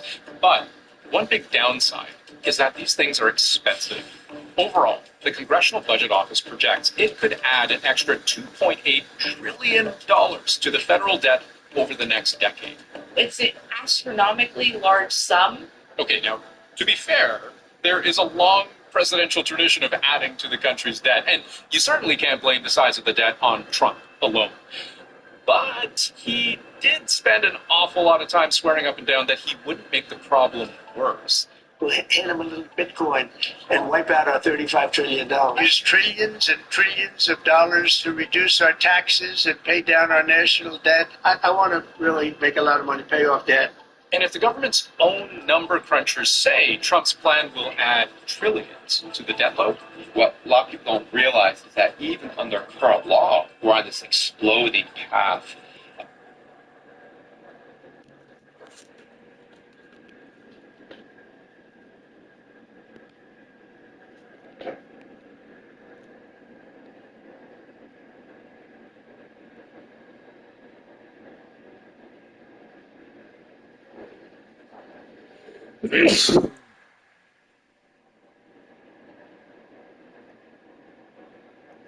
Making fun of Gen Z's questionable work ethics is probably one of the internet's favorite pastimes, partly because they do kind of make it easy. But the truth is, Gen Z is entering one of the most hostile job markets any generation has faced in modern history. We millennials really had it easy compared to what Gen Z is looking at right now. For example, 58% of fresh Gen Z graduates are still looking for their first job after graduation. But in previous years, 75% of millennials were able to find a job even before they graduated. That was definitely the case when I graduated from college. All of the classmates were partying with the confident knowing that they either had an offer for a job or a postgraduate program. Now in the U.S., for example, although the job market is described as one of the strongest in history, unemployment amongst college grads has surged, while the national average was relatively steady. I also mentioned how bad the youth unemployment rates are in China and Taiwan previously. So this is truly a global phenomenon. While it's attractive for older generations to tell Gen Z to toughen up and get a job, if you only want to work for it's going to be harder for you to get it. The truth is, Gen Z, being the most educated generation to date, is entering the workforce under what can only be described as unprecedented circumstances. So in this video, I'm going to unpack three most pressing factors that are converging to create this perfect storm for Gen Z. We'll first look at how the 1-2 punch of the pandemic and then AI has upended the job market for Gen Zs, and then we'll examine how inflation has made Gen Zs too broke to hold on to a job. And finally, we'll take a look at how the broad global economic outlook is making employers more cautious to invest and hire. The CEO of Anthropic, the company behind Claude, the very powerful AI chatbot, recently delivered a stark warning that should terrify every young person watching this video. He predicts that artificial intelligence will eliminate roughly half of all entry-level white-collar positions within the next 1 years, potentially driving unemployment rates to a devastating 10 to 20%. We've heard enough doomsday narrative about AI by now, but such warning coming from him is particularly chilling, because he's the guy that is making AI that is already coding at near human level. Entry-level positions have long been the springboard for new graduates in the last 3 years. These are the jobs where you can learn the ropes, make your mistakes, and slowly work your way up. The numbers we're already seeing suggest that his predictions are already underway. Sectors from finance to consulting have begun replacing basic research, analysis, and content creation duties with AI systems instead of hiring assistants and trainers. And consulting firm McKinsey forecasts that by 2030, up to 30% of total work hours in the U.S. could be automated. And you know what? I don't totally blame employers. I started a small company before, and I hired 6 people. Honestly, if I'm starting the same company, someone else hiring experienced people who's actively it just makes more sense then. Last year, Wall Street Journal studied hundreds of job postings and concluded that hiring managers prefer to see several years of experience, or even an advanced degree with jobs described as entry level. This is made worse by the pandemic. Many recent graduates find themselves woefully unprepared to compete in today's job market. Employers across industries are complaining that fresh graduates nowadays lack basic soft and hard skills for entry-level positions. And they overwhelmingly blame the pandemic and remote learning for this situation. Students who are graduating from college now with fresh graduating equivalent, which means much of their college experience was consumed, and many internship opportunities never materialized for like remote learning. This has translated to manageable learning loss for basic skills. Not to mention they have almost no chance of developing soft skills such as teamwork, office etiquette, and networking. They basically finished high school, got a massive gap for going to college from their mentors, and graduated just in time for AI taking over. The impact of it all is now painfully visible. Around 60% of managers in one poll believe that recent college graduates are unprepared for the workforce, and about 40% say they are actively avoiding hiring Gen Z grads in favor of slightly older graduates. But let's say you're one of the lucky ones. Let's say you actually managed to land an entry-level job or internship. Well, that may not mean what you according to the study published in 2024, 10 years ago, millennials aged 23 to 24 made just under $53,000 per year. That is after adjusting for inflation. But today, Gen Z's at the same age were making just over $45,000. The debt-to income ratio is 4% higher for Gen Z than millennials. Early career jobs and most internships tend to be in big cities, where expenses of rent, transportation, and basic necessities have shot through the roof in recent years. Bank of America data show that Gen Z consumers spend more on rent and utilities than any other generation could. Young people today have nearly half of their income stolen by housing and living expenses, leaving little room to save in the future. Speaking of saving, one primary way the previous generation used to save money is to pay down payment to a house and then pay a monthly mortgage to the bank. That kind of forces you to put a monthly deposit to a piece of real estate which would have risen in value by the time you pay off your loan. That is no longer an option for many Gen Zs.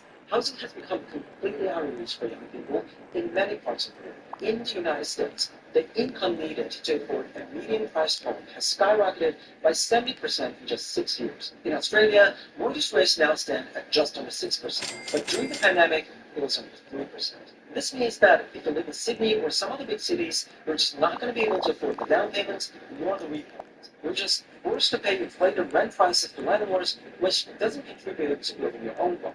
This is forcing many young people to forego valuable career opportunities because they simply cannot afford to pursue them. In the decades past, a rite of passage for college students was to spend summer interning in big cities, often unpaid or for very low pay, in exchange for experience or connections. But today, unless a student comes from a family that can help with rent, such opportunities are simply out of reach for Gen Zs who didn't come from money. A 2022 survey of employers found that 57% cited an insufficient housing supply for interns in high-cost markets as the biggest challenges in managing their intern programs. Now, compounding this dilemma is a recent retreat in the very trend that briefly promised to level the playing field: remote work.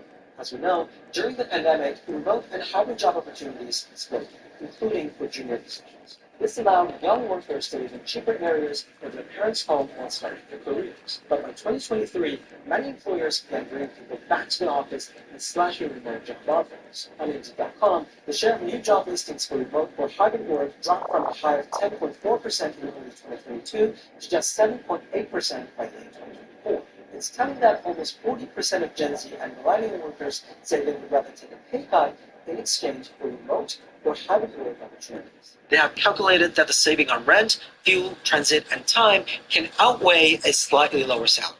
Remote work had opened doors.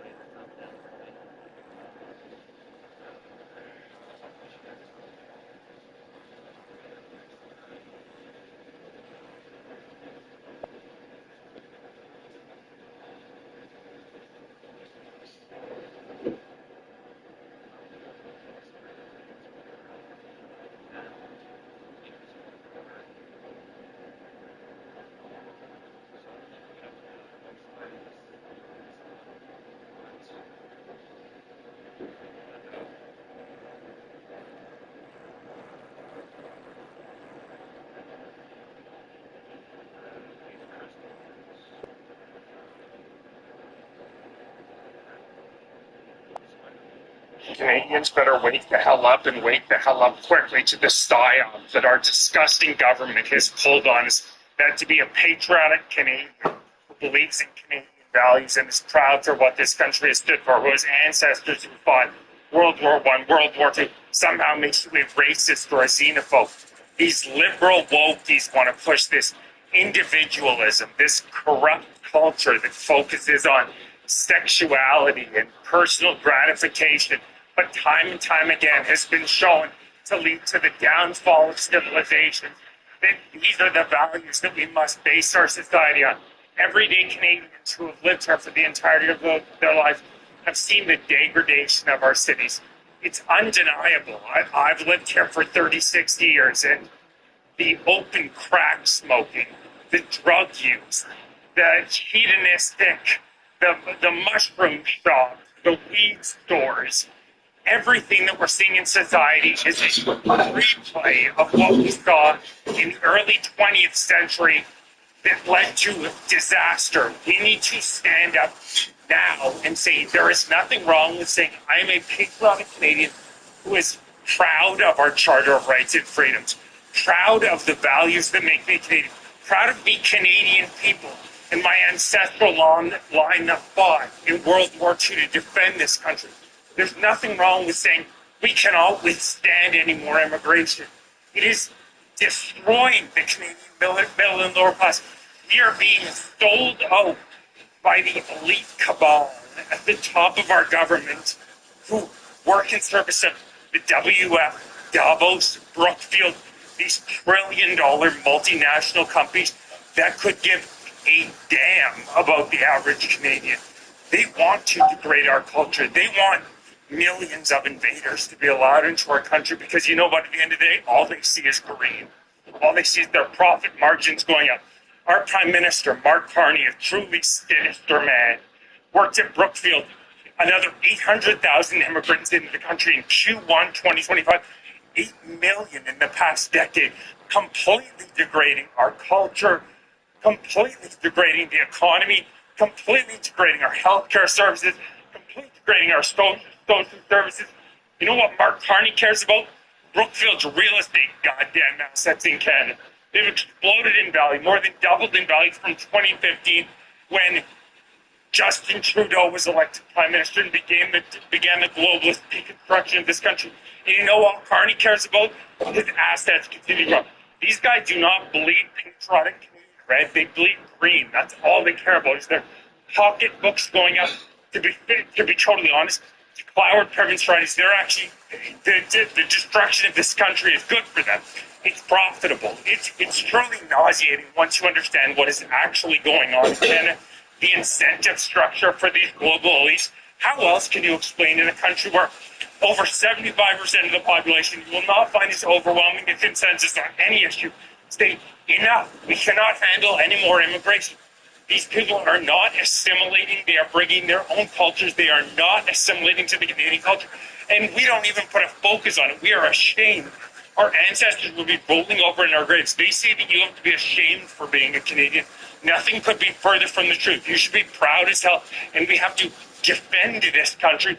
But if they can make the middle and lower classes fight to survive, we'll never be able to wake up to what's actually going on, which is exactly what they're attempting to do.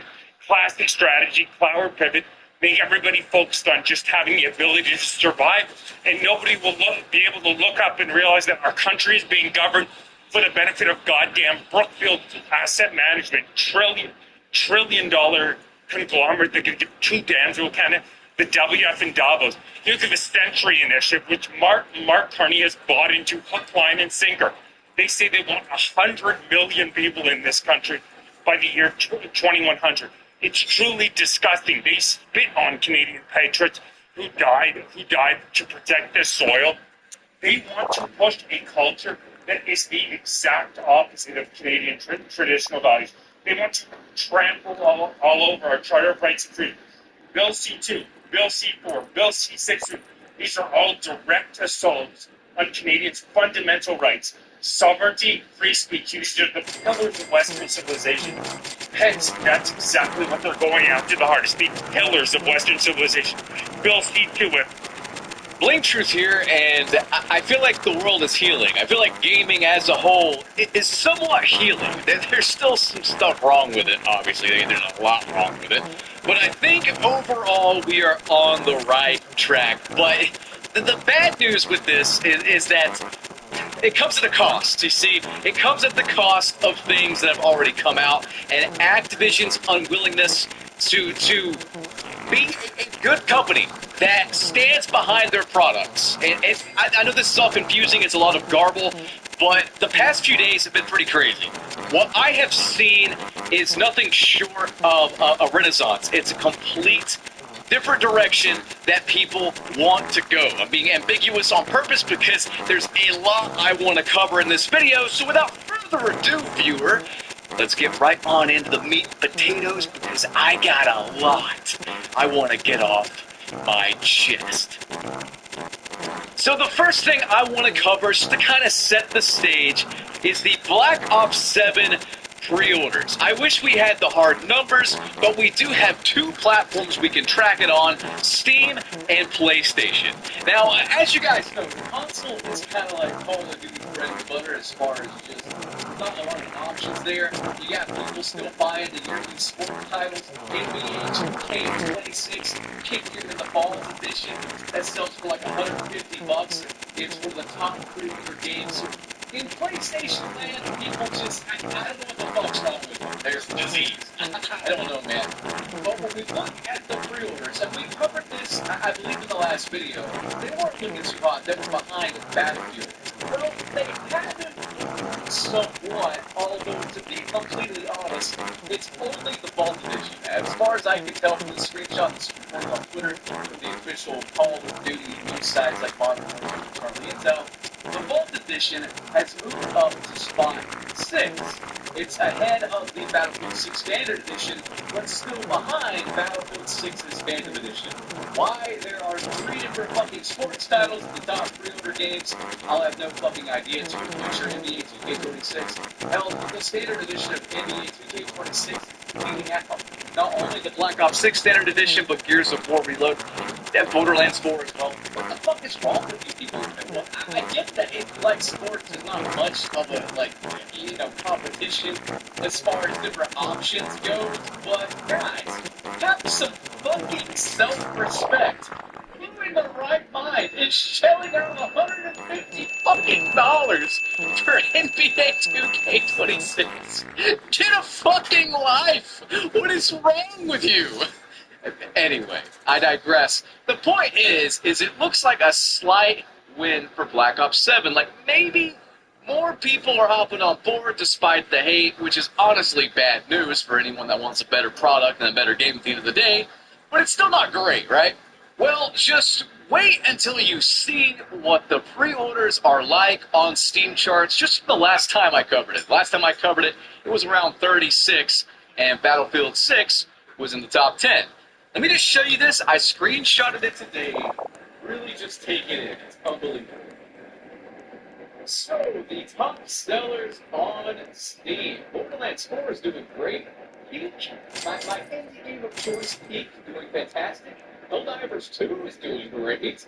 Metal Gear Solid, Kingdom Hearts, Apex, Steam Deck, Counter-Strike, and then, of course, Battlefield 6 holding strong in the top 10 for pre-orders. It's looking great there. And keep in mind, by the way, this top sellers list is by revenue, not by total sales, but by how much revenue they are generating for the company. So essentially, total dollars spent. At least that's my understanding of it. Now, we're going to take a look at the top 15 because it's relevant. We're going to find where Call of Duty is because it's mind-blowing, actually. And we're going to cover what Activision is doing by sabotaging their own games. And I wish that was clickbait and I was making that up, but I'm sadly not. We'll cover all this stuff after a brief word from this video sponsor. It just is nuts. Devices at a money-back gig. Hey guys, welcome back to the video. Protect yourself online. Don't let companies like Activision harvest your data. Never good. Especially, I'm serious here. Use VPNs to play a lot of old Activision titles because they are simply not secure. We're going to cover that later. It's dangerous out there, for real. Anyway, back to the whole Steam top sellers thing.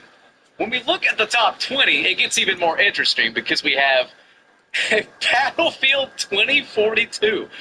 Battlefield 2042 selling for $3. Okay, $3. But it's the top 15 by revenue.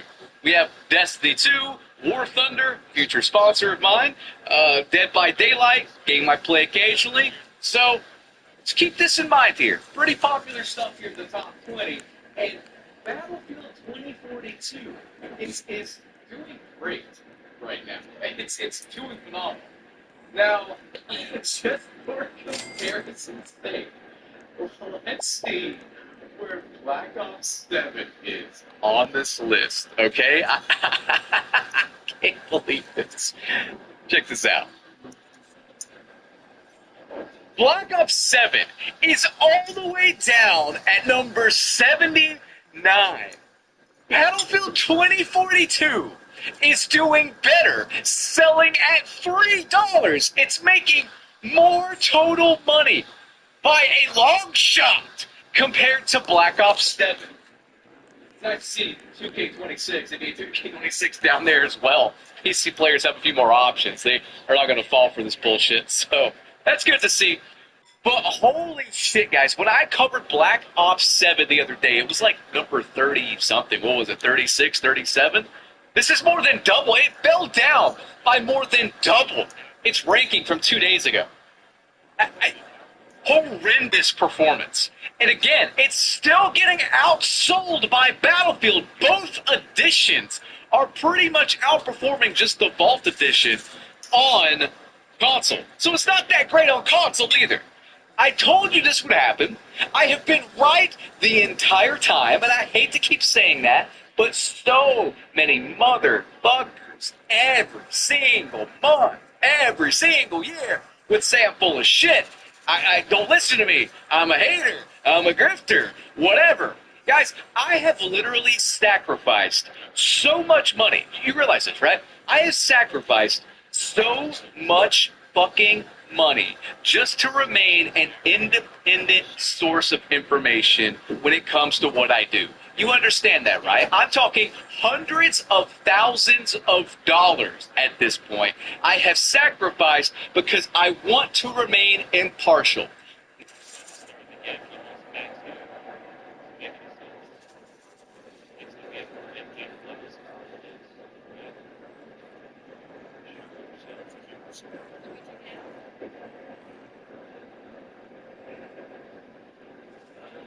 What should I do?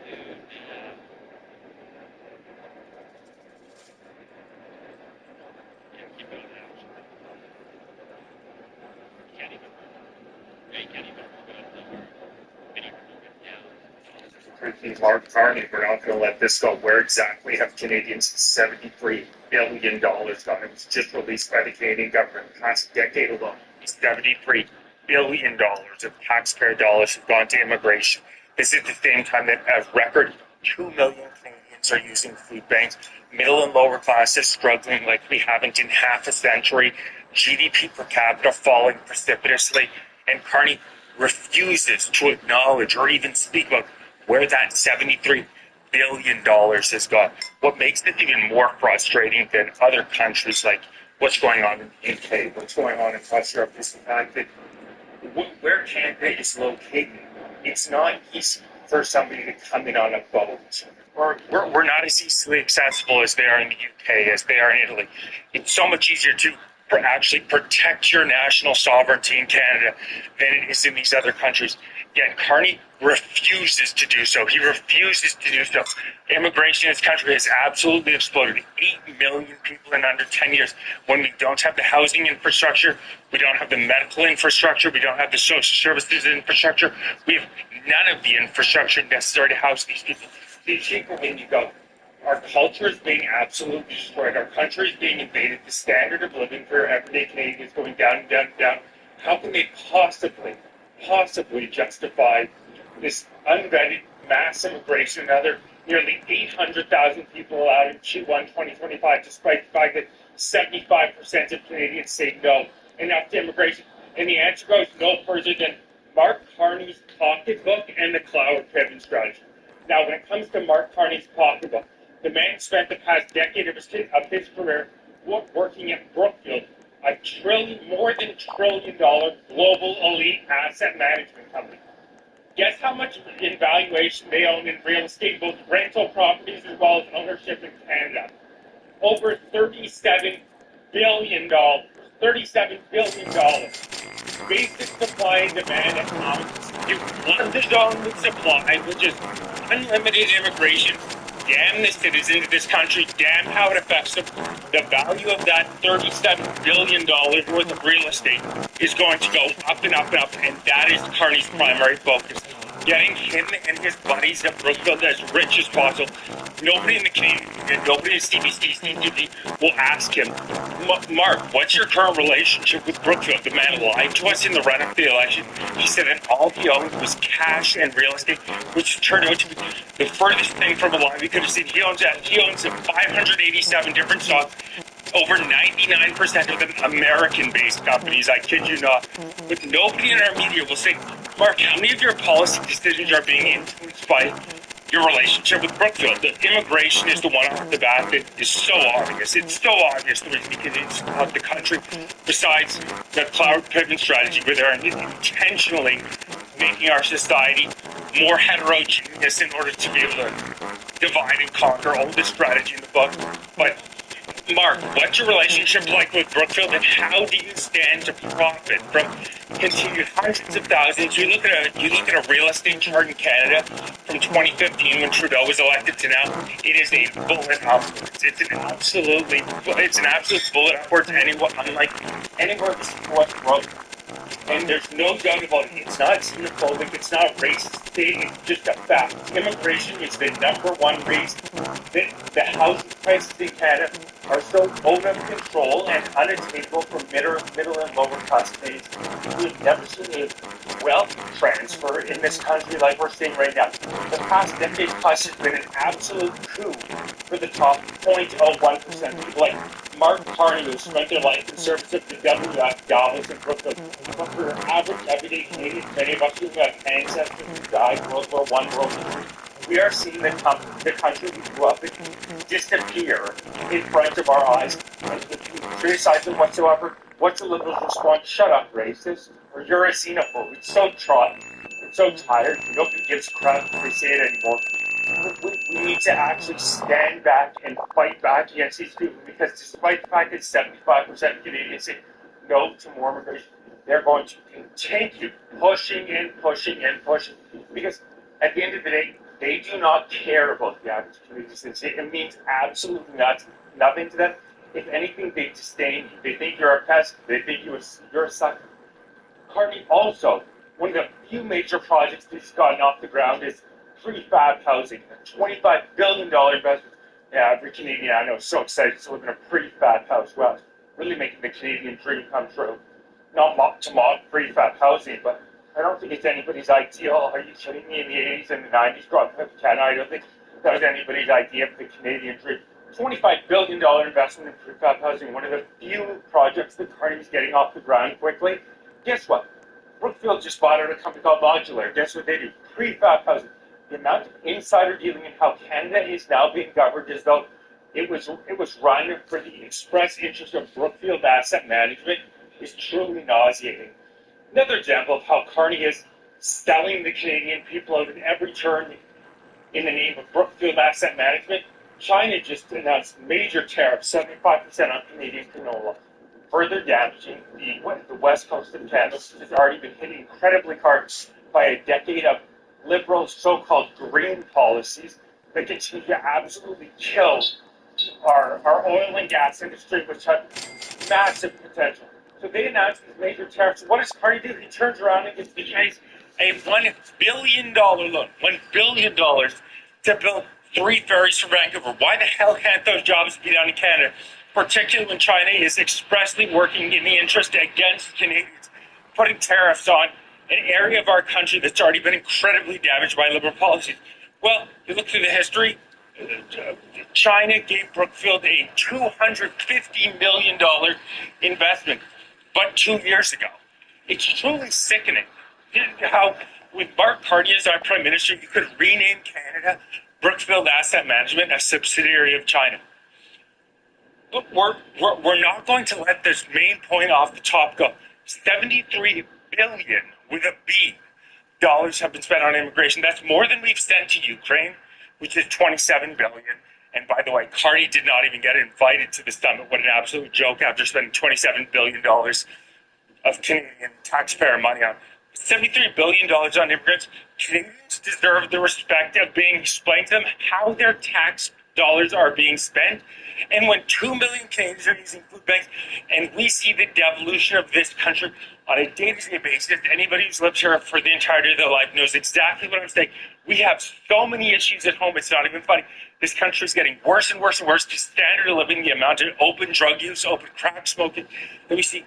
Stop goddamn spending our money overseas and on immigration, for Christ's sake. Start spending our money to make Canada better. These global elites cannot get through their big brick heads that the government is elected first and foremost to look after the people who elected them, to look after the people of Canada. It's so hard. It's so hard for Mark Carney to get through his head, oh, I'm supposed to actually, my primary concern as Prime Minister of Canada is to be concerned about those peasants in Canada. They have this global elite utopian vision that study after study after study has shown does not work. Once you reach a certain level of heterogeneity in a culture, in a country, a certain level of multiculturalism, whatever the hell that means, the country devolves because there's nothing to bind the people together. It's common sense. If everybody has wildly different worldviews, people are not assimilating when they get to Canada. They are continuing their culture on. It's not like it was in the 80s and 90s.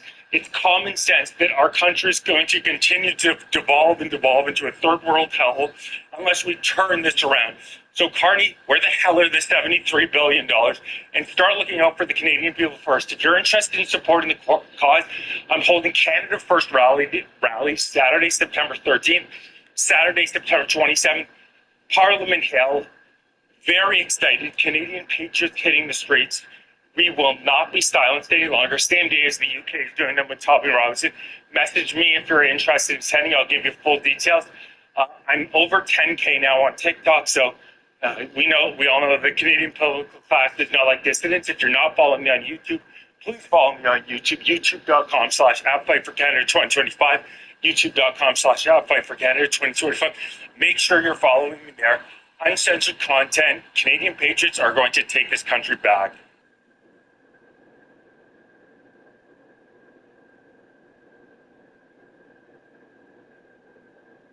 The Canadian people continue to be absolutely ravaged by Mark Carney and his disastrous policies. The United States just announced that another 507 Canadian products were going to be tariffed at 50%. This in addition to the already 35% tariffs on a massive number of products. Carney sold himself as some sort of a master negotiator on the world stage, but it's becoming clearer and clearer every day. This guy has no idea what he's doing on the national stage. He's an absolute embarrassment.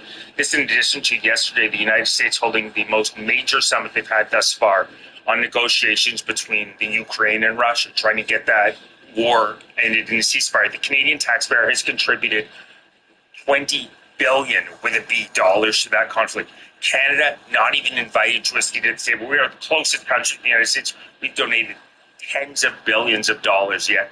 Not even an invite. Not even an invite. All the leaders from the EU, Finland, everybody who's been a major contributor except for Canada. What will liberals get it through their head? Mark Carney is not respected whatsoever on the world stage. Actually, he's looked at as a joke. He refuses to tamp down Canada's control over the Canadian people, over the restrictions on the internet, and therefore the United States is saying, we do not respect you whatsoever. Foreign policy-wise, it's undoubted now Carney has been an abject disaster as the leader of Canada, an abject disaster. $63 billion with a B dollars have already fled Canada since Carney's election. He's only been in office for 4 months. For God's sake, he's been in office for 4 months. Pierre Poilievre was elected last night. He already has 2 head offices. Carney has 0. He does not respect the Canadian people. He is looking out for the best interest of Brookfield Asset Management, not Canada. They ought to rename us.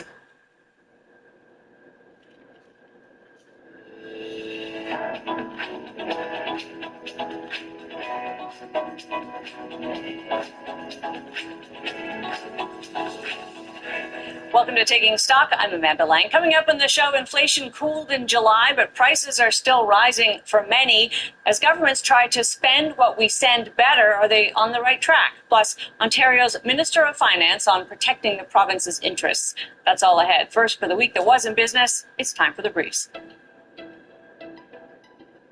There was a stark warning this week about the impact of tariffs on small businesses. The CFIB said businesses already hit by the steel and aluminum tariffs, which now face the removal of the $800 duty-free exemption for U.S. imports, don't have much runway left, and that 1 in 5 facing extra tariff costs say they may not last beyond 6 months if nothing changes.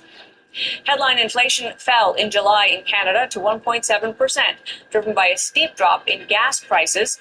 Other prices were still rising, including groceries, which were up 3.4% overall, and shelter costs, which reversed recent declines with a 3% increase. The core rate of inflation is still 2.6%, inside the bank's target range, but high enough to potentially block a rate cut in September. There are some signs the number of consumers struggling with debt has leveled off slightly. Equifax Canada says 1.4 million consumers missed a credit payment in the second quarter. That's down slightly from the first 3 months of the year. Canadians without a mortgage are more likely to miss a credit payment. Home prices in Canada fell for a 6th consecutive month, according to the TerraNet National Bank Index, down 2.6% overall in July compared to last year, with Toronto down 7.5% and Vancouver down 4.3%. 8 of the 11 cities in the index did gain in price, though. Quebec City was up almost 17%, Edmonton up 5.3%. Even in cities with declines, prices remain out of reach for many. A tentative deal put a swift end to a strike by Air Canada's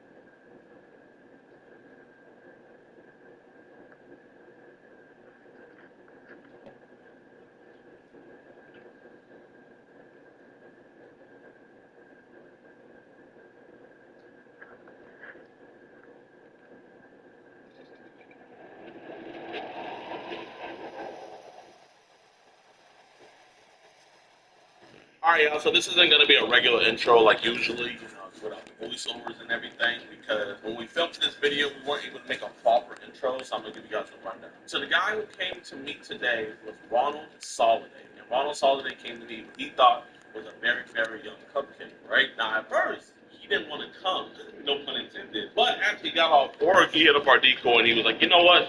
I want to come. So he got in his car and drove about 30 minutes in Marion, Indiana, right? Luckily, our decoy lives out in Indiana, so she was able to come out, and we were able to do an IRL catch with an IRL decoy and everything, and they did their little date first before we came out. Obviously, bro's a cheese pizza trader, we all know. So I really don't got much else to say, but you guys sit back, relax, and enjoy today's episode of EDP.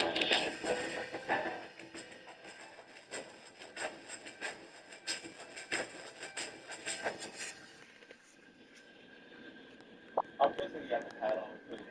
Hey, I see that. Where? At the pond. At the pond? He's like on my wheelchair in the left playground. Left player? He just looking at me. You just in your picture? Okay, yeah, I said that too. Okay.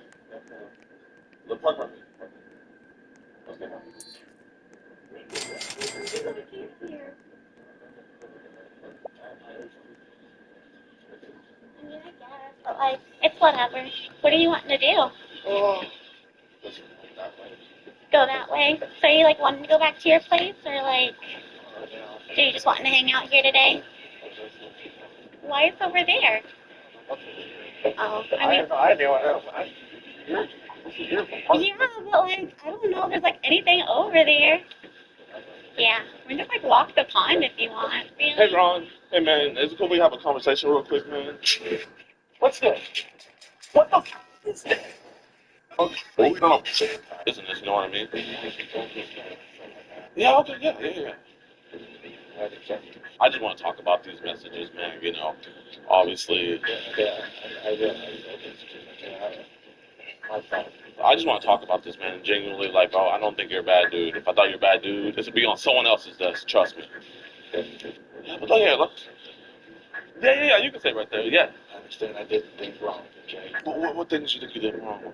Just talking to her. That's about it. I'm guilty as charged too, man, you know. my messages leaked out there, bro, I promise you, man, people look at me sideways. I just wanted to just talk to you, get this straight, man, 'cause I don't think you're a bad dude. What do you want? Well, man, I see you on Telegram and stuff like that. I know, like, when I was on Telegram, I would just be getting added to these crazy groups and stuff. Does that ever... There are crazy stuff like that.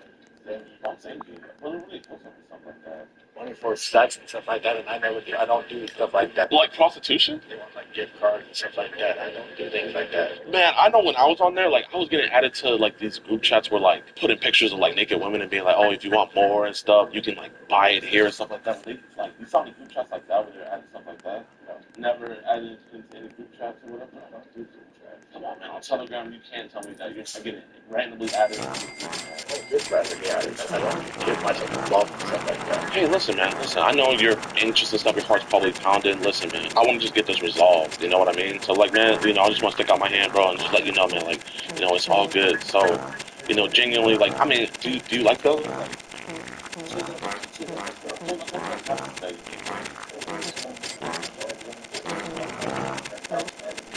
yeah, you know, it's just something about being out on here and just walking around and shit and stuff like that. I feel like you want to do it this far. I appreciate that, man. Stuff like that. Yeah, no, totally.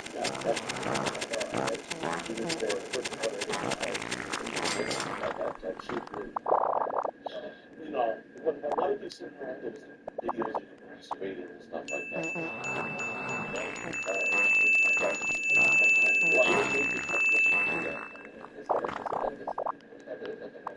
What at the moment? Did you just find her attractive? Yeah. Do you know what MAP means? Yeah. You know what that stands for? Would you consider yourself a minor attractive person? Why'd you come out here today? That's it. Good. I'm not. You're good. Like I said, I'm tired. I had a long day. What happened to work today? I pushed 3 carts. Oh, so that's why you're so fit, man. Okay, you made a good workout.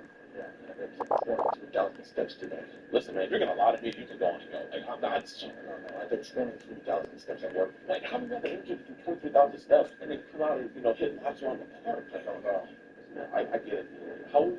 Like, 46, man. Listen, testosterone, attractive girl ready you up, saying yes to all the stuff you want to do and everything. I get it, man. No, it's a type of mindset, you know? I can walk 50,000 steps and still and if it was shit like that, honestly, like, yeah, I can care less about that. Generally, all I'm worried about and, like, concerned about is just, like, you know, like, the shit. So, like, what's going on? Like, obviously, I don't want to show you something like really dramatic, but like seeing not the Telegram messages you have with her, but seeing your other Telegram messages, or kind of see some of the stuff that's being sent to you. Too much of it being sent to you, and obviously it's very immature.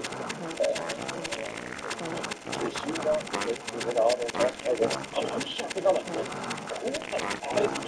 what's the youngest age these people? So I can see that being sent to you, but I can't see, like, the age. What are they?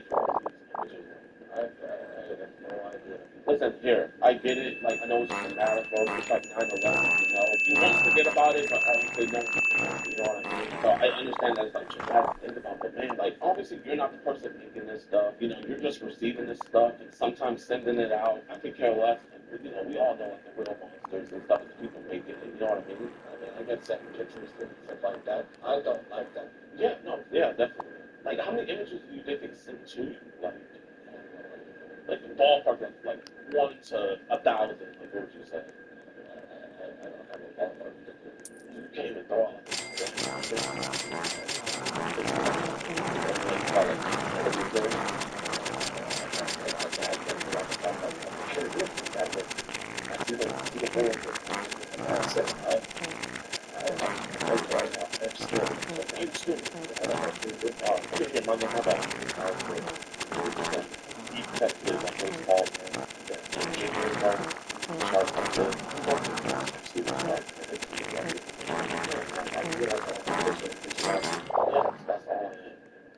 I want you to calm down.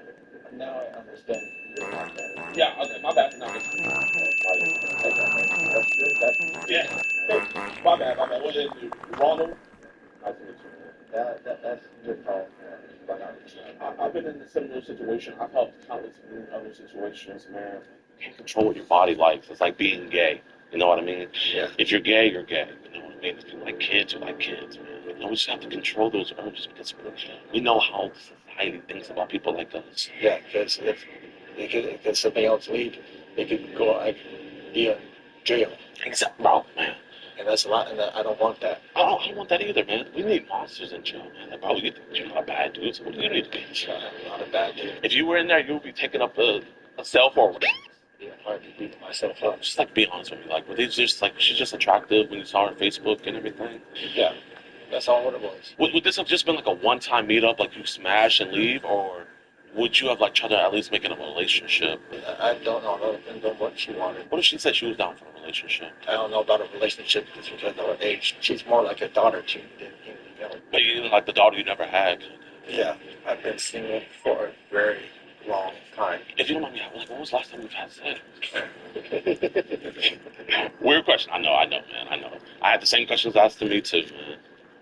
Years. Oh, that's a lot of built up. What a man.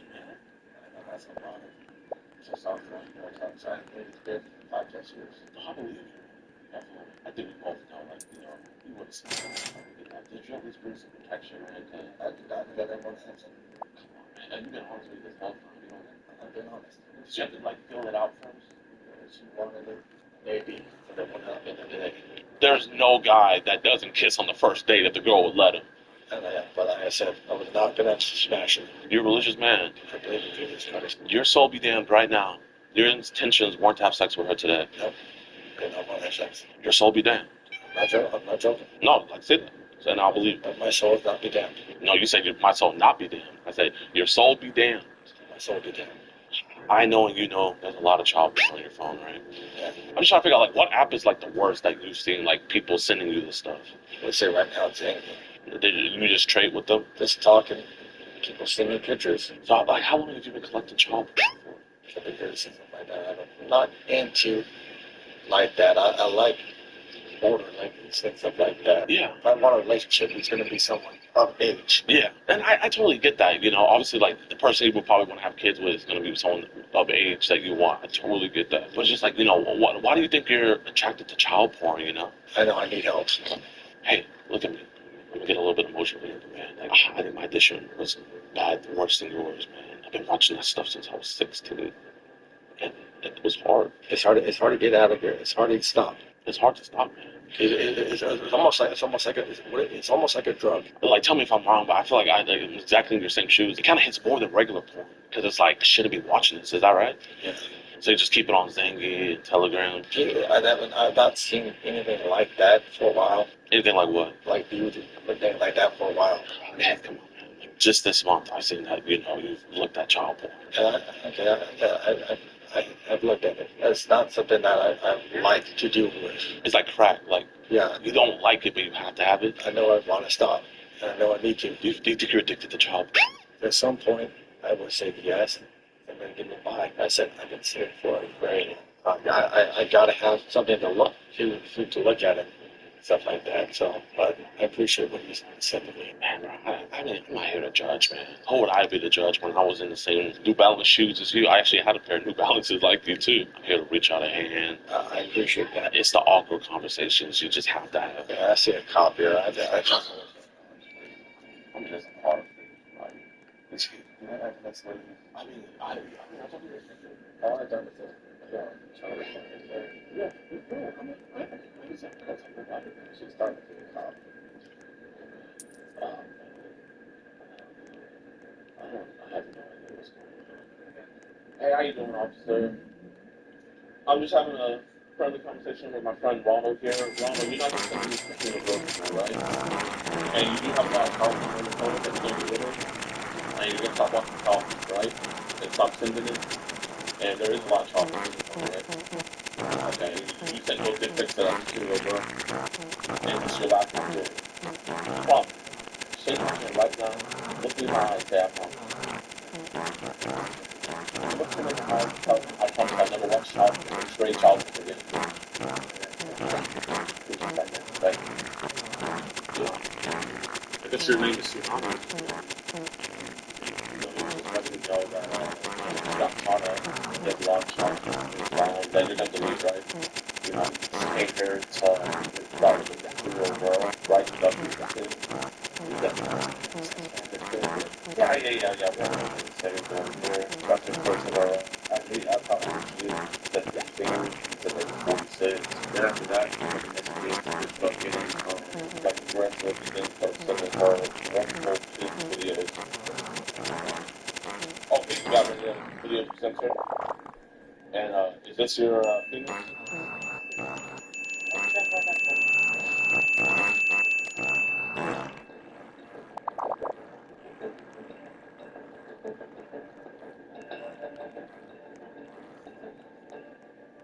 How long you got been doing this, man? Me? About like 2 years. I don't know about her. Thank you, Austin. Appreciate you. We'll see you guys at the station.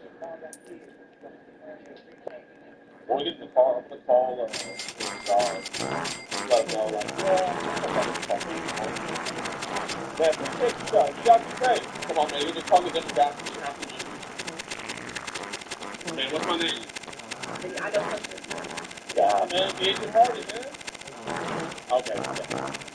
Do you know if you were 15 something and McDonald's started it? I actually got off work at 2 p.m.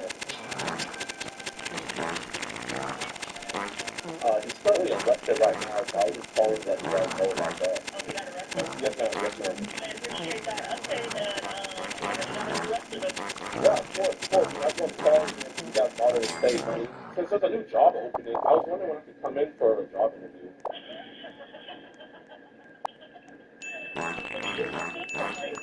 Okay. Not yet, but I just Ronald said he's going to put in a good word for me. I mean, if he gets got arrested for that, I would not absolutely would not take his word. Oh, true. You think, well, you know, since we got your associate arrested, you think you can, like, look out for me and help him out to get a job? I'm going to yeah, I just, you know, you came to me a quick deal over there. We can talk about that $30 an hour.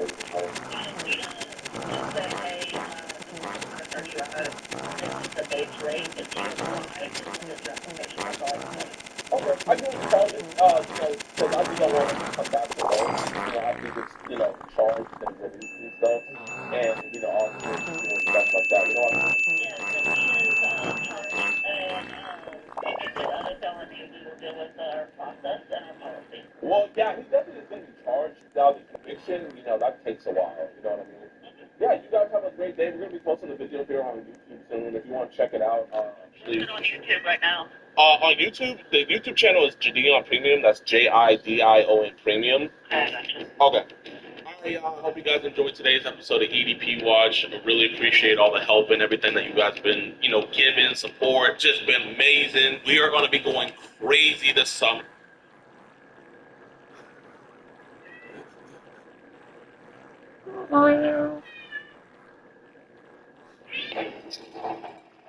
Meow.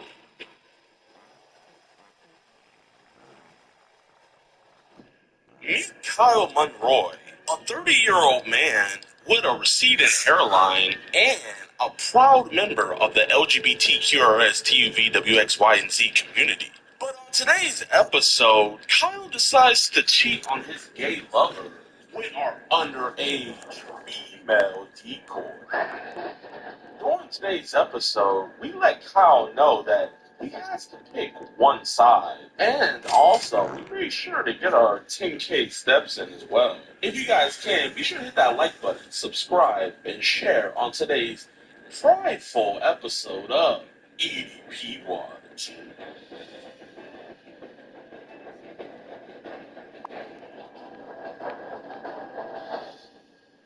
Alright, what's good, YouTube? Welcome back to a brand new episode of EDP Watch, man. If you guys can, make sure to hit that like button, subscribe, and share. We are in Oregon. This is actually my first time in Oregon, so I have to give a huge shout out to our big man, Kyle, for being the reason why we're out here. So Mr. Kyle is talking to what he believes is a 10-year-old cupcake.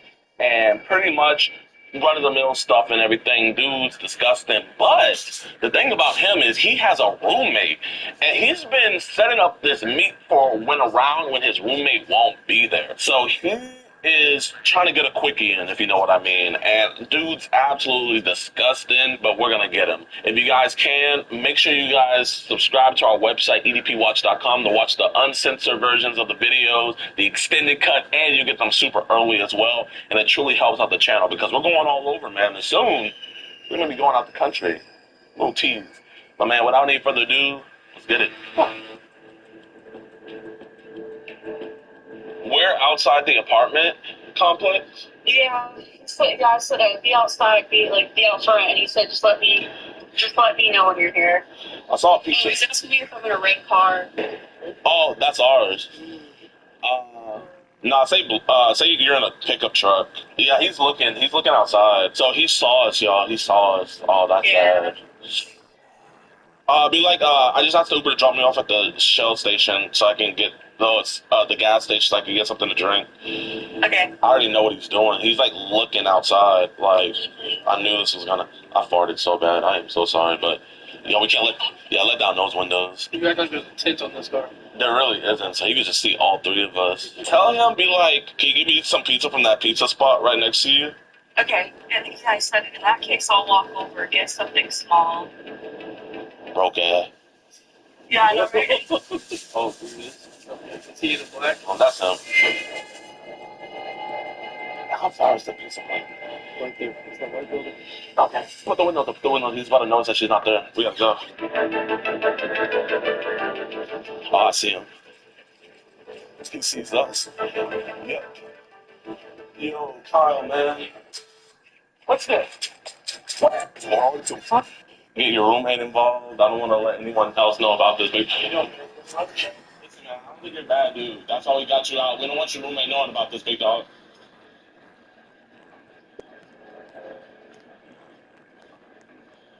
Kyle, man, come on, man. I don't want your brother finding out about this. You're a good dude, man. We're not police. Listen, Kyle, man, your roommate's about to come back home, man. I really don't want anyone else to know about this. I also don't want to know where you live, man. You're walking right over to your house, man. Listen, Kyle, we could talk or I'm going to have to get other people involved, big dog. All right. Go on and call. Yeah. I think he's deleting everything. You can delete everything, man, but we have everything saved. It's a nice day for a walk, Kyle. What you say? Listen, man, you just passed up your house, big dog. Do you want us to leave, man? You do? Well, it's not happening. Shh. Hello, 911? No, I'm just playing. Kyle, I'm playing, man. It was a joke. We already know what you look like, Kyle. Can we at least talk, man? Why not? Why don't you want to talk?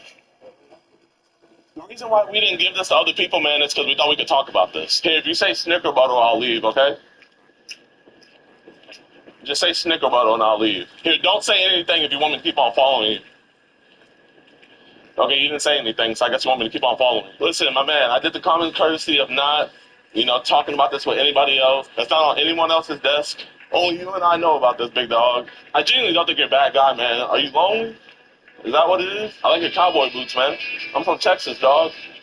So we know all about that. Listen, man, you're a good dude, man. You were going to buy her pizza, man. How could you be a child predator if you're going to buy her pizza? It's literally impossible. You wanted her to not wear panties, dog. You never said that?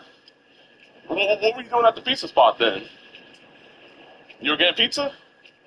Bro, look at you, bro. I don't think you need any more pizza. And I would know. Look at me. This would have been a good workout for you, man, if you were able to get that pizza. You know what? I think we did you a favor. But, Kyle, why are we going to get her the small one? Oh, look, Kyle, it's a school bus. Dang, it turned. You missed it, man. Kyle, why'd you say to her, don't wear underwear? Because I want to rip those leggings. Oh, you didn't? What'd you say then? Because her mom sent this to us, man. Brother, you're a productive member to society. You got cowboy boots on, buying pizza for year-old girls, man. I respect the hell out of that. I'm a little bit happy that you are out of shape because, man, literally, I couldn't run because I'm out of shape, too. Oh, well, oh, it doesn't? No. I have no racist to you. If I had a black guy instead, I can't jump. How far? Oh, wait, are you white or are you black? You're mixed. Are you mixed? Are you mixed with black? I thought you had a little bit of black in you, man. You see, I mean, now we're talking, man. Was anything gonna happen, man? Like, in your opinion, do you think anything was gonna happen? Probably not. Were you just gonna hang out with her? What? Assassin's Creed? You see, you pre-ordered one. Did you pre-order Assassin's Creed? Oh, bro, that game. Oh man, everybody's saying it's ass. If I were you, I'll go get my $70 back. Is that why you asked for the small pizza? Because you spent all your money on the plate. Your house is right there, man. Like, oh, so you do want to talk? I mean, that's awesome if you want to talk, man. I appreciate you not going home. Okay, here. Just stay here? Alright, man, just stop right here. Kyle, man. Talk to me, big dog. What was going to happen?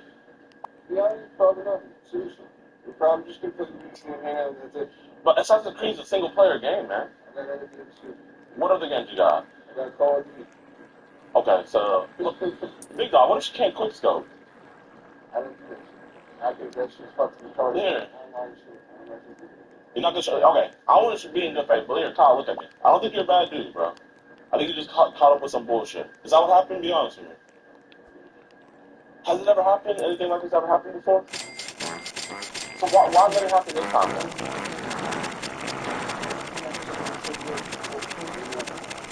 Are you a virgin? Oh, no, that's fine. Who's your roommate then? Is your brother? Oh, man, bro. Hey, I respect the LGBT. So why are you cheating on your boyfriend, man? Since he wasn't bisexual, he said he don't want us to do it. Okay, but did he know that she was... How long you and your boyfriend been dating, man? 27. So y'all good together? What would have happened if you met her at the pizza spot? So y'all just hung out a little bit? Because you understand why her mom's so concerned. I'm not police, he's not police, he's not police. None of us are police, man. No, I'm Christian. Even the Sikh seats, but you know, Christians love this too, man. The early Christians wore this stuff too. It's first time for everything. Listen, dog. If I thought you were a bad guy and I thought that mother had serious concerns, I would have turned this into the people that needed to be turned into. It's just you're a dude that got caught up. But now it's like I thought you were maybe alone, dude. But now you're telling me you got a boyfriend, so I just don't understand, man. Well, can you help me understand at least?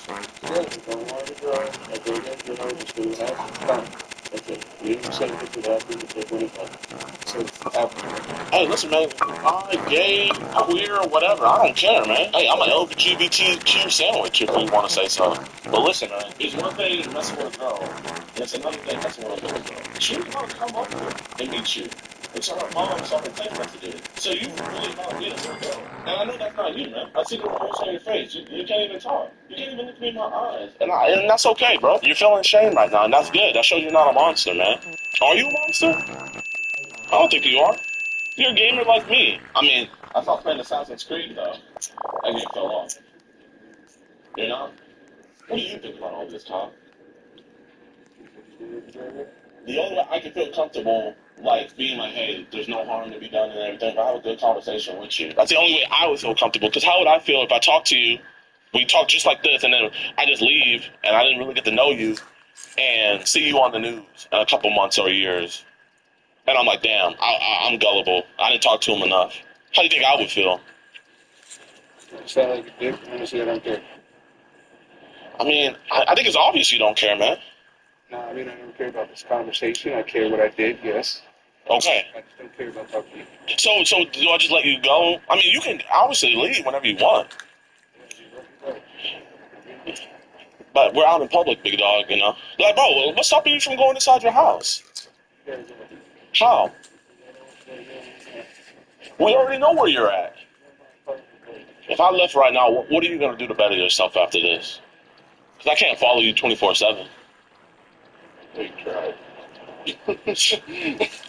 mean, if you went inside your house, I can't break into your house. Now, when we're out in public and stuff like that, you know? Hey, maybe I just want to hit a lap around the block. Bro, like I'm telling you, man, you can leave whenever you want, dog. Listen, man, I mean, until I get good answers, I'm going to stay outside. You promise that? You can't even look me in my eyes.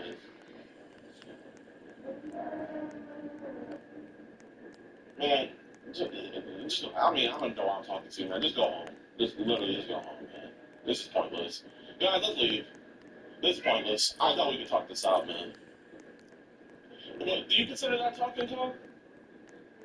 Let's say you call your boyfriend cheated on you, and he responded with every answer like how you responded to me. What would you say?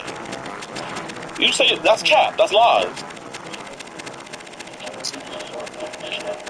What would he say if he knew about this, man? I'm not gonna get into your business with your boyfriend. I'm not telling your business. We saw what apartment you walked out of. If we wanted to, we could just wait outside. You knew it was wrong the whole time, Kyle. I don't think we should be near a school bus, Kyle, man. You're afraid that he's gonna kick you out, man, but you know, I mean, you haven't even brought up how you could have ruined a child's innocence. Why keep on walking around in the loop? You gotta go home eventually, big dog.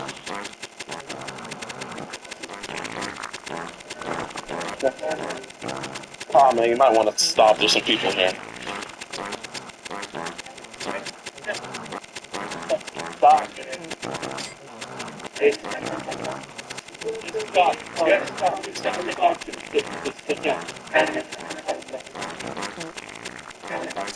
Yes, sir. How you doing, officer? You probably talked with them, but I know everything, so I'm gonna break it down. Start with your name before I get you more into it. Yes, ma'am. Here, I thought the officer was not a bad guy. You're not the type of girl that you know, right, man? This is the last time you're gonna do this, you promise? I mean, at least look that officer in the eye and promise him you're never gonna do this again, man. Right, look the officer. Say you're the promise. So you're not gonna talk sexual to any other 10-year-old girls?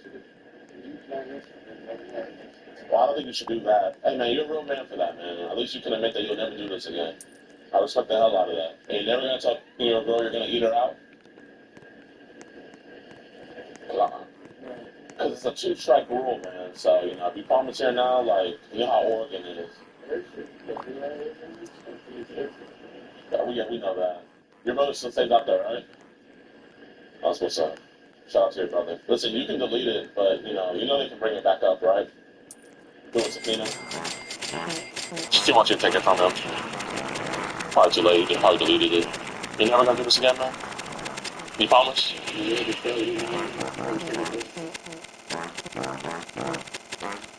was just a stupid mistake, huh?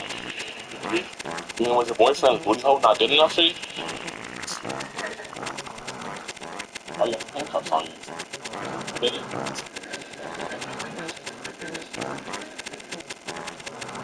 You're really never think me, alright? Not like hard to No.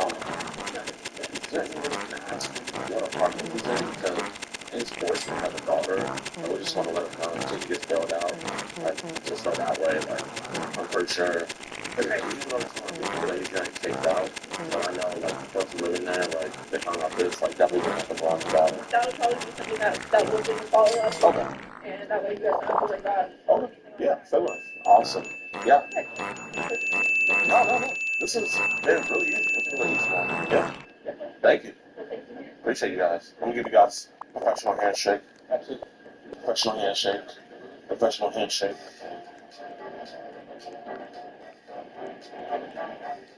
What's good, y'all, man? So, just a quick update on what's going on with Mr. Kyle Monroy.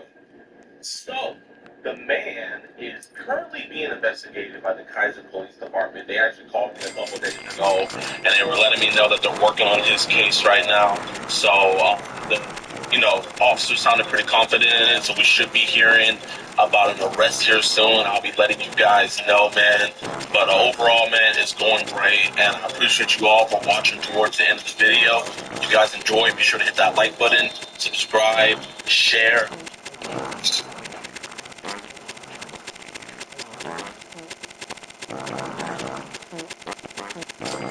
Daniel, a 45-year-old divorced firefighter EMS. We confronted him at his job because he was wanting to do some CPR on our 15-year-old decoy. He tells her at first how he sees her like a daughter, and how he wants to be a father figure to her. But then he slowly reveals his sinister plan. So he informed his employer what their employee of the month was up to on his downtime. They have many employees. The thing that's weird about this dude, he's not telling the employee that like she's like a daughter to him, but then he's saying all this freaky dicky stuff in there, and he told some sob story about like his daughter passed him when she was like an infant or something. So he was like, "You're the daughter I never had." But then he's talking to his daughter like she's a stepsister, but we have enough information here to get to the authorities and everything. It's 7:43 a.m. and this place was like 2 hours away from us. So we have to wake up super early to make here before he comes in. We're looking for a brown deal, and then once we see that, that'll be something. Alright, so we're at his job right now.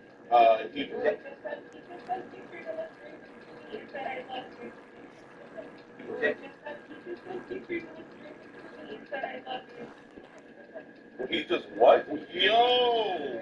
Is that he's wearing a thong. This is what he's coming to work in.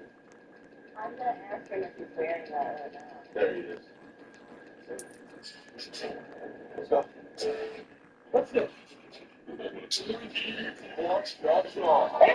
so fun! Fuck! Central China and the chicks get phoned out like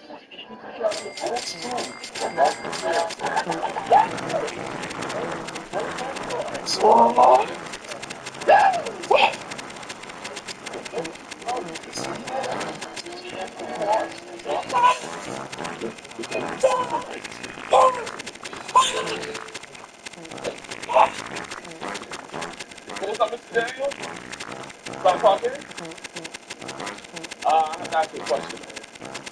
You can, I don't want to get forward with this more, but we have a conversation about this. My name's London. We do online operations where, adults talk to younger people. I just want to kind of get some understanding about some things, like why you were talking to Miranda like this, and have you been chatting with a 10-year-old girl? Yeah. So where did you get these pictures? I have Facebook and I use TikTok. Well, I feel like you're thinking I'm Insta stupid. So you didn't just send this picture? You didn't? Oh, you have a girlfriend? Then where are all these personal, private pictures of yourself coming from? You got your picture here with your bulge, you here with your fire department shirt. I mean, I think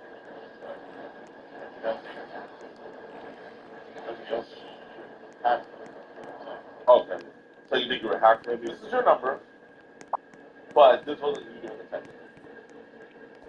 Why don't you sit right here? I'm just chilling at work, and you're literally right in front of your job right here.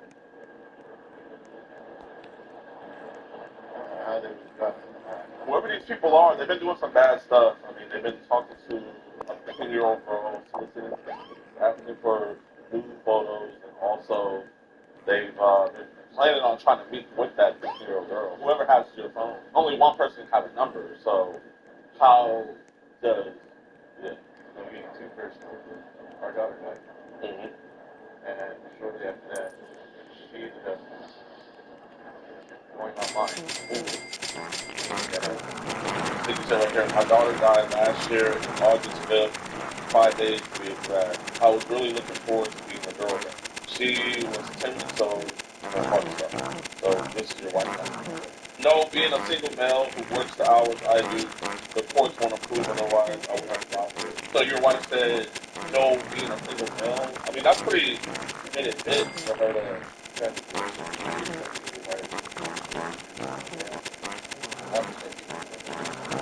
these are a lot of selfies, a lot of selfies of you. Is this not your brown beetle right here? Did your wife go and take pictures of your car and send it to... So how did you get access to these reports? I'm not going to take out I'm not nothing. same picture you sent to your girlfriend, you also sent to your girl.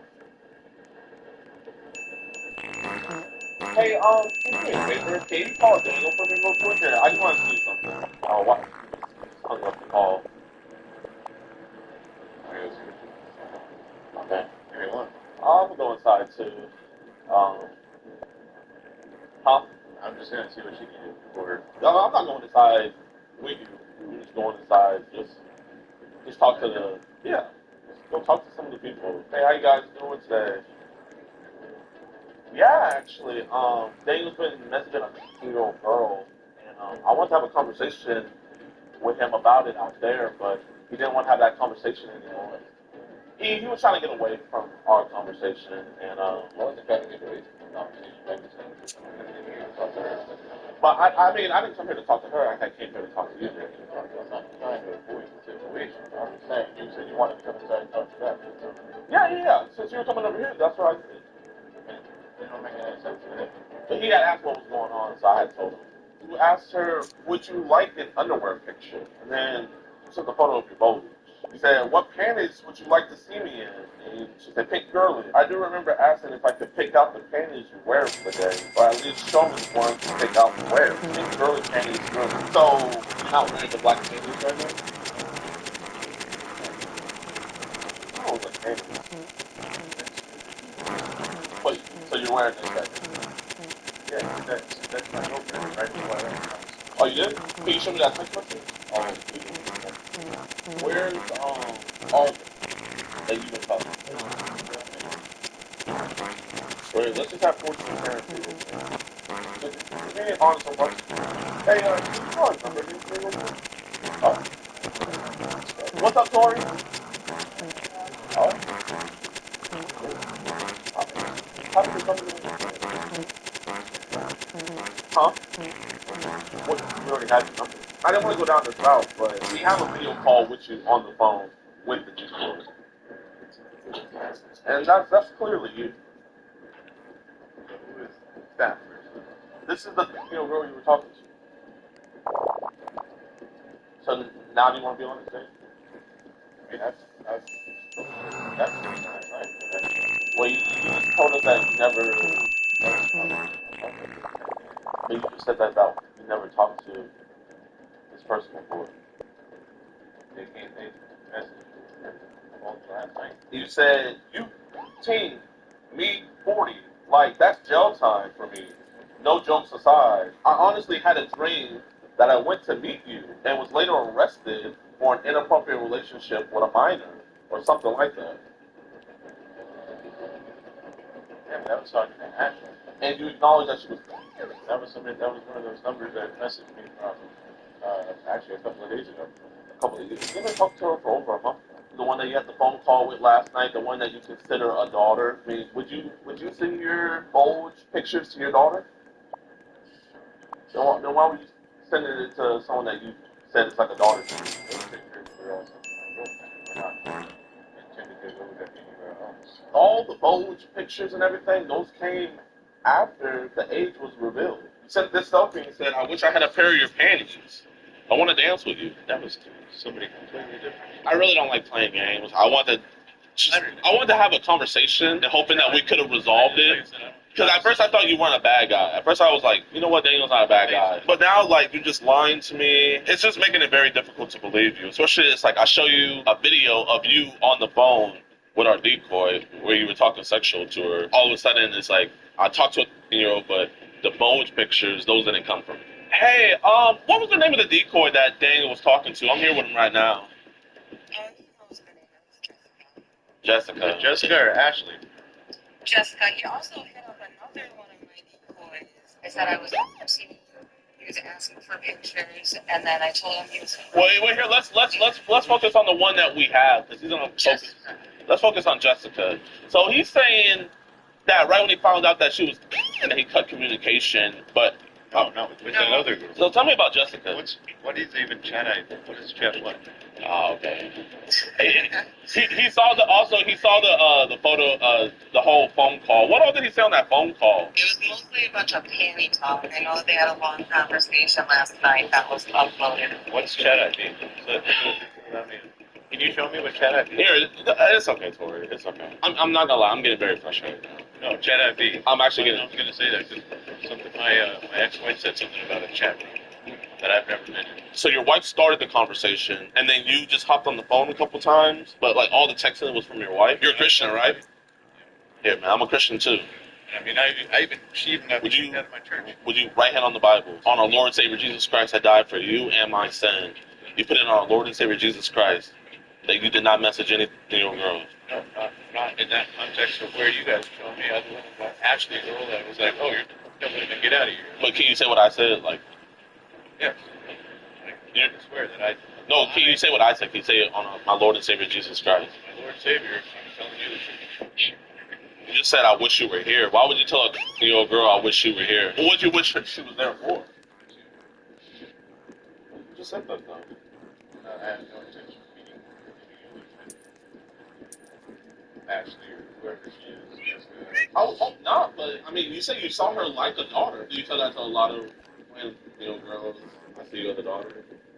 He said he kept asking what I would do if I were with him last night, and if I would sleep with him with no clothes on or not, and how he would caress my body. That's on video. You just saying that. That's a quote from you. Why would you tell a girl that?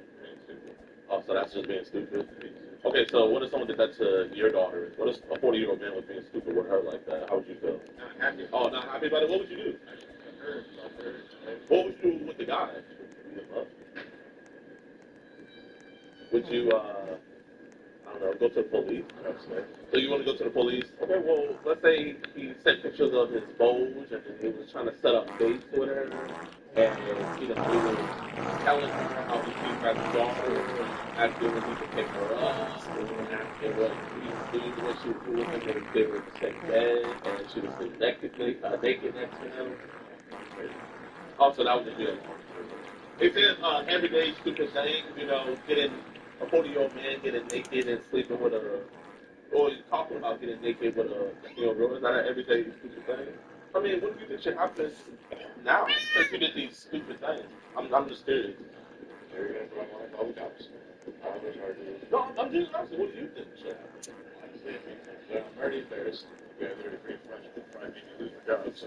I want to see if you're going to be honest with me, but, Like I said, I thought you said you wanted to come to me. That's why I said how are you being honest with me when you're saying that your ex-wife is the one that's making all these calls and everything? Yes, sir. We're still talking about it, sir. How you doing? Yes, sir. I understand that you guys want to exit the premises before you can fix the basic the park or something. You want to the park? We can follow you. Right. No, we'll just follow behind. No, that's cool. We got a problem. So I literally have the entire drive, the entire chat logs and everything. I can get that over to you. I've already talked to the sheriff's department. I'm going to work here. Yes, sir. Appreciate what you're doing, man. Somebody said they called Yeah, I had. We don't have that. The owner wants y'all to leave the property. This is private property. Oh. If y'all want to go out by the roadway, so calls I had, that's fine. He don't want you on the property. Oh, okay. Do you want us to leave right now? Oh, yeah. Is it to leave or him? Are they good? Okay. He wants you to leave. Well, before he leaves, officer, I just want you to know, the reason why we were talking with him, and the reason... Oh, you do? I was going to say, because, he has his phone, he's been deleting some of the text messages. We have everything saved, but, Anything shirt on, like so, the phone, that's the phone that he's been texting the decoy with, which he believed to be a 15-year-old girl. So I was just saying, he's been deleting messages and stuff, so that's just evidence. He messaged the decoy, the decoy that he messaged, she told him right off the bat that she was 4 years old. So he first looked at her on the IUD thing, then he gave his number for HS, how are you? Got a date, showing how working that the job, right? We're told that he can pick her up.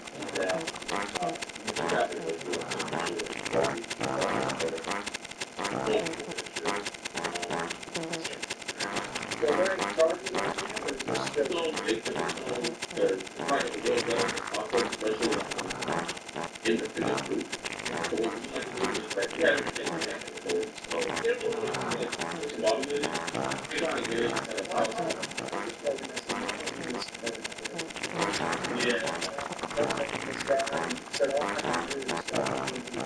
any other questions?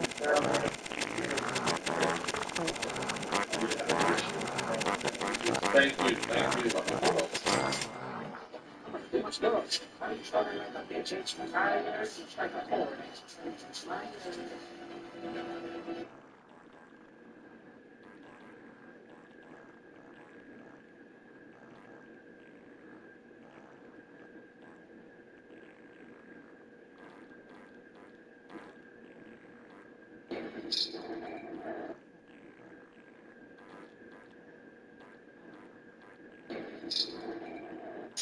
How old were you back then?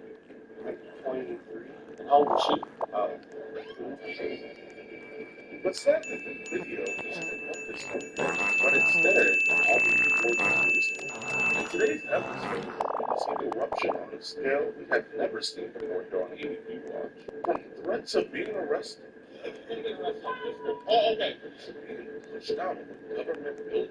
Okay, now you're pushing me. Okay. More handsome with me than a registered sex offender. Even them stated to us that they would have never shown up to our 911 calls. I got a question. If you didn't have a one person arrest, would you guys have shown up? Yeah. We got so, only 200 years later, and it is today's episode of EVP.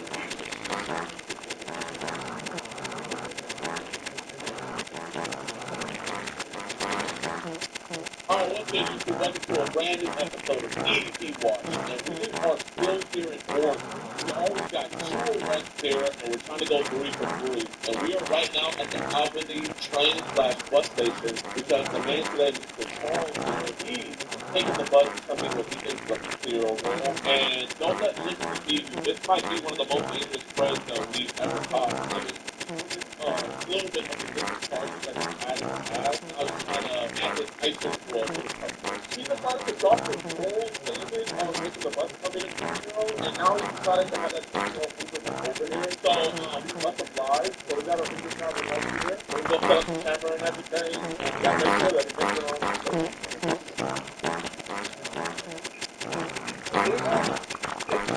Hey, how you doing? Trying to say one of them very good. Oh yeah, we're inside Walmart right now.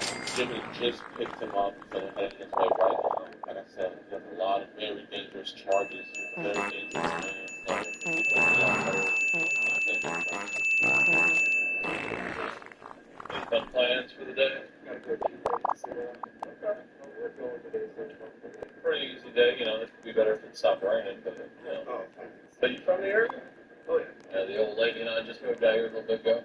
Okay. And she's a recruiter for the Air Force. I love the Air Force. It's probably one of my favorite branches, you know. She's definitely the breadwinner. Well, you know, there's nothing wrong with that. I've seen some videos where there's some women that are just incredibly saying, like, completely opposite. They're like, no, a man needs to do this criteria, this one. We do our best to split the bills and whatnot, but she's happy with what she does. And, yeah, I mean, it worked. Are you actually from Texas? So we were stationed out in Georgia. Oh. But my dad, he lives outside of Austin, and he was like, look, you know, I've got this car, you know, your mom and I really aren't using it, why don't you take it? So I'm just borrowing this for a little while. But I'm trying to say that on that, though, is like, I like all red states. Like, yeah. I'm a Trump supporter, so like, yeah, that's okay. I love my country, like. Yeah. You know, I always feel more relaxed in red states. 911, what is that? Hello, we are at the Walmart over here at, let me give you the address. So what do you do for work, Ronnie? Go out and stuff. Okay. Like friends of friends and whatnot, but nothing like permanent. Hey man, you just live it easy and free, that's what matters. Yeah, man, he's coming here to me, he thinks he's a 15-year-old girl. He's a sex offender, he's been talking to her sexually, and he's moving here right now. His name is Charles Mellick. I'm living with a friend right now. I was actually living homeless for a little bit. My house burned down in a fire, unfortunately. Oh, yeah. So I'm working on, like, really, like, flipping my life around at the moment, like, in a better. Okay. Because we are stationed all over the U.S. where we have people. We actually just got 2 arrests over yes. Well, I appreciate you, you know, talking with me. Yeah. Why not? So if I end up talking to them for 5 hours, they're going to come out. Why would you guys not come? I mean, it could be reversed, right? I'll try to get it go through that chance. I appreciate you hanging out with me, man. Have a good one. Sure. Maybe at least please let them know. That's all I ask. Okay, I'll put in a call for supervisor review that looking for the government review. Have a good day, all right? You too. Oh, my body touching. Call you later. Pray for me, okay? Love you. Bye. Hey, Charles, man. What's that? So we're not in the cold? Okay. So your name's Charles? Yeah. That's what's up, man. I don't want to put your personal business out there. That's the last thing I'm trying to do. If someone walks by, we could just keep it down and everything. Okay. Who you come here to meet today? Bella, I think. Bella? Okay. And how did Bella tell you she was? Hey, man, I appreciate you being super honest with me, man. And I mean, like, did she tell you, like, right away that she was beautiful? I think so. Why did you still come? Like, I don't know. Just to hang out, I guess. Like, why would you want to hang out with, like, a 50-year-old girl? I mean, a little bit more than I don't know. You know what I mean? You don't know why? Maybe I'm retarded. I mean, do you have any, I'm not trying to be disrespectful. Do you have any money to spend? Not that I know of. Are you just like a lonely dude? Like, were you just... Yeah, that too. Yeah, let's get a little bit more. I don't want to get your business out there with her. It wasn't really, like, her age. It was just the connection you wanted with her. I don't know, like, yeah,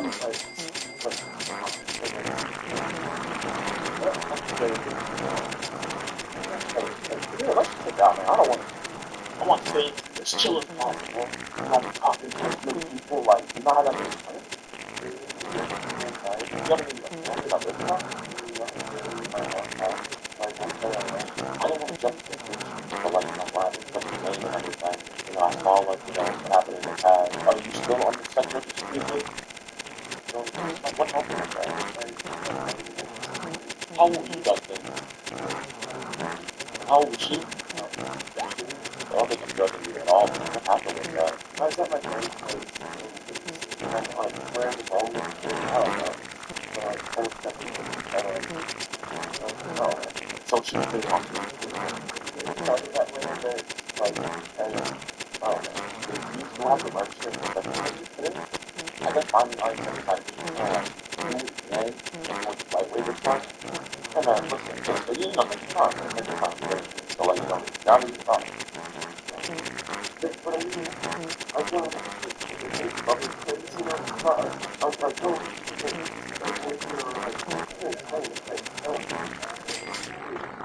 I don't know. Yeah, with all that sexual stuff you were saying, did you mean it? But if you want to see what the vibe was first? It's like hoping that one comes to that, you know, like, yeah. I was like talking like, I don't know, like, so you just wanted to be in a relationship with her? I mean, that's like what we're talking about, kind of. Yeah. Like, I don't know, like workable, but like at the same time, like I'm like, I don't know, like, why don't you think it would have worked? Hey, look at me. Say, I'm not a monster. No, look me in my eyes and say, I'm not a monster. It's okay, we're just talking about this, man. I see, the guilt on you. I see all this, man. Would a monster feel like that? Exactly, man. So like you were saying, like, why don't you think it would have worked? I don't know, like, I can't see the future, so, like, I can't really... Is it because the age difference? I mean, I don't know, like, I don't like looking for anybody, I don't know, I genuinely don't think you are, man. Do you ever be on Telegram and stuff like that? Or Zangy or Teleguard? So I guess what would be the craziest thing that you've seen happen on, like, Teleguard or Telegram or something? I don't know.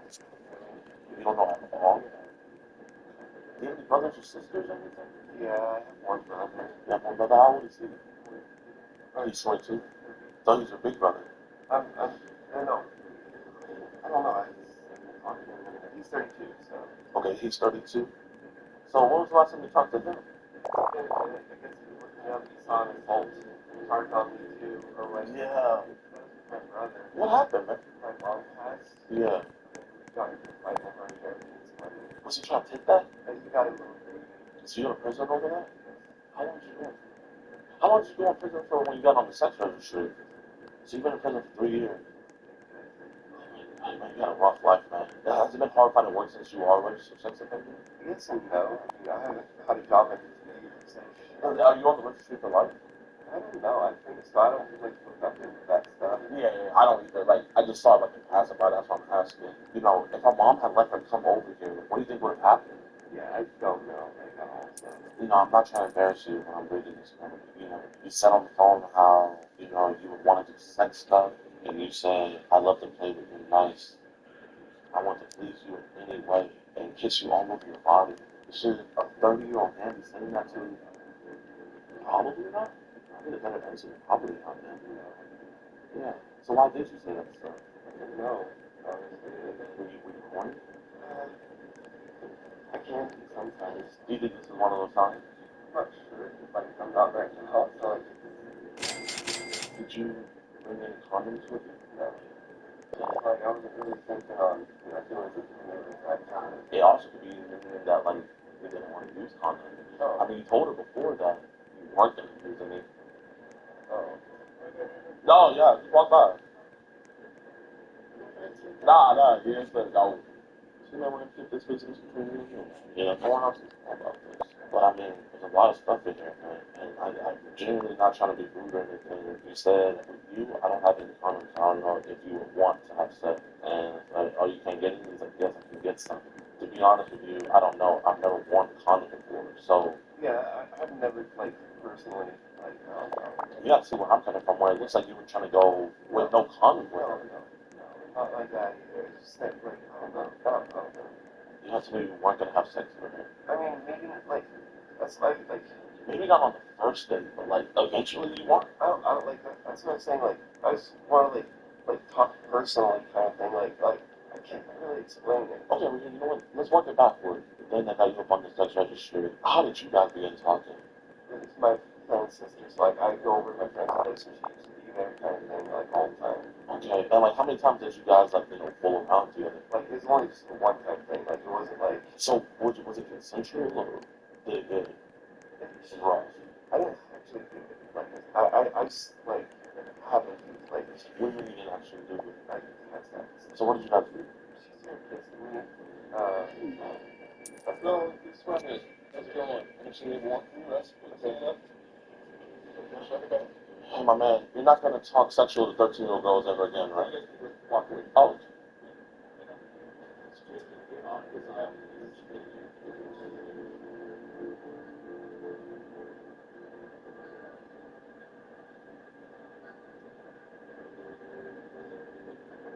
Yes, sir. I mean, can we record it? As well? Okay, we'll just record it. Yes, sir. I was telling her that a man is coming to meet a 2-year-old girl. I told her that he had taken an Uber. She was telling us that they don't have any officers service of inside. Yeah, so yeah, he was already on his way. Yes, sir. Yeah, plans to meet her here, yes, sir. No, it's not. This is not illegal. Over in Kaiser, we got 2 arrests last night. You guys can submit your investigation Okay. Well, can I get the information for that? Because, I mean, I know you guys are arresting him on some warrant or whatever, but, I mean, I feel like it's also more important that he's a registered sex offender and he came here to be a 2-year-old girl when he previously was a 2-year-old girl when he was 23 years old. But you engage in law enforcement activity. This isn't law enforcement only. Yes, sir, but that's not illegal. But it's not illegal. Yes, we got a predator that tried to meet a 2-year-old girl. Because, I mean, without...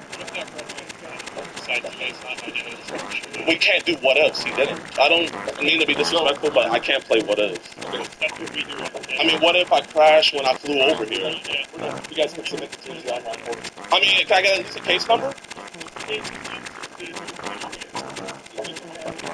So you don't care that you came to meet a 2-year-old girl?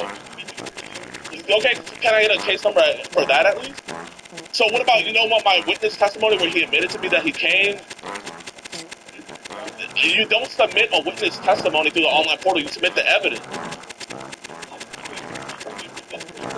There's... How can they... We kept it as calm as possible, nothing happened.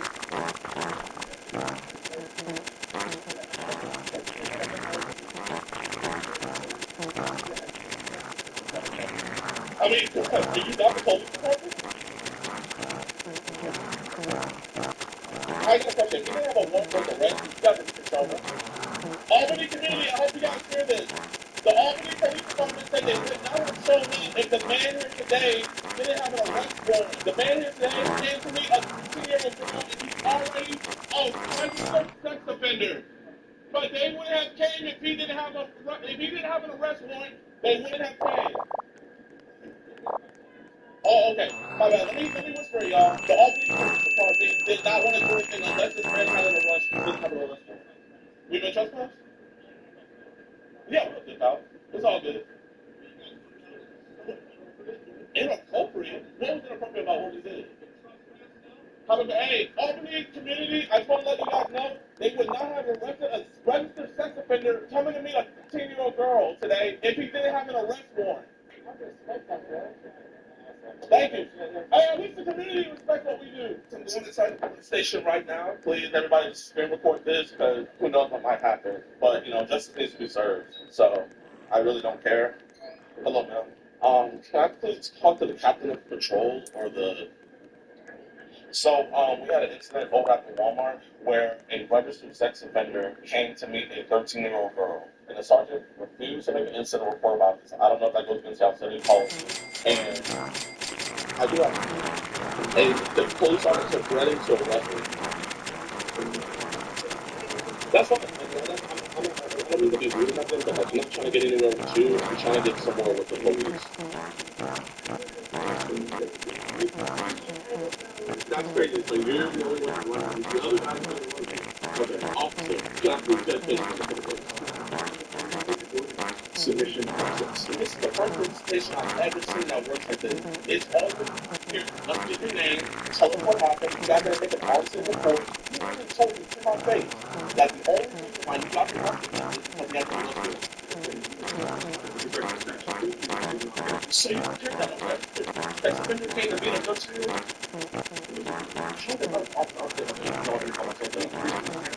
Yes, sir.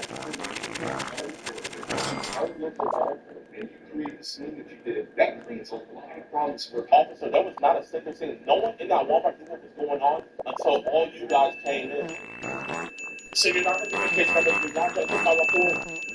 The only reason why he's in jail right now is because he has an arrest warrant. It doesn't even matter that he's a registered sex offender. You're not a police officer. I'm not pretending to be. Officer, you have arrests here from other groups. I can't be here in a public area. We exercise control of business. So you were done with business now. How can we be done with business when you never started business? Sergeant Curtis Bell of the Albany Police Department, and you threatened to arrest me for no reason. I'm telling you legally, your business is done. No, you threatened to arrest me at the Walmart. You threatened to arrest me at the Walmart.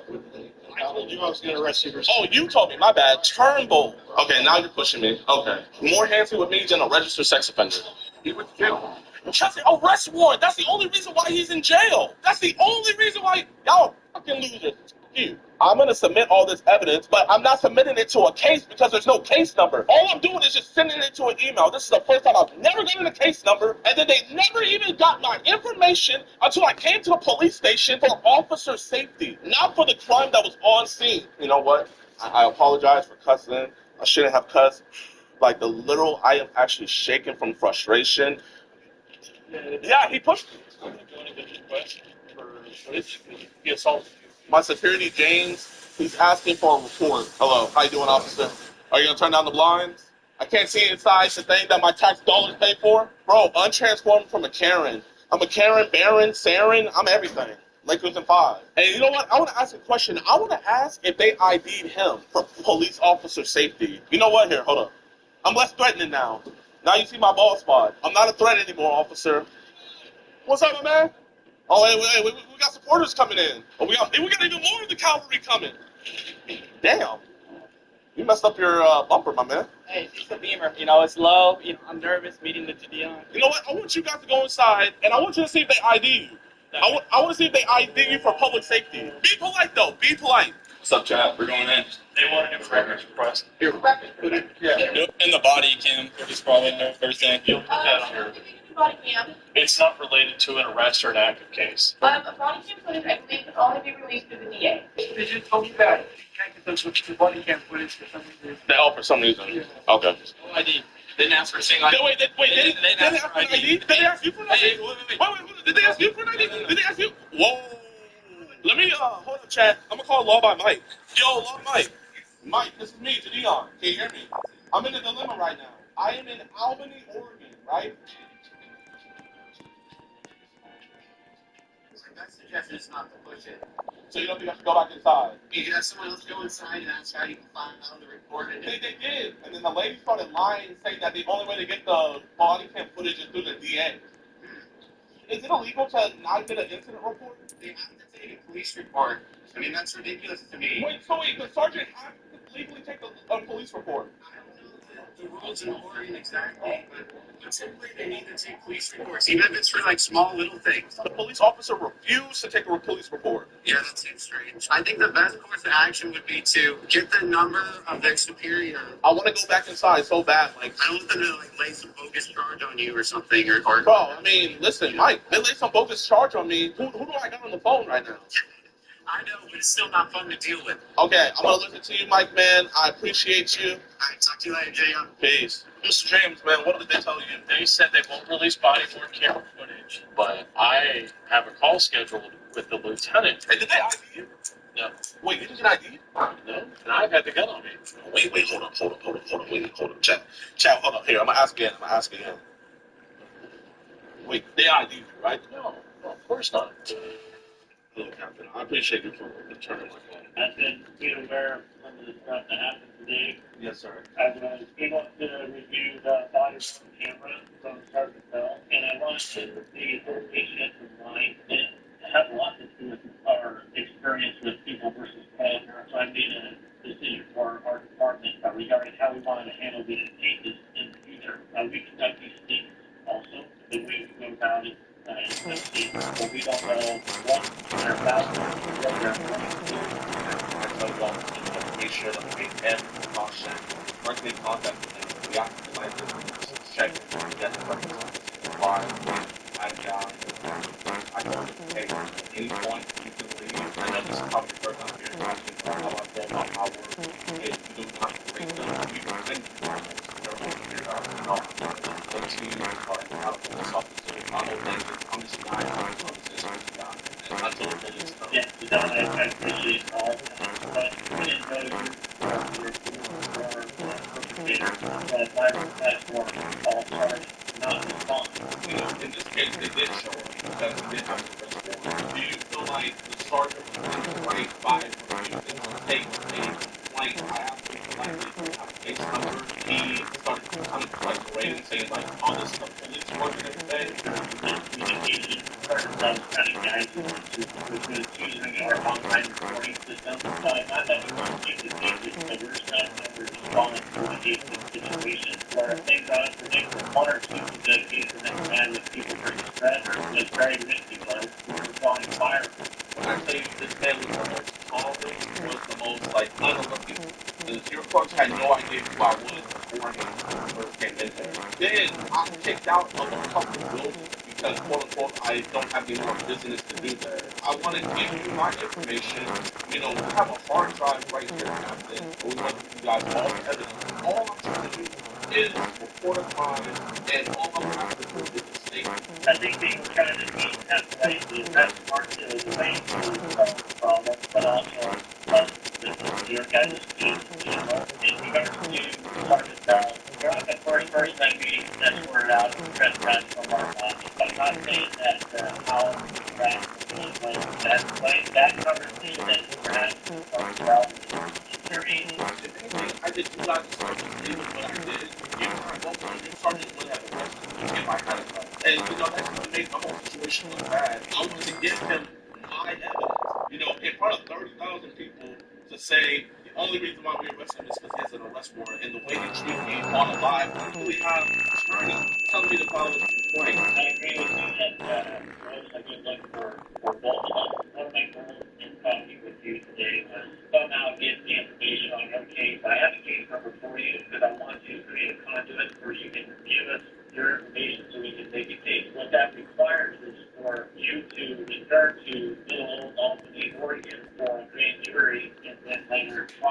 Officer, I have no problem doing that. I've been subpoenaed to go back to Virginia next month. I've already testified in multiple court cases. I'll spend a dime for me. I'll spend it for anybody. The thing I care about most is getting these dudes locked up. And if I have to come back to little old Albany, I don't mind doing that at all. It's like, even when we had police stations saying, yeah, we're not taking this, every single one would at least we would at least leave with a case number. There's things that we probably could have done differently. I do have a case number for you. And I want to genuinely ask you, like you implemented this rule because catching predators and stuff like that can get messy and it can get dangerous. The most dangerous part is when the police arrive, and I think that's the scary part. When everything should have been, the safest at that moment. That's when tensions were highest. That's where threats were thrown out.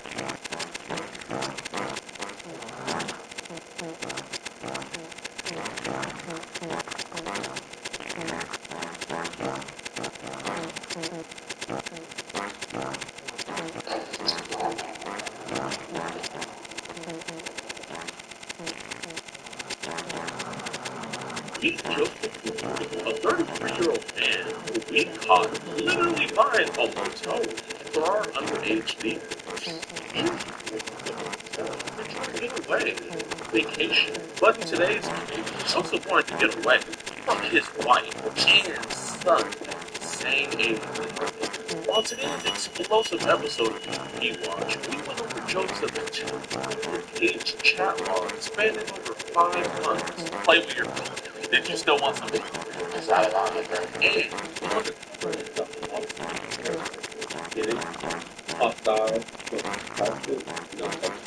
so much you relax, take like, and also subscribe, right, it's episode eat.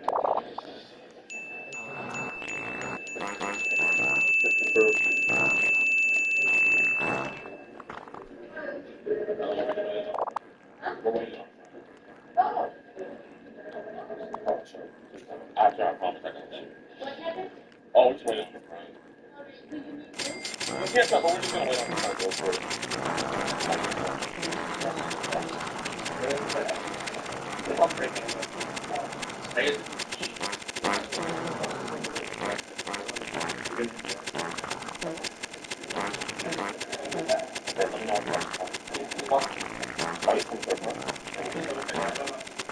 You got to behind the car.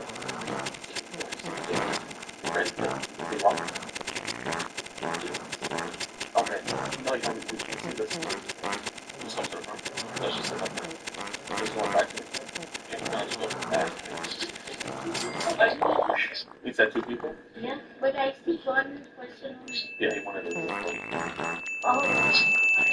Wait. He's coming inside. He doesn't think that I give him his. No. You provide legally by what you're supposed to do. Hey, Joseph, man. We know why you're here, man. We just want to talk. That's literally it. We just want to talk to you, man. Can we have a conversation? Yeah. Okay. I just don't want to do it in there. People overhear us. Let's go to the front. You good, man? Yeah. Okay. Bro, man, I try to look out for brothers, you know what I mean? Like, what entices you about it, man? Wouldn't really just hurt, Yeah. It's like an addiction almost. An addiction. I learned so much about you, Justin, man. You're good too, man. Reflect about the community. How many kids you got? Ryan, was it your son, right? Yeah. Oh, man, he looks like a split image of you. That's why I want to talk to you about that. You feel me, big dog? So if you be cool with me, man, I'm going to be cool with you. I promise, man. Yes, sir. What was it, man? Was she coming on to you, or like, what was going on? Yeah, it was a little app. You run across something, and it's like, okay, well, you make a post and then they reply, like, okay, well, so I was interested or whatever like that. Were you talking about, like, eating her out, having that hard and ready, man? It's like, she told you her age multiple times. She said, I'm 15. Yeah, some people play it, Yeah. You think of like role play? Like role play, that's a lot of that shit goes on. Yeah, I've been talking for like, what, 3-4 months now, man? It's like, how long are you going to keep a charade saying, I'm 15, you know? He's like the smartest, obviously. I want to know about you, man. Like, what's going on with you and your baby mama? We ain't been together a long time, man. It's me, my wife, we've been together for 10 years. Oh, so you're married? What's going on with you and your wife, man? Like, is she not satisfying you, dog? Not an addiction, that's how Are you a sex addict? Probably so, yeah. It's been a subject. I want you to get a better 2025, man. I want this to be like a wake-up call, you know what I mean? Bro, I'm not trying to see another brother locked up, man. This system's already against us. You got a good paying job, but the job's still good, right? Was. What happened with the job, man? I don't know. I guess you gotta see. Be honest, man. Was this shit you were talking like? You really about it, man? About a motel? It's like, what was gonna go down if she came through, man? Yeah, I guess I was saying that she was really. What do you think would have happened? I don't really think she was. Well, obviously she was. You never know, you know. Yeah. Yeah, man. Bro, your son could have grew up without a dad, man. But how was your son, man? He's gonna kill him. Yeah. Shit, and God. What if it was someone talking to your son like that, man? How would you feel, man? Irate. Oh, nigga, you big dude, man. You messed them up, huh? Yeah. So it's like, man, like, how would you do that to someone else's dog? You feel me, man? Yeah, it's just better everything, bro. You see your son a lot? Like, you have the custody over? Relationship right now. I'm not the custody. I'm like the relationship. Yeah. He thinks me right now that much. Like, I'm moving away. Like, that's the glory that's keeping me up right now. You know, a lot of black men, they don't want to be in their son's life, man. So I respect the hell out of you for that, man. And I want you to stay in your son's life. What I see personally is when people talk to like little kids like this, man, the social media age is one of those things where it's just like there's a trigger for everything. Just best to not have it. Bro, what was the trigger for you, man? Like, what was like, you know what, I'm gonna go through with this? You believe in Jesus Christ? You know what Jesus said? I think it was in the book of Matthew. He who offends one of my little ones, it'll be better for him to have a millstone wrapped around his neck and sink to the bottom of the ocean than for the Lord to have his hands on him. You remember that verse? I think it's Matthew 10. I don't know it. What happened, man? I don't really have to for that answer, man. I don't want to be vulgar, man. That's a huge, man. Oh, how did the other man touch his jump to your son? What's happening, bro? It's not good. You went for her constantly and everything, man. Like, so I get it. We all have thoughts that we shouldn't have, man. I'm not gonna sit up here and be on some moral high ground and bullshit, man. Because I know I have my stuff. He has his stuff. When you know there's redemption is when you feel bad about it. There's no pushback at all. You were in for everything, dog. Like it's like day of. It's like, yo, man, see my penis. The other day,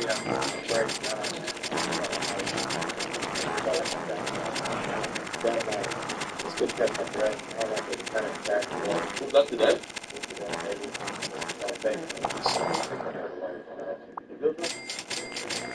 Are you like separated? Y'all have a good relationship. Y'all have a good relationship? How does she feel, man? For 10 years. Not only you cheated on her, but you don't know. She didn't go out. Were you trying to look for a relationship with her? Or one time thing? One time? Where's your family? I know you probably like feel like, damn, no, and tell me if I'm wrong, man. I'm getting energy of like, damn, I got caught. Nah, damn, I actually fucked up. Something like this happened. It's like a strange one. It's like you're here, but it's like you're not really here type stuff. Past trauma and all that shit like that. Will you ever touch as a kid or anything like that? No, I'm like physical trauma. Got my ass beat. Man, bro, like, bro, look at this, man. Oh, yeah. That's 1, 2. That's her. Do you like the pics, man? That's a listen to news, man. Did you find her attractive? Yeah. Are you attracted to girls of adolescent ages? Nah, not necessarily, no. Then what was it about her? Initially, I really didn't think that was her real, you know, her real age. What's the other times have you stepped out on your wife, man? No, I don't do that really hard, to be honest with you. This is the first time you've ever cheated on your wife. Hey, you're gonna let me think wrong. Like, bro, we all think she's a good woman, isn't she? She don't deserve this, dog. Got me about the pot, man. Man. Yeah, man, you speak some, man. I gotta catch on something. Do you expect this child to stay with me? No. How did you plan on giving her help right after this? Well, like she said, you think your wife deserves to know what happened here tonight? I just think that she's already dealt with it. She don't be looking at the finances? Yeah. So what's she gonna say when she saw like a second credit card or whatever it is. What are you gonna tell them? That's work on myself. Just give her the life that she actually deserves. What's she been going through, man? Man, it's not good right now. Son's not good. Wife's not good, man. Who's the head of the family? How's home gonna get better when we're at Super 8 waiting for a 16-year-old to sneak out her parents' house? And how's home supposed to get better? But that's me asking, man. gotta put the work in, man. At this point, man, like, bro, you might as well go get the pack of cigarettes. Go out and get some milk. I see what you're saying. It's been an internal battle. I haven't been praying. I haven't been asking for stuff like this.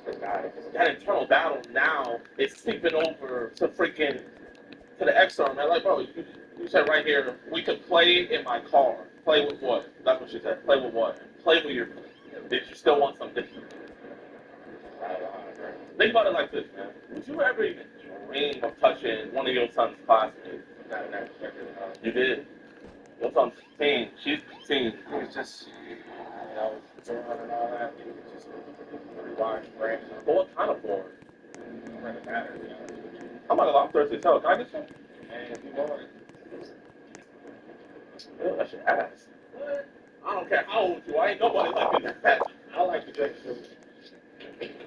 Shit, I don't want your stuff out. We don't need your junk out here, man. I want to give you this, man. By all means, if you want to burn it, what's up, man? If you're outside, I was praying for God. I know how he was going to do it.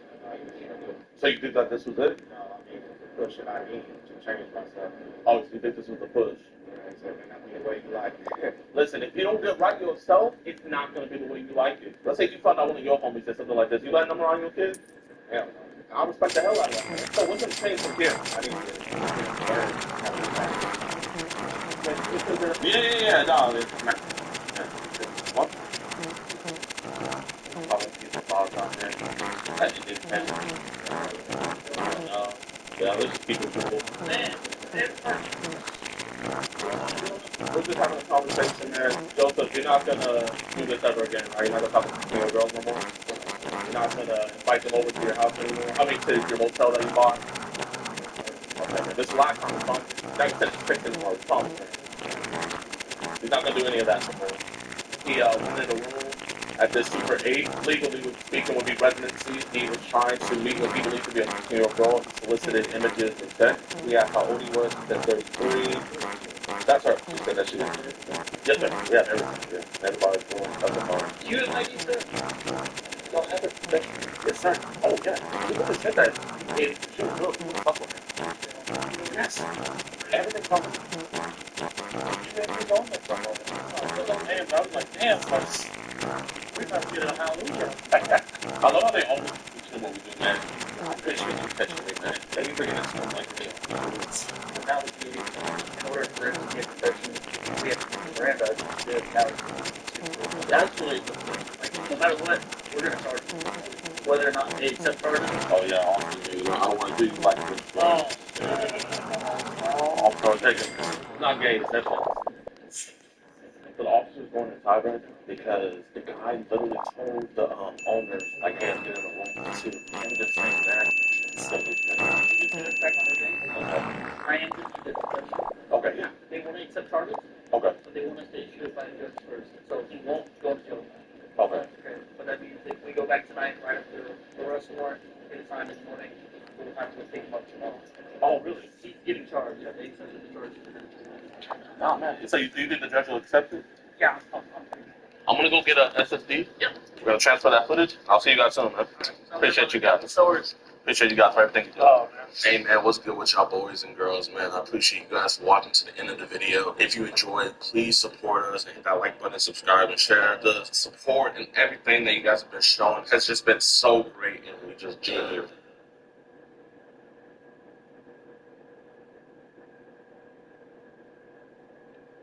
So it's been a couple of months since I talked about the difficulties Lil Nas X has been having with his career over the last couple of years. Basically, he had come out of nowhere, created one of the biggest songs of all time with Old Town Road. He paid $30 for the beat and released the track independently on SoundCloud. Then I found this beat on YouTube, which is the Old Town Road beat by this guy named Akio. And I made this song. He was like a lonely cowboy running away from everything. And Old Town Road was like this path of success, and like, you know, we want to keep continuing on this. And he followed that up with hit after hit after hit. But every time something was blowing up, he was also wrapped up in massive controversy to promote said song and project.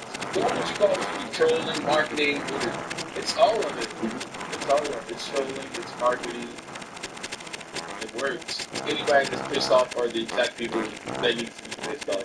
And when that is the strategy, to get attention, this is about much more than shoes. Mr. Nas X, are you gay? Eventually it becomes less and less shocking over time, you lose that shock value, and eventually no one cares about the dude screaming for attention in the corner with all his gimmicks. Like you can only play with religion and the devil so many times before it's burnt all the way out. And that is what happens when he released his single J. Christ at the top of 2024 in anticipation for a major album rollout, and it totally flopped on its face and pissed off even its most casual fan. And then, you know, on top of that, like, see, like, actual things, like, turn and feel like, oh, what is he doing this? Why is he keep messing with these people? But I also didn't mean to, like, this wasn't like a fuck you to people, fuck you to the Christians, like, you know, it was not that. So then the label essentially did not want to play with him anymore. His name in the entertainment industry was really cooling off. And then he started having all these identity issues because his own self-value seemed deeply rooted in both fame and online clout. You know, bleep it out with my haters. I'm gonna have fun. I'm gonna do me. I'm gonna go outside. I deserve to be out here. I deserve the right to exist. Connected with something higher, and I felt like I was just having fun. And I want to get back to that, and not just like, oh, I'm gonna teach my haters a lesson. And overall, after watching hours of interviews with him at various points in his career, I personally think that this guy was getting in too deep with the dark arts. You know, maybe some of that cocaina, because he really seemed wired the hell up towards the end of 2023. Now combine this with the fact that he couldn't even meme or troll his way into virality like he was so accustomed to at the beginning of his career, and things only got darker for him. He had released this EP days before Dream Boy, which was supposed to kind of like test the waters for the hype around his new upcoming album Dream Boy, and I thought it actually had some catchy songs, but it flopped as well, and it was also clear that the label cut his budget based on these music videos. And so he stopped promoting this Dream Boy project altogether. The guy got off social media, and once again his fans started wondering what the hell was going on. Hey guys, don't look at my furniture-less house. But I want to say, because I don't want you guys to feel like I'm being flaky and very all over the place, but I was for a long time, you know. These last few years were pretty difficult for me. They have been pretty difficult for me. And I'm just now like arriving to this place of building confidence. And most of all, I really want to make sure I have fun this time around. I don't think I got to have as much fun doing the Montero era because I was more overly focused on, I don't know, making sure the songs did well. And that's what the fucking Dream Boy era is going to be. We are fucking coming. The Monster Rise, we are fucking coming. I have the fucking songs. I have the fucking music. I have the fucking vision. You guys need to sit patiently. You waited this far. We waited this long. Let's fucking keep going. Yeah, like even there, bro seemed geeked the fuck up to me. And that was all the way back in February. In April, he would actually lose control over half of his face, sending him to the hospital. This is me doing a full smile right now, by the way. It's like, what the fuck? Bro, I can't even laugh right, bro. What the fuck?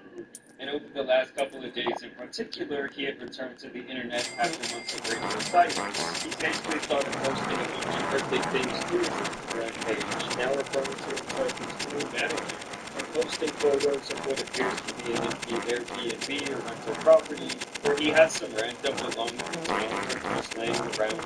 Honestly, the kind of vibes like he got kicked out of his house and he just grabbed what he could and threw it in the car, and basically took it with him to his Airbnb. I mean, just look at the guy's computer and his music setup. It was really on some struggle rapper shit. He also posted a very strange photo where he says, "Oh no, she's gone mad. Crazy, I tell you." And then he just started straight up releasing what appears to be singles from his new album. Something I'm sure his record label would not be a fan of. It's almost like a little kid rebelling on the thing. And that is not the first time that he had done this, by the way, releasing music without telling the label, after they've obviously been in on for quite some time. And he also posted this very strange video as well.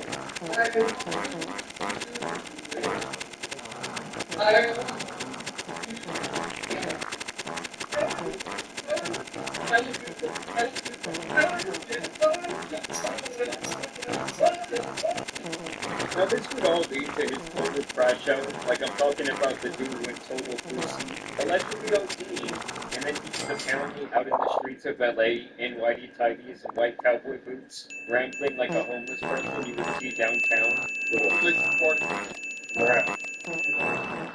No, go ahead, baby. No. I tell you to put the phone down. Uh-oh, somebody's not prepared for that. I am serving you, and you better get the fuck. Now this would continue for quite some time as he would strut around the street, humming that same weird tune, and pretty much acting like he was giving a full-fledged performance. Look at that ball sucker throw. I'm going far away so you never see it. Don't miss the right side. Why are you still here? You should be telling everybody about the I mean, he was like on some GTA MTV shit. And when I first saw this, the first place my mind went was album rollout, outrage promo. I mean, given this guy's track record, could you really blame me? After all, it is kind of strange that out in the streets of LA, on Ventura Boulevard, regardless of the time, which it was 4 a.m., that only him and this person who happened to be around to film him were present up there. You don't see any other cars or buses or other people walking around. And the whole thing just really seemed fishy to me. I mean, could this all be a humiliation ritual? It is quite possible. But regardless of my opinion, the story is that multiple people reported a man walking in the streets of Studio City naked, and that he was still doing this when the police showed up, and that he apparently even had problems with them, allegedly catching a battery charge for assaulting an officer, and had to be sedated before they arrested him and apparently took him to the hospital in fear of a possible overdose. And I actually did look up the actual arrest records, and I did find him under a misdemeanor with all of his correct information, so it appears he did legitimately get charges. And TMZ has even reported that he has been taken to jail where he currently resides at least until Monday, but there hasn't been a mugshot or anything like that. And I will say, with the report that he apparently punched a police officer, he's very lucky that this didn't have a different ending than him just ending up in jail, because we have seen that type of situation go left quickly time and time again. Now, we don't really know what's truly going on here. I'm guessing some sort of drug-induced psychosis, possibly, as there have been rumors that this guy is running out of money due to his drug issues. I mean, just look at where this guy was staying. Like, he should have at least $30 million in his bank account right now when he's crashing out in an Airbnb. And it's beyond obvious the label doesn't want anything to do with him for over a year, likely leaving him unable to release music the way that he wants. And after this, I wouldn't be surprised if he gets dropped altogether. And I'm gonna tell you guys, if he thought it was ugly before just being at odds with the label, like without the power of that machine, it's going to be a lot worse for him. To me, it's all a good lesson that losing will not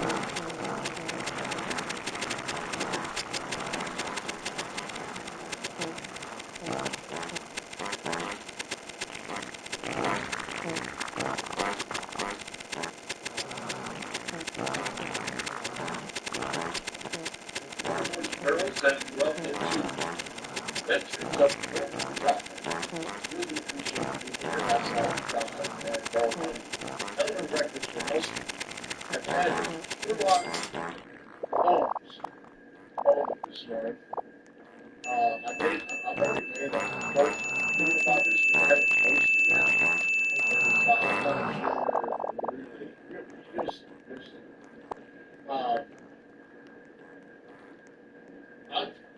I've been watching this YouTube thing very, very closely. In the first month, I went from not existing on YouTube at all to 2,445 subscribers in about a month, a little less than a month. It was really an incredible ride. I mean, it's just been, it's been crazy. It's been phenomenal. It's been enjoyable. It's been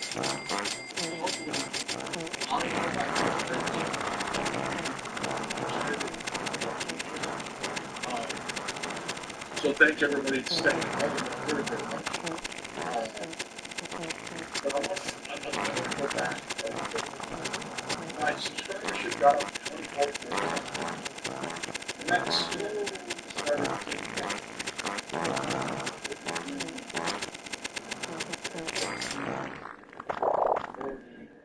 And as it's clicking backwards, it's down to 24,000, which is still an unbelievable in any way, shape, or form. Complaining. What I'm doing is going crazy, trying to figure out what I did to make that happen. And then this morning I came across something very interesting.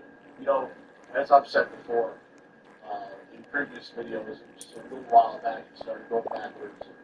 I stepped on it and I said, well, spot, probably had the box. And that's perfectly fine. And like I said, I'm not complaining what I'm doing just trying to get it out because for some reason I can't just accept that, okay, the pull the box out whatever last period of time, it's 4 or 5 days or something. It's so random that pulling out box makes absolutely no sense. Because if I go through the editing page, it shows where subscribers are getting lost. And it's real random, real hit and miss. So I can't say, you know, if I'd have posted a video and lost 15 subscribers on that one video, I would say, aha, there it is. I screwed up. I said something. And I would review that video a million times and make sure that I never made that mistake again because I don't like to make mistakes. I know everybody makes mistakes. I know all of that. And if you make a mistake, that's fine. I don't have a problem with it. It doesn't mean that my making a mistake is acceptable. So,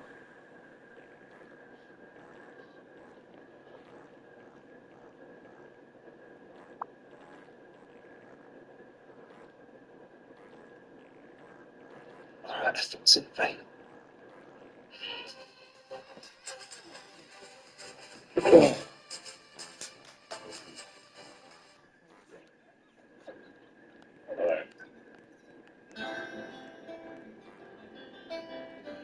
FF16 feels like a random-ass mediocre game, cosplaying a Final Fantasy game. Like, it wanted to be the Deftones of Final Fantasy, but it became the Coldplay. By saying that, I think the essay just peaked already. And that's okay, because the game peaks right at the beginning as well. Truly, Final Fantasy will wipe your ass. That sucks to say, but it really does. Because I've had the pleasure of covering some incredible games since I've been in essay maker, and the devs seem like nice people. I gotta be real, man. When I dropped legit money on the spin, I wanted it to challenge my notion that modern gaming sucks.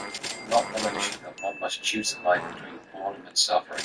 But here we are, and this game does both boredom and suffering in a measure, a bipolar interpretation of excellence wrapped in tedium. It has charming moments. Moments of real charm that intermittently breach the walls of an otherwise predictably sterile experience, and they do make it much less of a struggle to play. But they're all knee-deep in a river of crap ideas that make it difficult to justify the time investment to begin with, mainly because of the padded crap that you gotta navigate in order to reach the good stuff. FF16 is burnt toast. It won't kill you, but it won't make you feel alive. You consume it, you wonder why you even bothered, you move on, your tummy feels weird.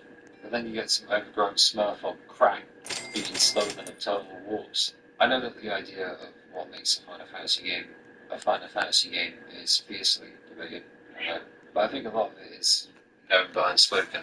Moogles, chocobos, fantasy elements, a great story, great music, etc., especially etc. But for me, it's about the foundation that it's all built upon. That's what matters to me, and a foundation comes from a sense of identity and vision. If you've met one Final Fantasy fan, you've met one Final fan.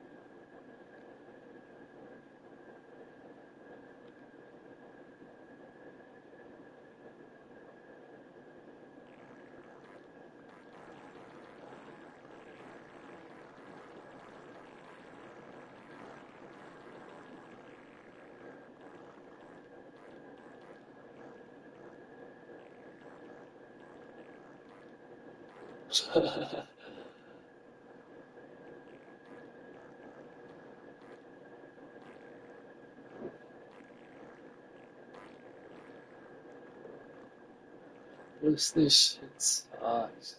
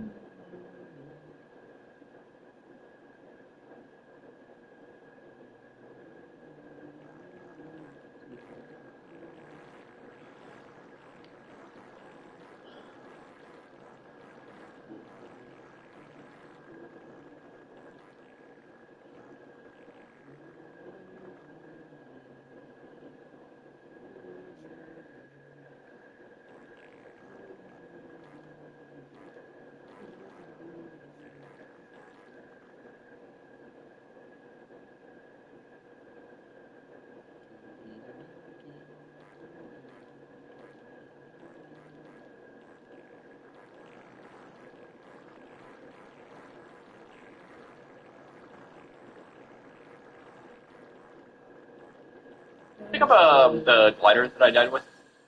I did, yes. I did. Did that shit. Oh, actually, I dropped it back at 10K. 'Cause I just jumped off a mountain thinking that I had a glider, and I hurt my legs. Yeah, it's back Oh, at... there's two land balls near me. Where are you? On the beach.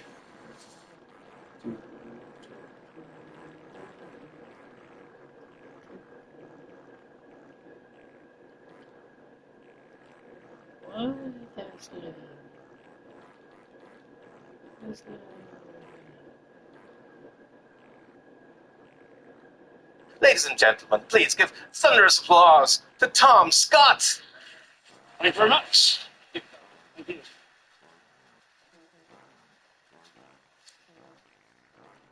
So the very first talk today, Warren Allen.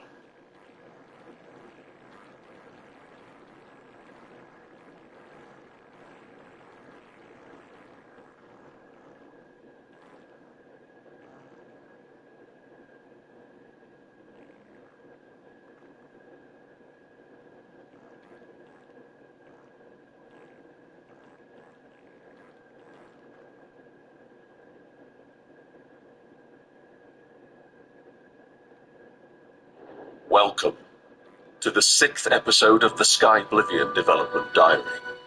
It is safe to say that much has transpired since our last update, including the release of the official Oblivion remaster, no less. But rest assured, we continue to diligently strive towards completion of our Oblivion remake in Skyrim's engine. One of the most common questions we've received lately is, what is the point of Sky Oblivion if the official remaster is already released? well, the answer is simple. Sky Oblivion is a full-scale remake that reimagines Oblivion from the ground up, bringing it in line with modern RPG standards. While the official remaster impressively upgrades textures and assets, Sky Oblivion introduces entirely newly designed areas, dungeons, cities, gameplay enhancements, and much more. Every fort, home, cave, and landscape has been thoughtfully redesigned. And we've infused this sort of creative detail to breathe new life into a beloved classic, one that's nearly 2 decades old. While we aren't in a position to provide an exact release date just yet, we remain confident we'll meet our goal to launch this year. We hope that this series will show you how far one of the most ambitious modding projects our generation has come, and where we are headed.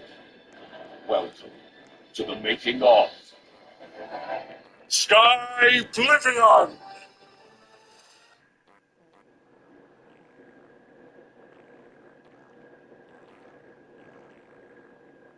Yo, what's good, YouTube, man?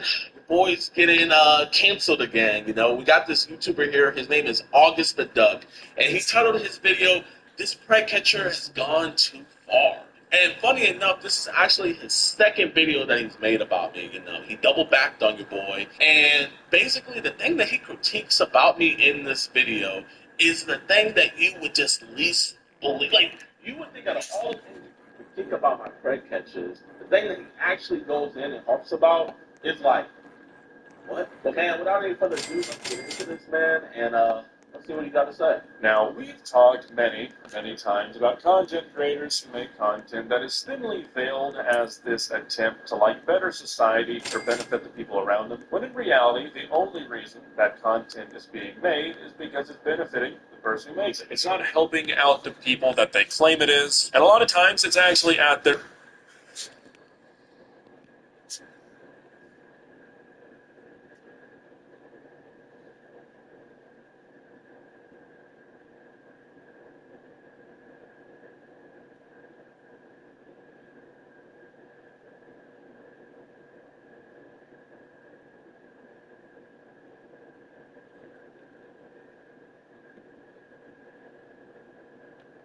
Today, I'm proud to announce that over $1 billion of that support will be used to strengthen your arsenal with urgently needed drones, ammunition, armored vehicles, material that will arrive next month. We'll also fund the joint production of defense material, including advanced drones from Canadian suppliers. And we'll provide tens of millions of new funding to support emergency medical and shelter assistance, initiatives to strengthen local democracy, including to counter digital attacks. And finally, as co-chair of an international coalition, Canada will intensify our work with Ukraine, with European partners, and the United States to secure the immediate and unconditional return of Ukrainian children. Russia's economy is weakening. He is becoming more isolated. And our alliance is hardening. It's growing more effective, more...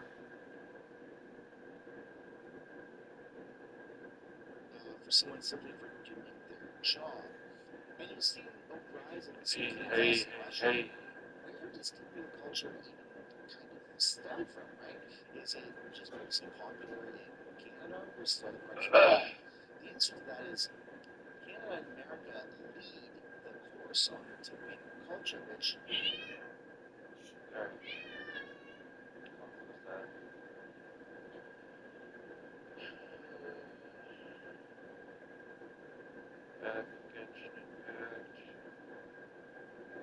I could not even tell you the part that's putting edge impact streams at this point.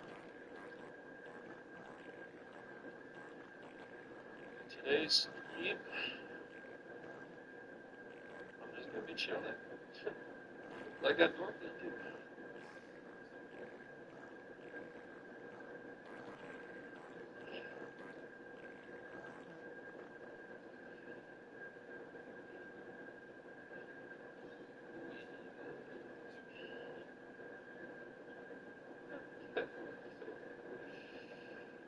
Alright, so I want to go to McDonald's today, but I really shouldn't. I really shouldn't, Chica. Chica.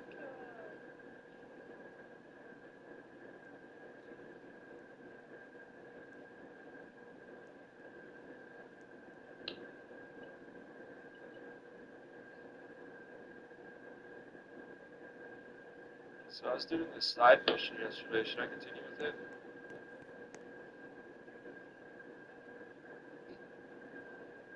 Yeah, I guess I'll continue with the side mission.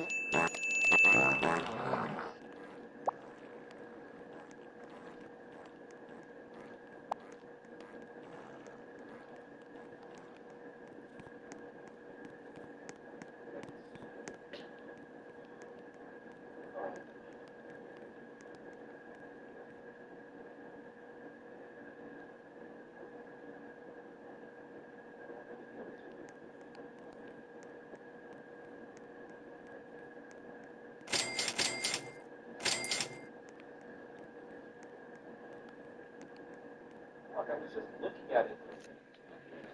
You want me to go over to it, or you want me to look at it? Because I already looked at it. So what the fuck you want me to do?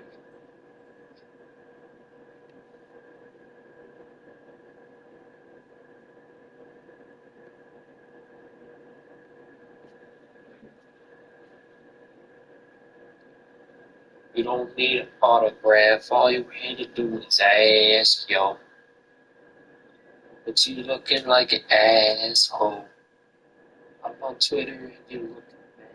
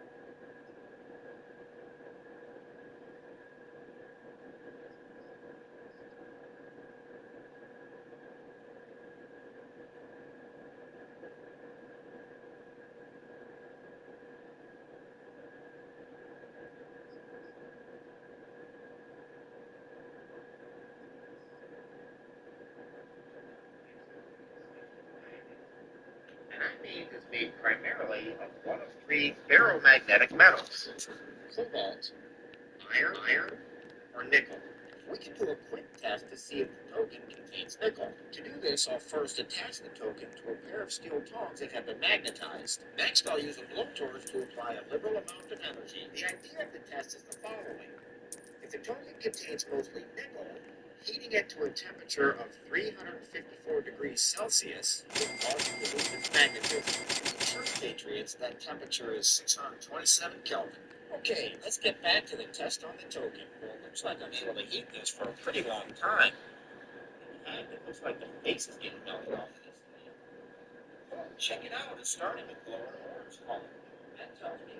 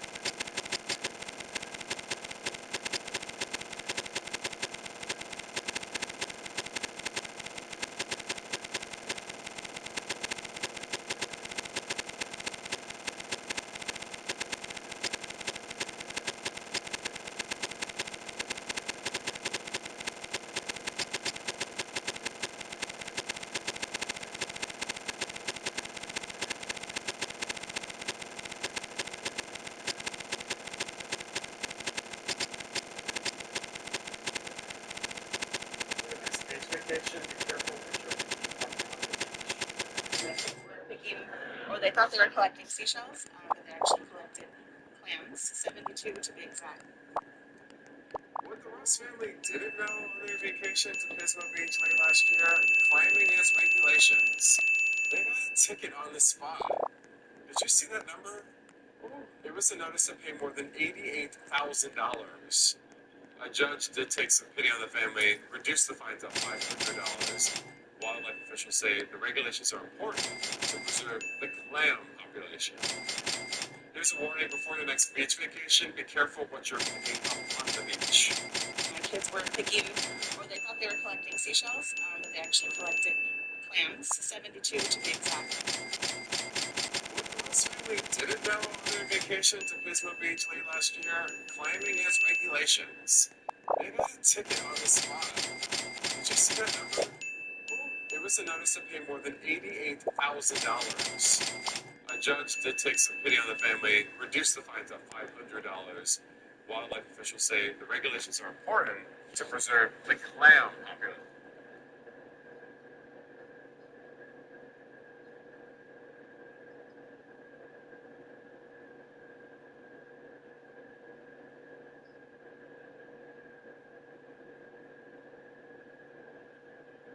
I'm brought in a bar today, just to be sure of its contents.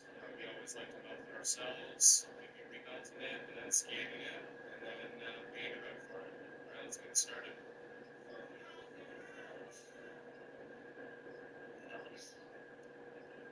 Beautiful.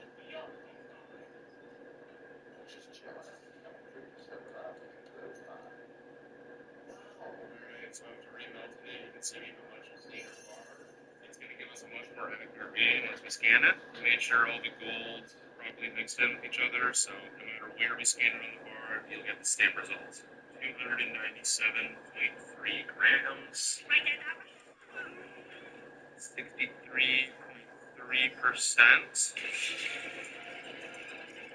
Meaning this bar is worth $20,235.90. Not bad.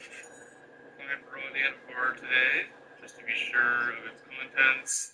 We always like to melt it ourselves. We'll be remelting it and then scanning it and then paying it out for it. Alright, let's get this started.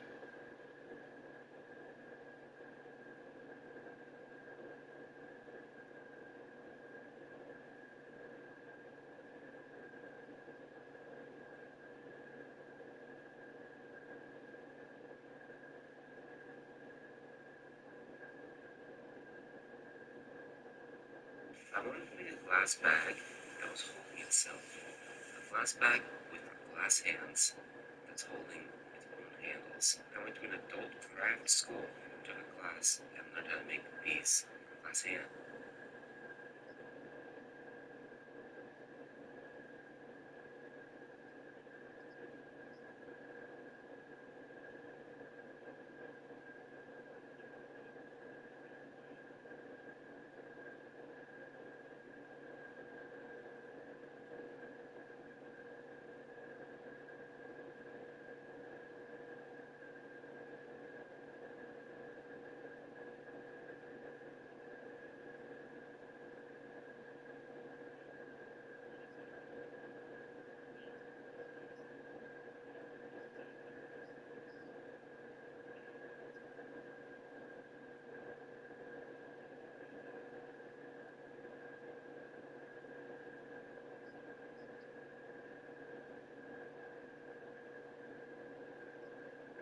Alright guys, it's McDonald's time. We got a McChicken, a spicy McChicken.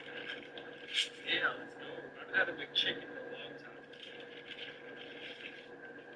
I don't ever really get their chicken sandwiches at McDonald's.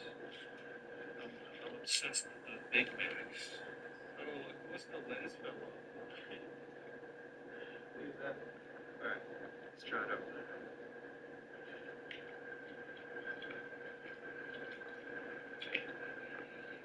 Mmm. Delicious.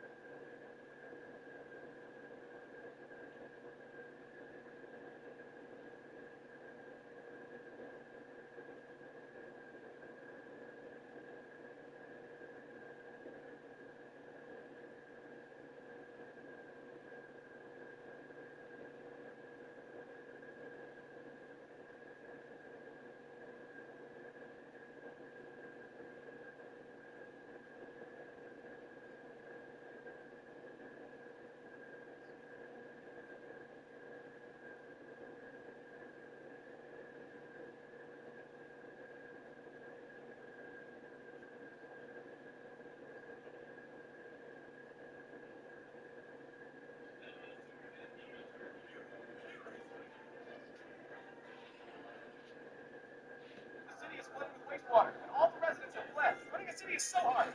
Play now available. It has been quite a while since we last covered the story of old Christian Weston Chandler, and in that time he's been spotted all over the place from Europe to Virginia, and this one was really only those two. He's been spotted in Finland and then back in Australia. We just seen him out this country over and over again. So the outcome is the story. He's what many consider to be the original Sylvia, the one who people kind of went in first, and there's probably people who heard him. This Chris is the one who really got the most eyes looked at him when the internet started messing with him all those years ago. And the reason people even started following Chris in the first place was just because of his wild antics from his hometown, his attractions, like he did in his college where he would try to find a single as a whole. That was a whole video in itself. He's also the creator of the Sonic comics where he merged Pikachu and Sonic together because he loved both of them, Sonic and Ursula. It's caused him more headaches than anything over the years, but it's his life work and he refuses to give any of it up. Countless wars with trolls, fake girlfriends, and in more recent years he has just gone off the deep end completely, thinking that there is a conventional merge coming that's going to, I don't really know what it's going to do other than make all of your celebrities go crazy, because It just means that all of the cartoon characters from all of fiction are now coming live in our world, something Chris has wanted for years now. But at the current point in time where we're at right now, things have never been more quiet on Chris's end. And it's shocking to see, considering that Chris was somebody who lived his life terminally on the internet for almost 20 years. But then, about 4 years ago, Chris admitted to, let's just say, doing some horrible stuff to his mother. His incredibly old mother, who probably didn't even know where she was at the time, but Chris went to jail for this for about 2 years. He was let out, and since then, he's been, in all uncertain terms, he's been living the life. Chris has been traveling around the world. He's seemingly finally found a sweetheart, and it's been going good for him. This is like, and I'll be honest with you guys, when I started this channel and was covering Chris J, I don't think one single comment said, hey, when he gets out of jail, life is just going to go swimmingly for him. It's actually going to take a complete 180. I think everyone thought he would just end up in the street. It's been exactly the opposite. Chris has ended up with a better life than anybody we cover here on the channel. But at the end of the day, he is still Chris J.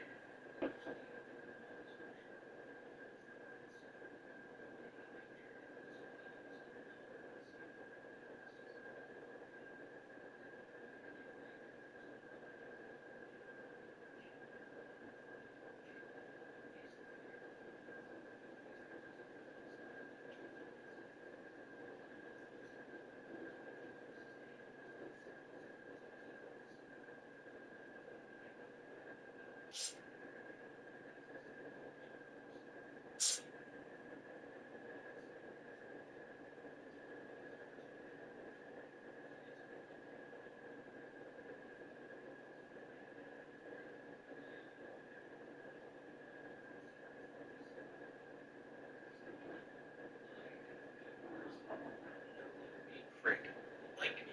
And then finally, I want to look at some new YouTube videos Chris has been putting out. I didn't even know these things existed.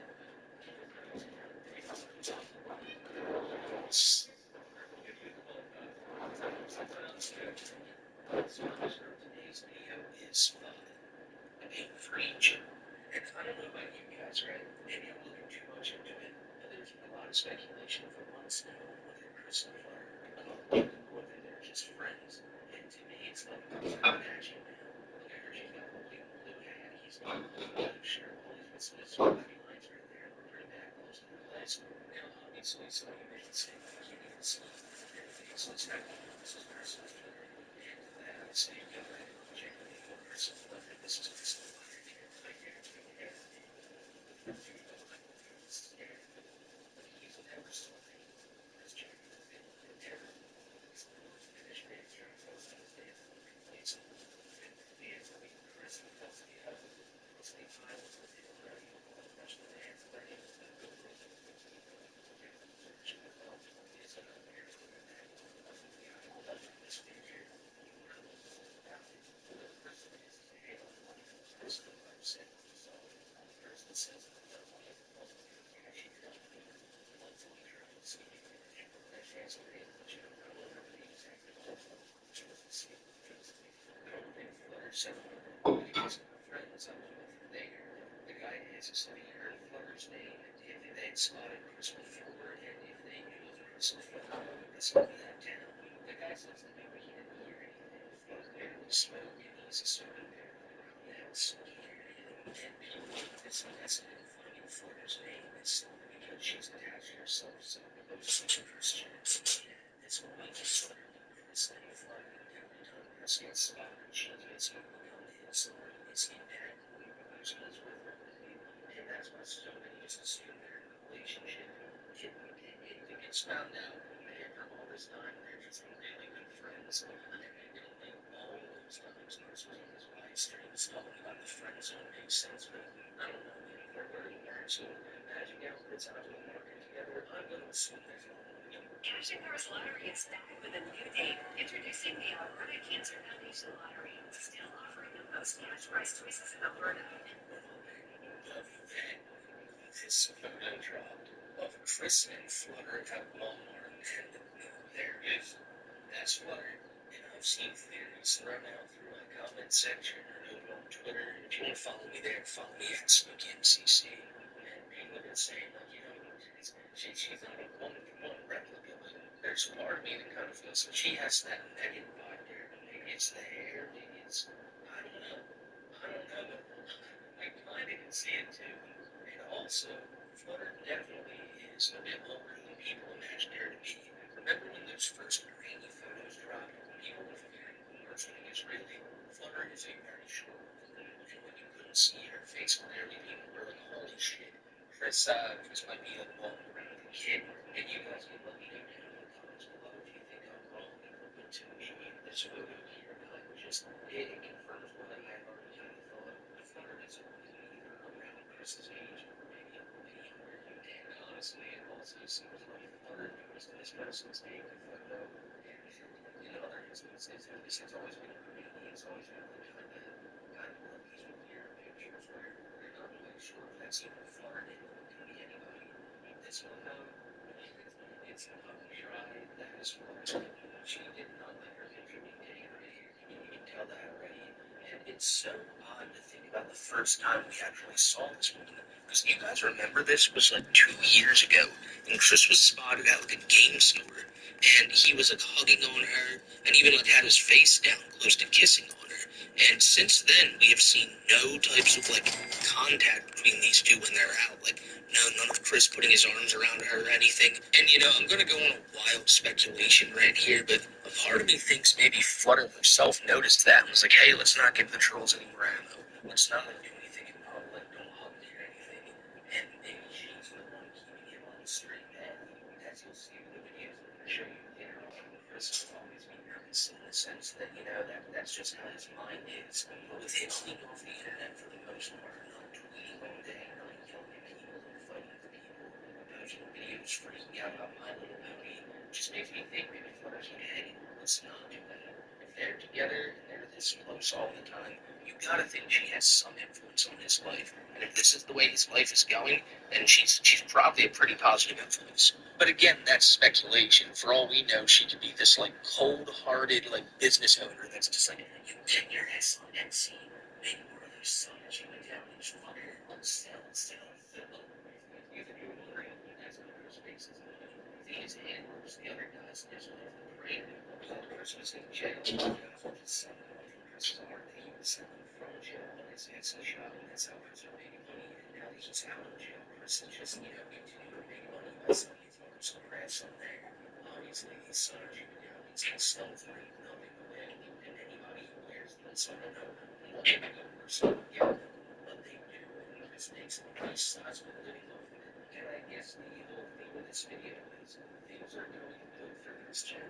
It's really rare that I make a video on someone and it's like, wow, their life is kind of like, not in the same place it was when we first looked at them, and it doesn't stay the same. And look at Cyrex, he's been in the same position from the day he started talking to Finch. Kind of different considering what happened to her family, but she's still, you know, just begging for money and she's gonna remain homeless. Nova, same thing, all of them. But Chris, this is just, it's not something anyone predicted. And I don't know why I'm doing this right now. This is kind of odd. It's a Christian video and all that, but like, this is one of those moments where something just like popped up on my phone and I feel like I gotta bring it up here because when else will I talk about it? Apparently, and this is unconfirmed as of when I'm recording this, but maybe when the video's up later down the line we'll know, but apparently King Cobra JFS has been somebody. I'm not sure how true this is. I'm hoping it's not true at all. But I probably shouldn't even have this in the video, but considering this just happened right now and I'm recording, that's quite odd. We'll get back to Chris here in a second. But, you know, prayers up for Cobra, who watched soon Chris got in that Etsy shop, got in the fucking house, and maybe she was just always into him. Those people who surround Chris seem to have a very, very deep care for him. You know, if only he could show that same care as well. This tweet from Chris right here was released a few weeks ago, where he says, I recognize the mother's plan. Over the past few years, I've been really hurt. I stand down with her for the things that others in the years don't forgive me. A lot of being strong, not so great. So, so so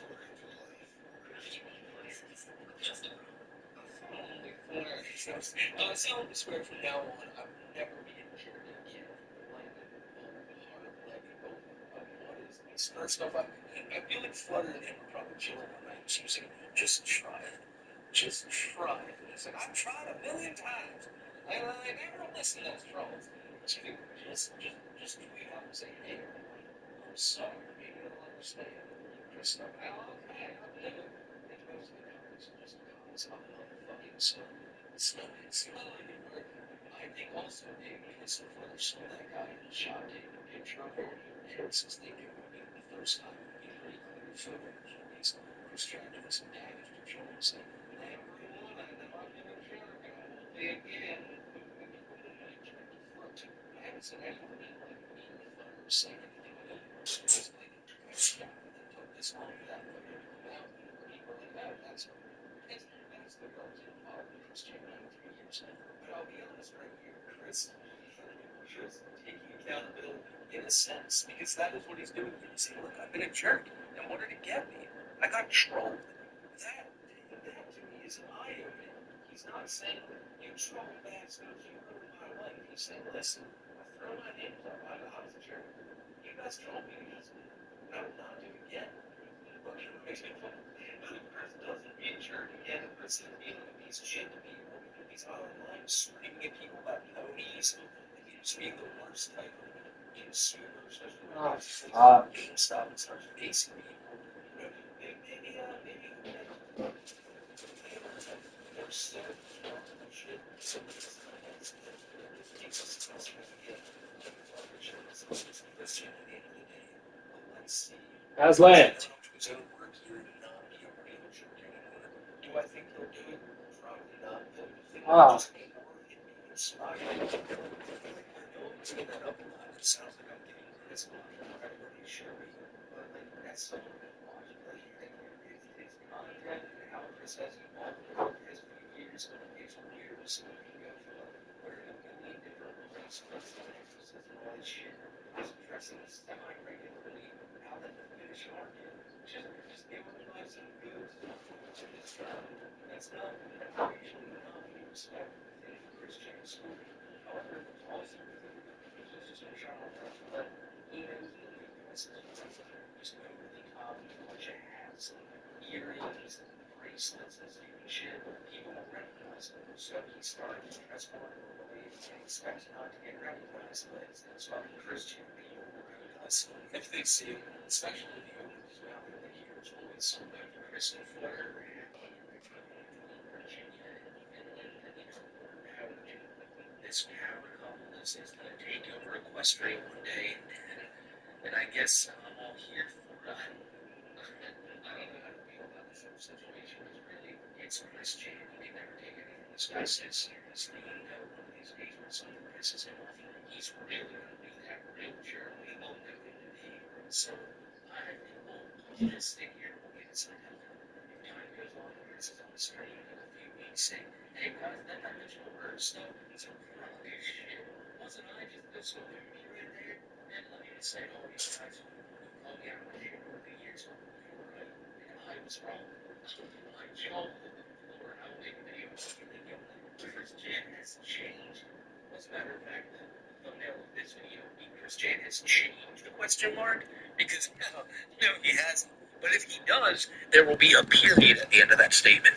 But one thing that absolutely hasn't changed is Chris's love for toys and his love for like Transformers shit and basically his own little world of characters that he can make for those toys.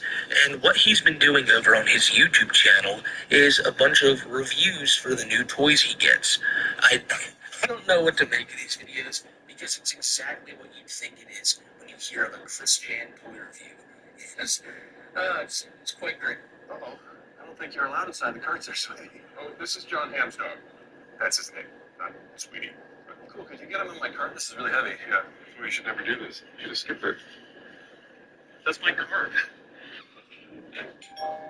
Acid Pod, a cooling cover that fits over your current mattress. It cools with water, not air.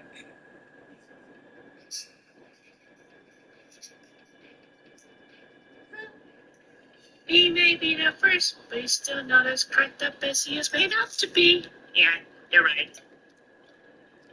He's too tall to even match a radio tower.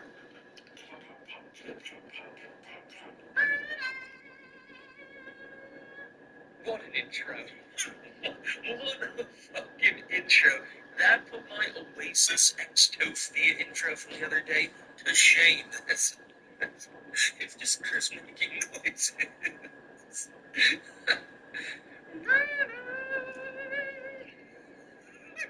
What the fuck?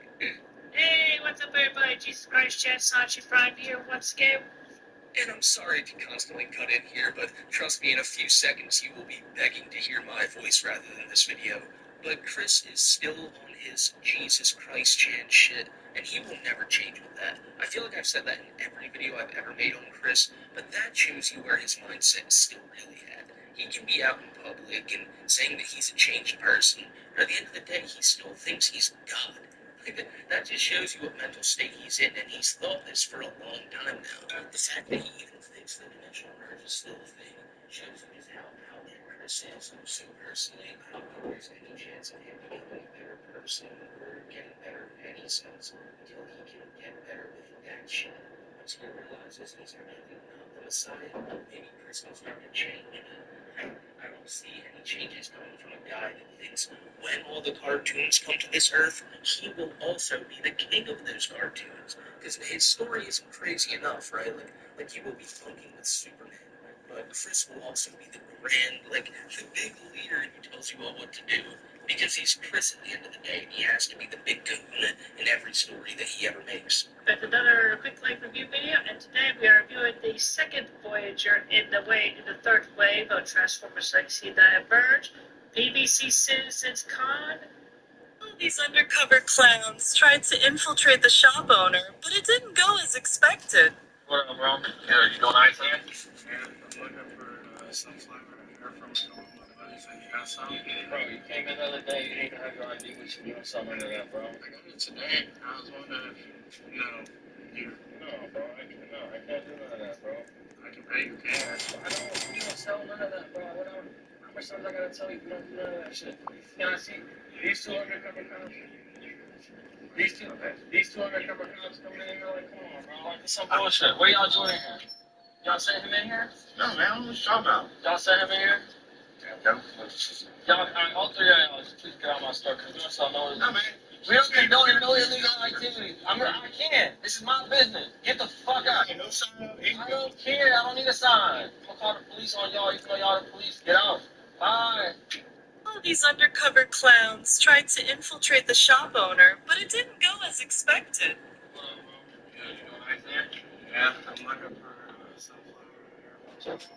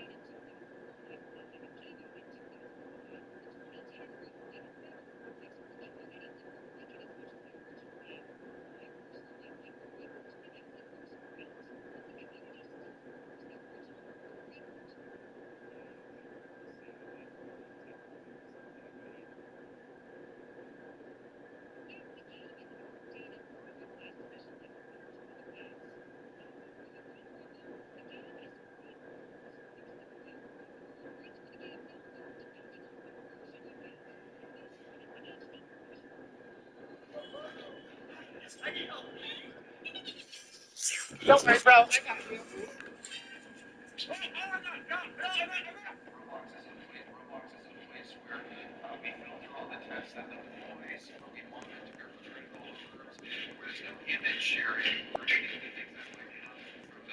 I want to start off by saying that we all want to keep Roblox safe. We share this view, and we know that there's members of our community that feel positive about that too. And you know what, Kate? Sean and Mitch are going to talk a lot about how to keep Roblox safer. I don't think he should have been charged. He was protecting himself. Castle Law, it is not leaving the news circuit. Welcome back to Moose on Moose. My name's David. Today, Castle Law is going across the country. We got Daniel Smith getting asked about it. Pierre Poilievre talks about it multiple times during his press conference. This has quickly rose to be the top issue in Canada. Let's jump into this. Starting this one off, we got with U.S. pressure, concern emerging about the fate of the online streaming news bill. So this came out about a week ago. Both the online news and online streaming bills is a big thorn in the side for the Americans. They want it gone. It says here we are aware that the U.S. is exerting pressure on the federal government, and the cultural sector is undoubtedly on high alert, said the executive director of Coalition representing the cultural sector. Spokesperson for the Office of the Minister of Canadian Identity and Culture, Stephen Guilbeault, told the Canadian press in early August that the implementation of the Online News Act is still ongoing. They haven't backed down on this one yet, despite the Americans saying that they want this cracked on. Under the Online News Act, which requires Meta and Google to compensate news publishers for the use of their content, news outlets are now receiving payments from about $100 million Google fund.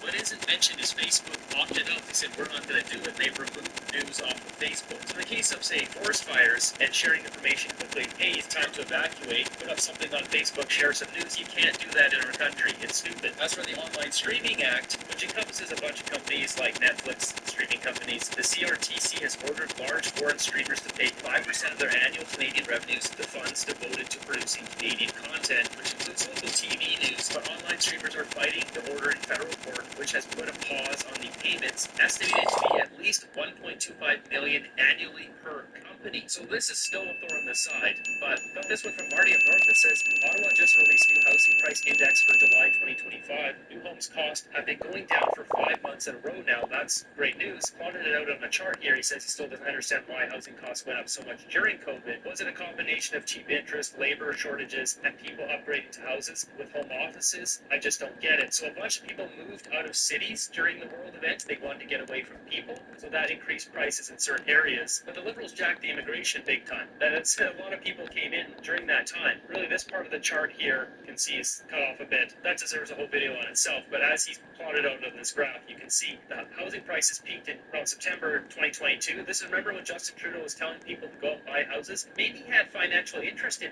people buying houses. And from then, you can see it dipping down. It really has gone down that much, but in certain areas, like especially you see the high-end homes in Toronto, Vancouver, those have come down a lot, 30, 40%. And as the prices get lower, that number is getting lower, like 10, 15, 20% drop in price. We're still seeing prices slip. How far will it go? We don't know. But as this person has posted here, could it have something to do with this? Yeah, this is the immigration. So once again, going back to the story of the intruder in Lindsay, Ontario, this is blowing up across Canada. It's going beyond Canada. Here we've got Pierre Poilievre talking about it. Then we're going to go into some more details. We know what the weapon is that the intruder used when he broke in. Thanks to Rebel News doing some real journalism. In the mood for food after a late start, tune to Skin for thousands of delicious options for breakfast in bed and everything else.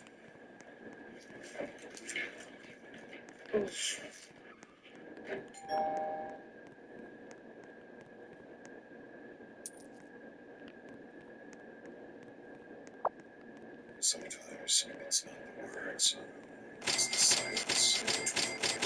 Miles brings breath to the woods. Did you see?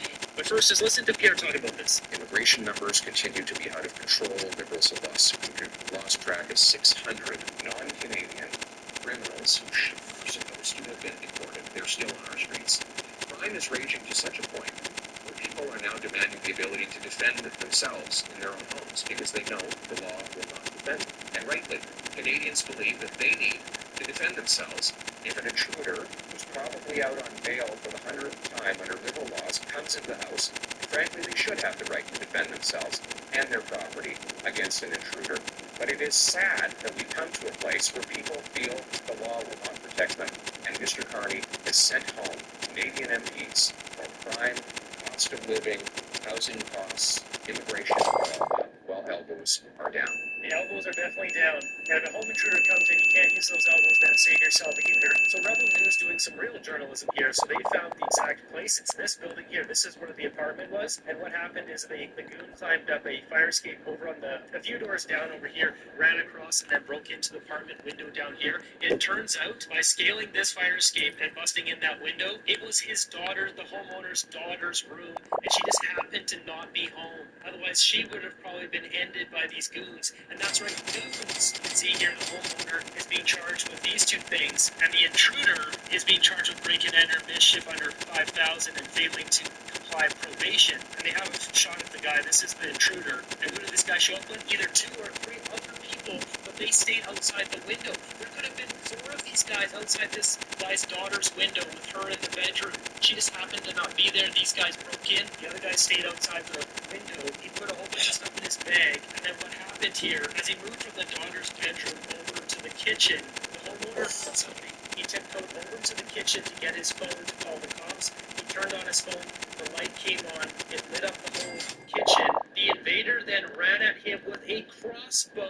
That is the tool that he was holding. And then he struck him, I believe, in the face or in the head with the crossbow, the butt of it. I mean, it's essentially like hitting someone with a baseball bat. And what did he do? He was standing in the kitchen. He pulled out a kitchen pokey and defended himself. This story is so ridiculous. This guy defended his own life against multiple gangsters, and the Kawartha Police Department is treating him like he's some sort of terror lord. It's disgusting. What I find very disturbing, had they come in as well, it would have been a matter of either 3 or 4 on one, with one of them allegedly armed with a crossbow.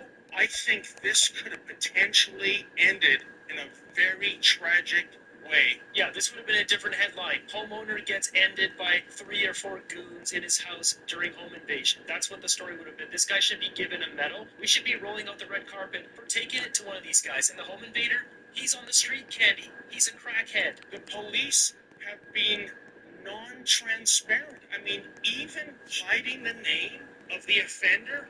So on that police report there, they gave the name of the homeowner, but not the criminal. Like, something is fishy here. But through other means, they were able to find the name of the criminal. Serial criminal? Why would they do that? The police don't make the laws.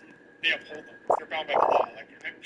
So in this case, the police are the ones who are deciding, though, what the severity of the law is, though. They actually have power in this situation. But once it goes to trial and all that, then it'll be up to a judge. I personally don't think the police, even around here, would have wanted to charge him for that. I feel like they were bound to uphold what the law is. If you find someone in your home in the middle of the night, I mean, that's absolutely ridiculous that they'd even charge this gentleman. Shouldn't someone like this be behind bars in the first place so he can't do a crime like this? I agree. He should be behind bars. I don't know why he's not. It shows that there is a problem. I wish somebody could tell me why this person's out. This story is absolutely nuts. It's blowing up everywhere to the point where Daniel Smith was asked about this during their press conference. I wanted to get your reaction to a incident, I believe it's Grimsby, Ontario, where a man facing criminal charges for defending himself from a home intruder. What are your thoughts on that situation? Well, if you don't want to get shot or beaten up, don't break into people's houses. It's pretty straightforward.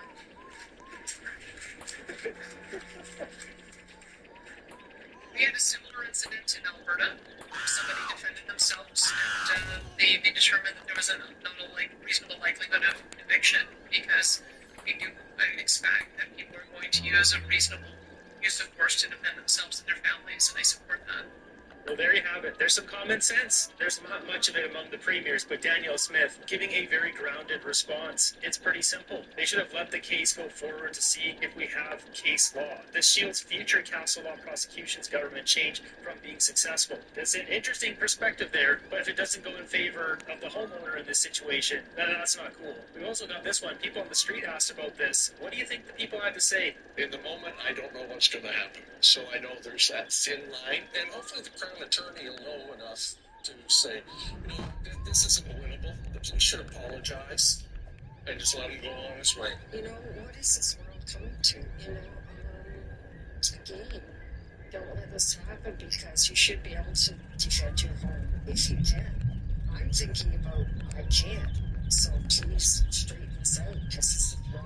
You should be able to take care of yourself if you can. I think you should be able to use yourself.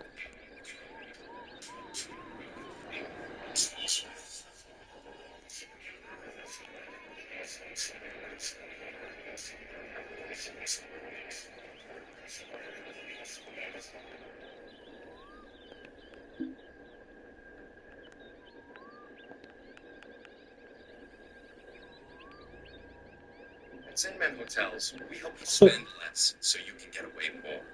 Because more getaways means more memories. So when you're ready to go, wherever you want to go, we're right there with you.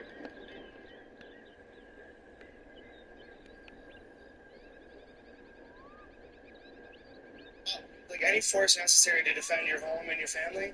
The person should be able to, prevent the guy, because who knows what that perpetrator would have did to him. It's self-defense, personally. It's kind of sucks a bit for him.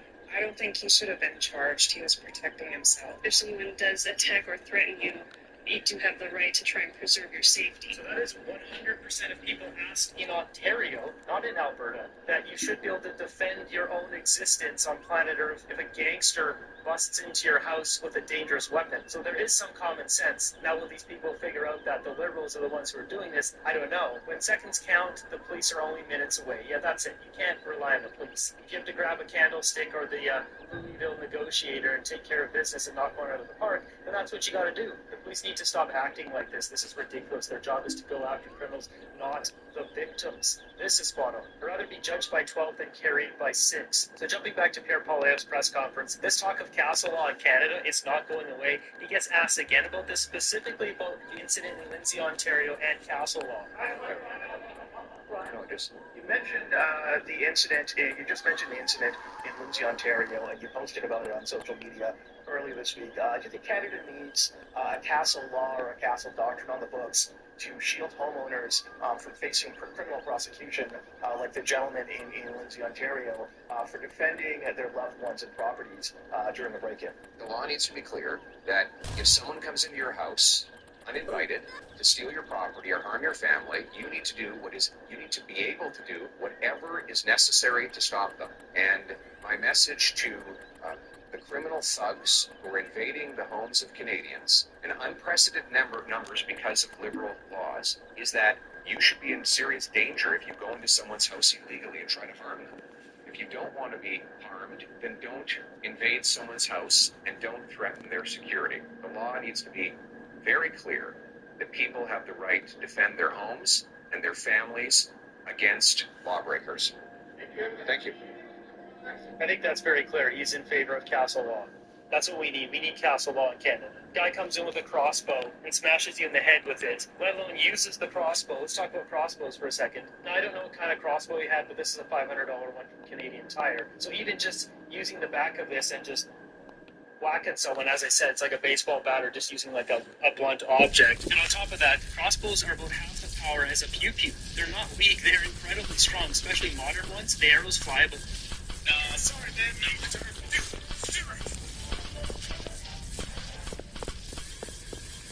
The all-new is here.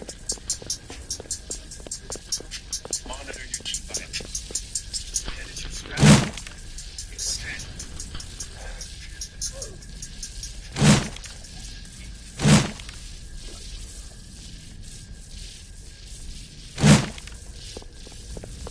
We get some inheritance this afternoon. That's why we're moving. We're going to pay our bills that we can pay off. As you go on. Less than 24 hours from this footage, Ina, the Hecking lawyer's husband, Steve Riley, was life-flighted to the hospital due to a sudden sickness that immobilized his body. Within an hour of being in the hospital, he would pass away. I thought everybody knew.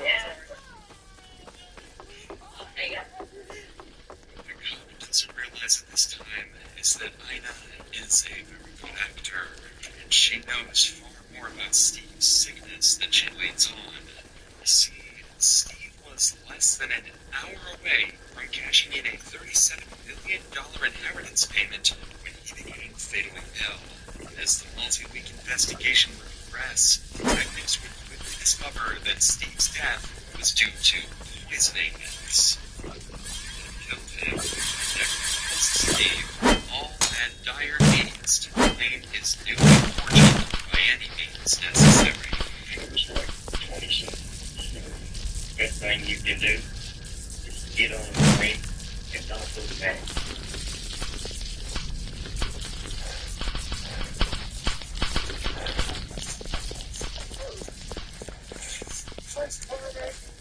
It's the police department. It's our job. This body cam was recorded the night before Steve Riley's death. Steve and Ina's drunken neighbor had been harassing them and other residents of the neighborhood, so Ina called 911 to de-escalate the situation. What makes this specific footage interesting is not the situation with their drunken neighbor, but rather what Ina would tell police after her $37 million inheritance fund that she's just hours away from cashing in. Thought it was Chad? Yeah. Who was Chad on? They kicked him out by his door. What was the other? Yeah, look at the dust cab. Who was the bike went out here? My fiance. Steve Riley. What's your name? I'm Ina. Yeah. Is your fiance? You got it. Yeah, it's my forehead. Okay. You know, we just want to talk to them too, just to make sure he's all right. That's one all the way over the someone else now is going to Chad, we're going to kick you in the door. He does that. What do you think your fiance would have liked? Just give his side story real quick. Oh, I don't know. Is he got a phone on? No, they don't have a phone until this afternoon. This is where I revealed something she shouldn't have. There were plans to pay off all of their bills, which had over the years been racking up. And she does this for one reason, to brag. He gets the inheritance this afternoon? That's why we're going to pay all our bills off that we can pay off. His lawyer gets here today, too. I saw the paperwork for his money. And then he's going to go pay that. And his lawyer could pay the rest of the child support. And then take a long vacation. According to Ina, Steve is set to receive an inheritance from his late uncle tomorrow, which supposedly is enough money to turn their lives around completely. What police don't realize at this point is how enormous this inheritance sum really is. In 2016, Steve's friend had received a call from a man named Marcus Riley, who claimed to be Steve's long-lost uncle from Ireland. It explained that he finally wanted to get in touch with his nephew, Steve. After connecting with each other, Steve had learned he was in line to receive an inheritance upon his uncle's passing, which was a sum of over $17 million at the time. This was enough to permanently fix the financial struggles he and Ina had been dealing with. A couple of years later, 4 months prior to the footage you just watched, Steve would learn of his uncle's passing from a British lawyer who had contacted him. Additionally, he would learn that his $17 million inheritance had grown to over $30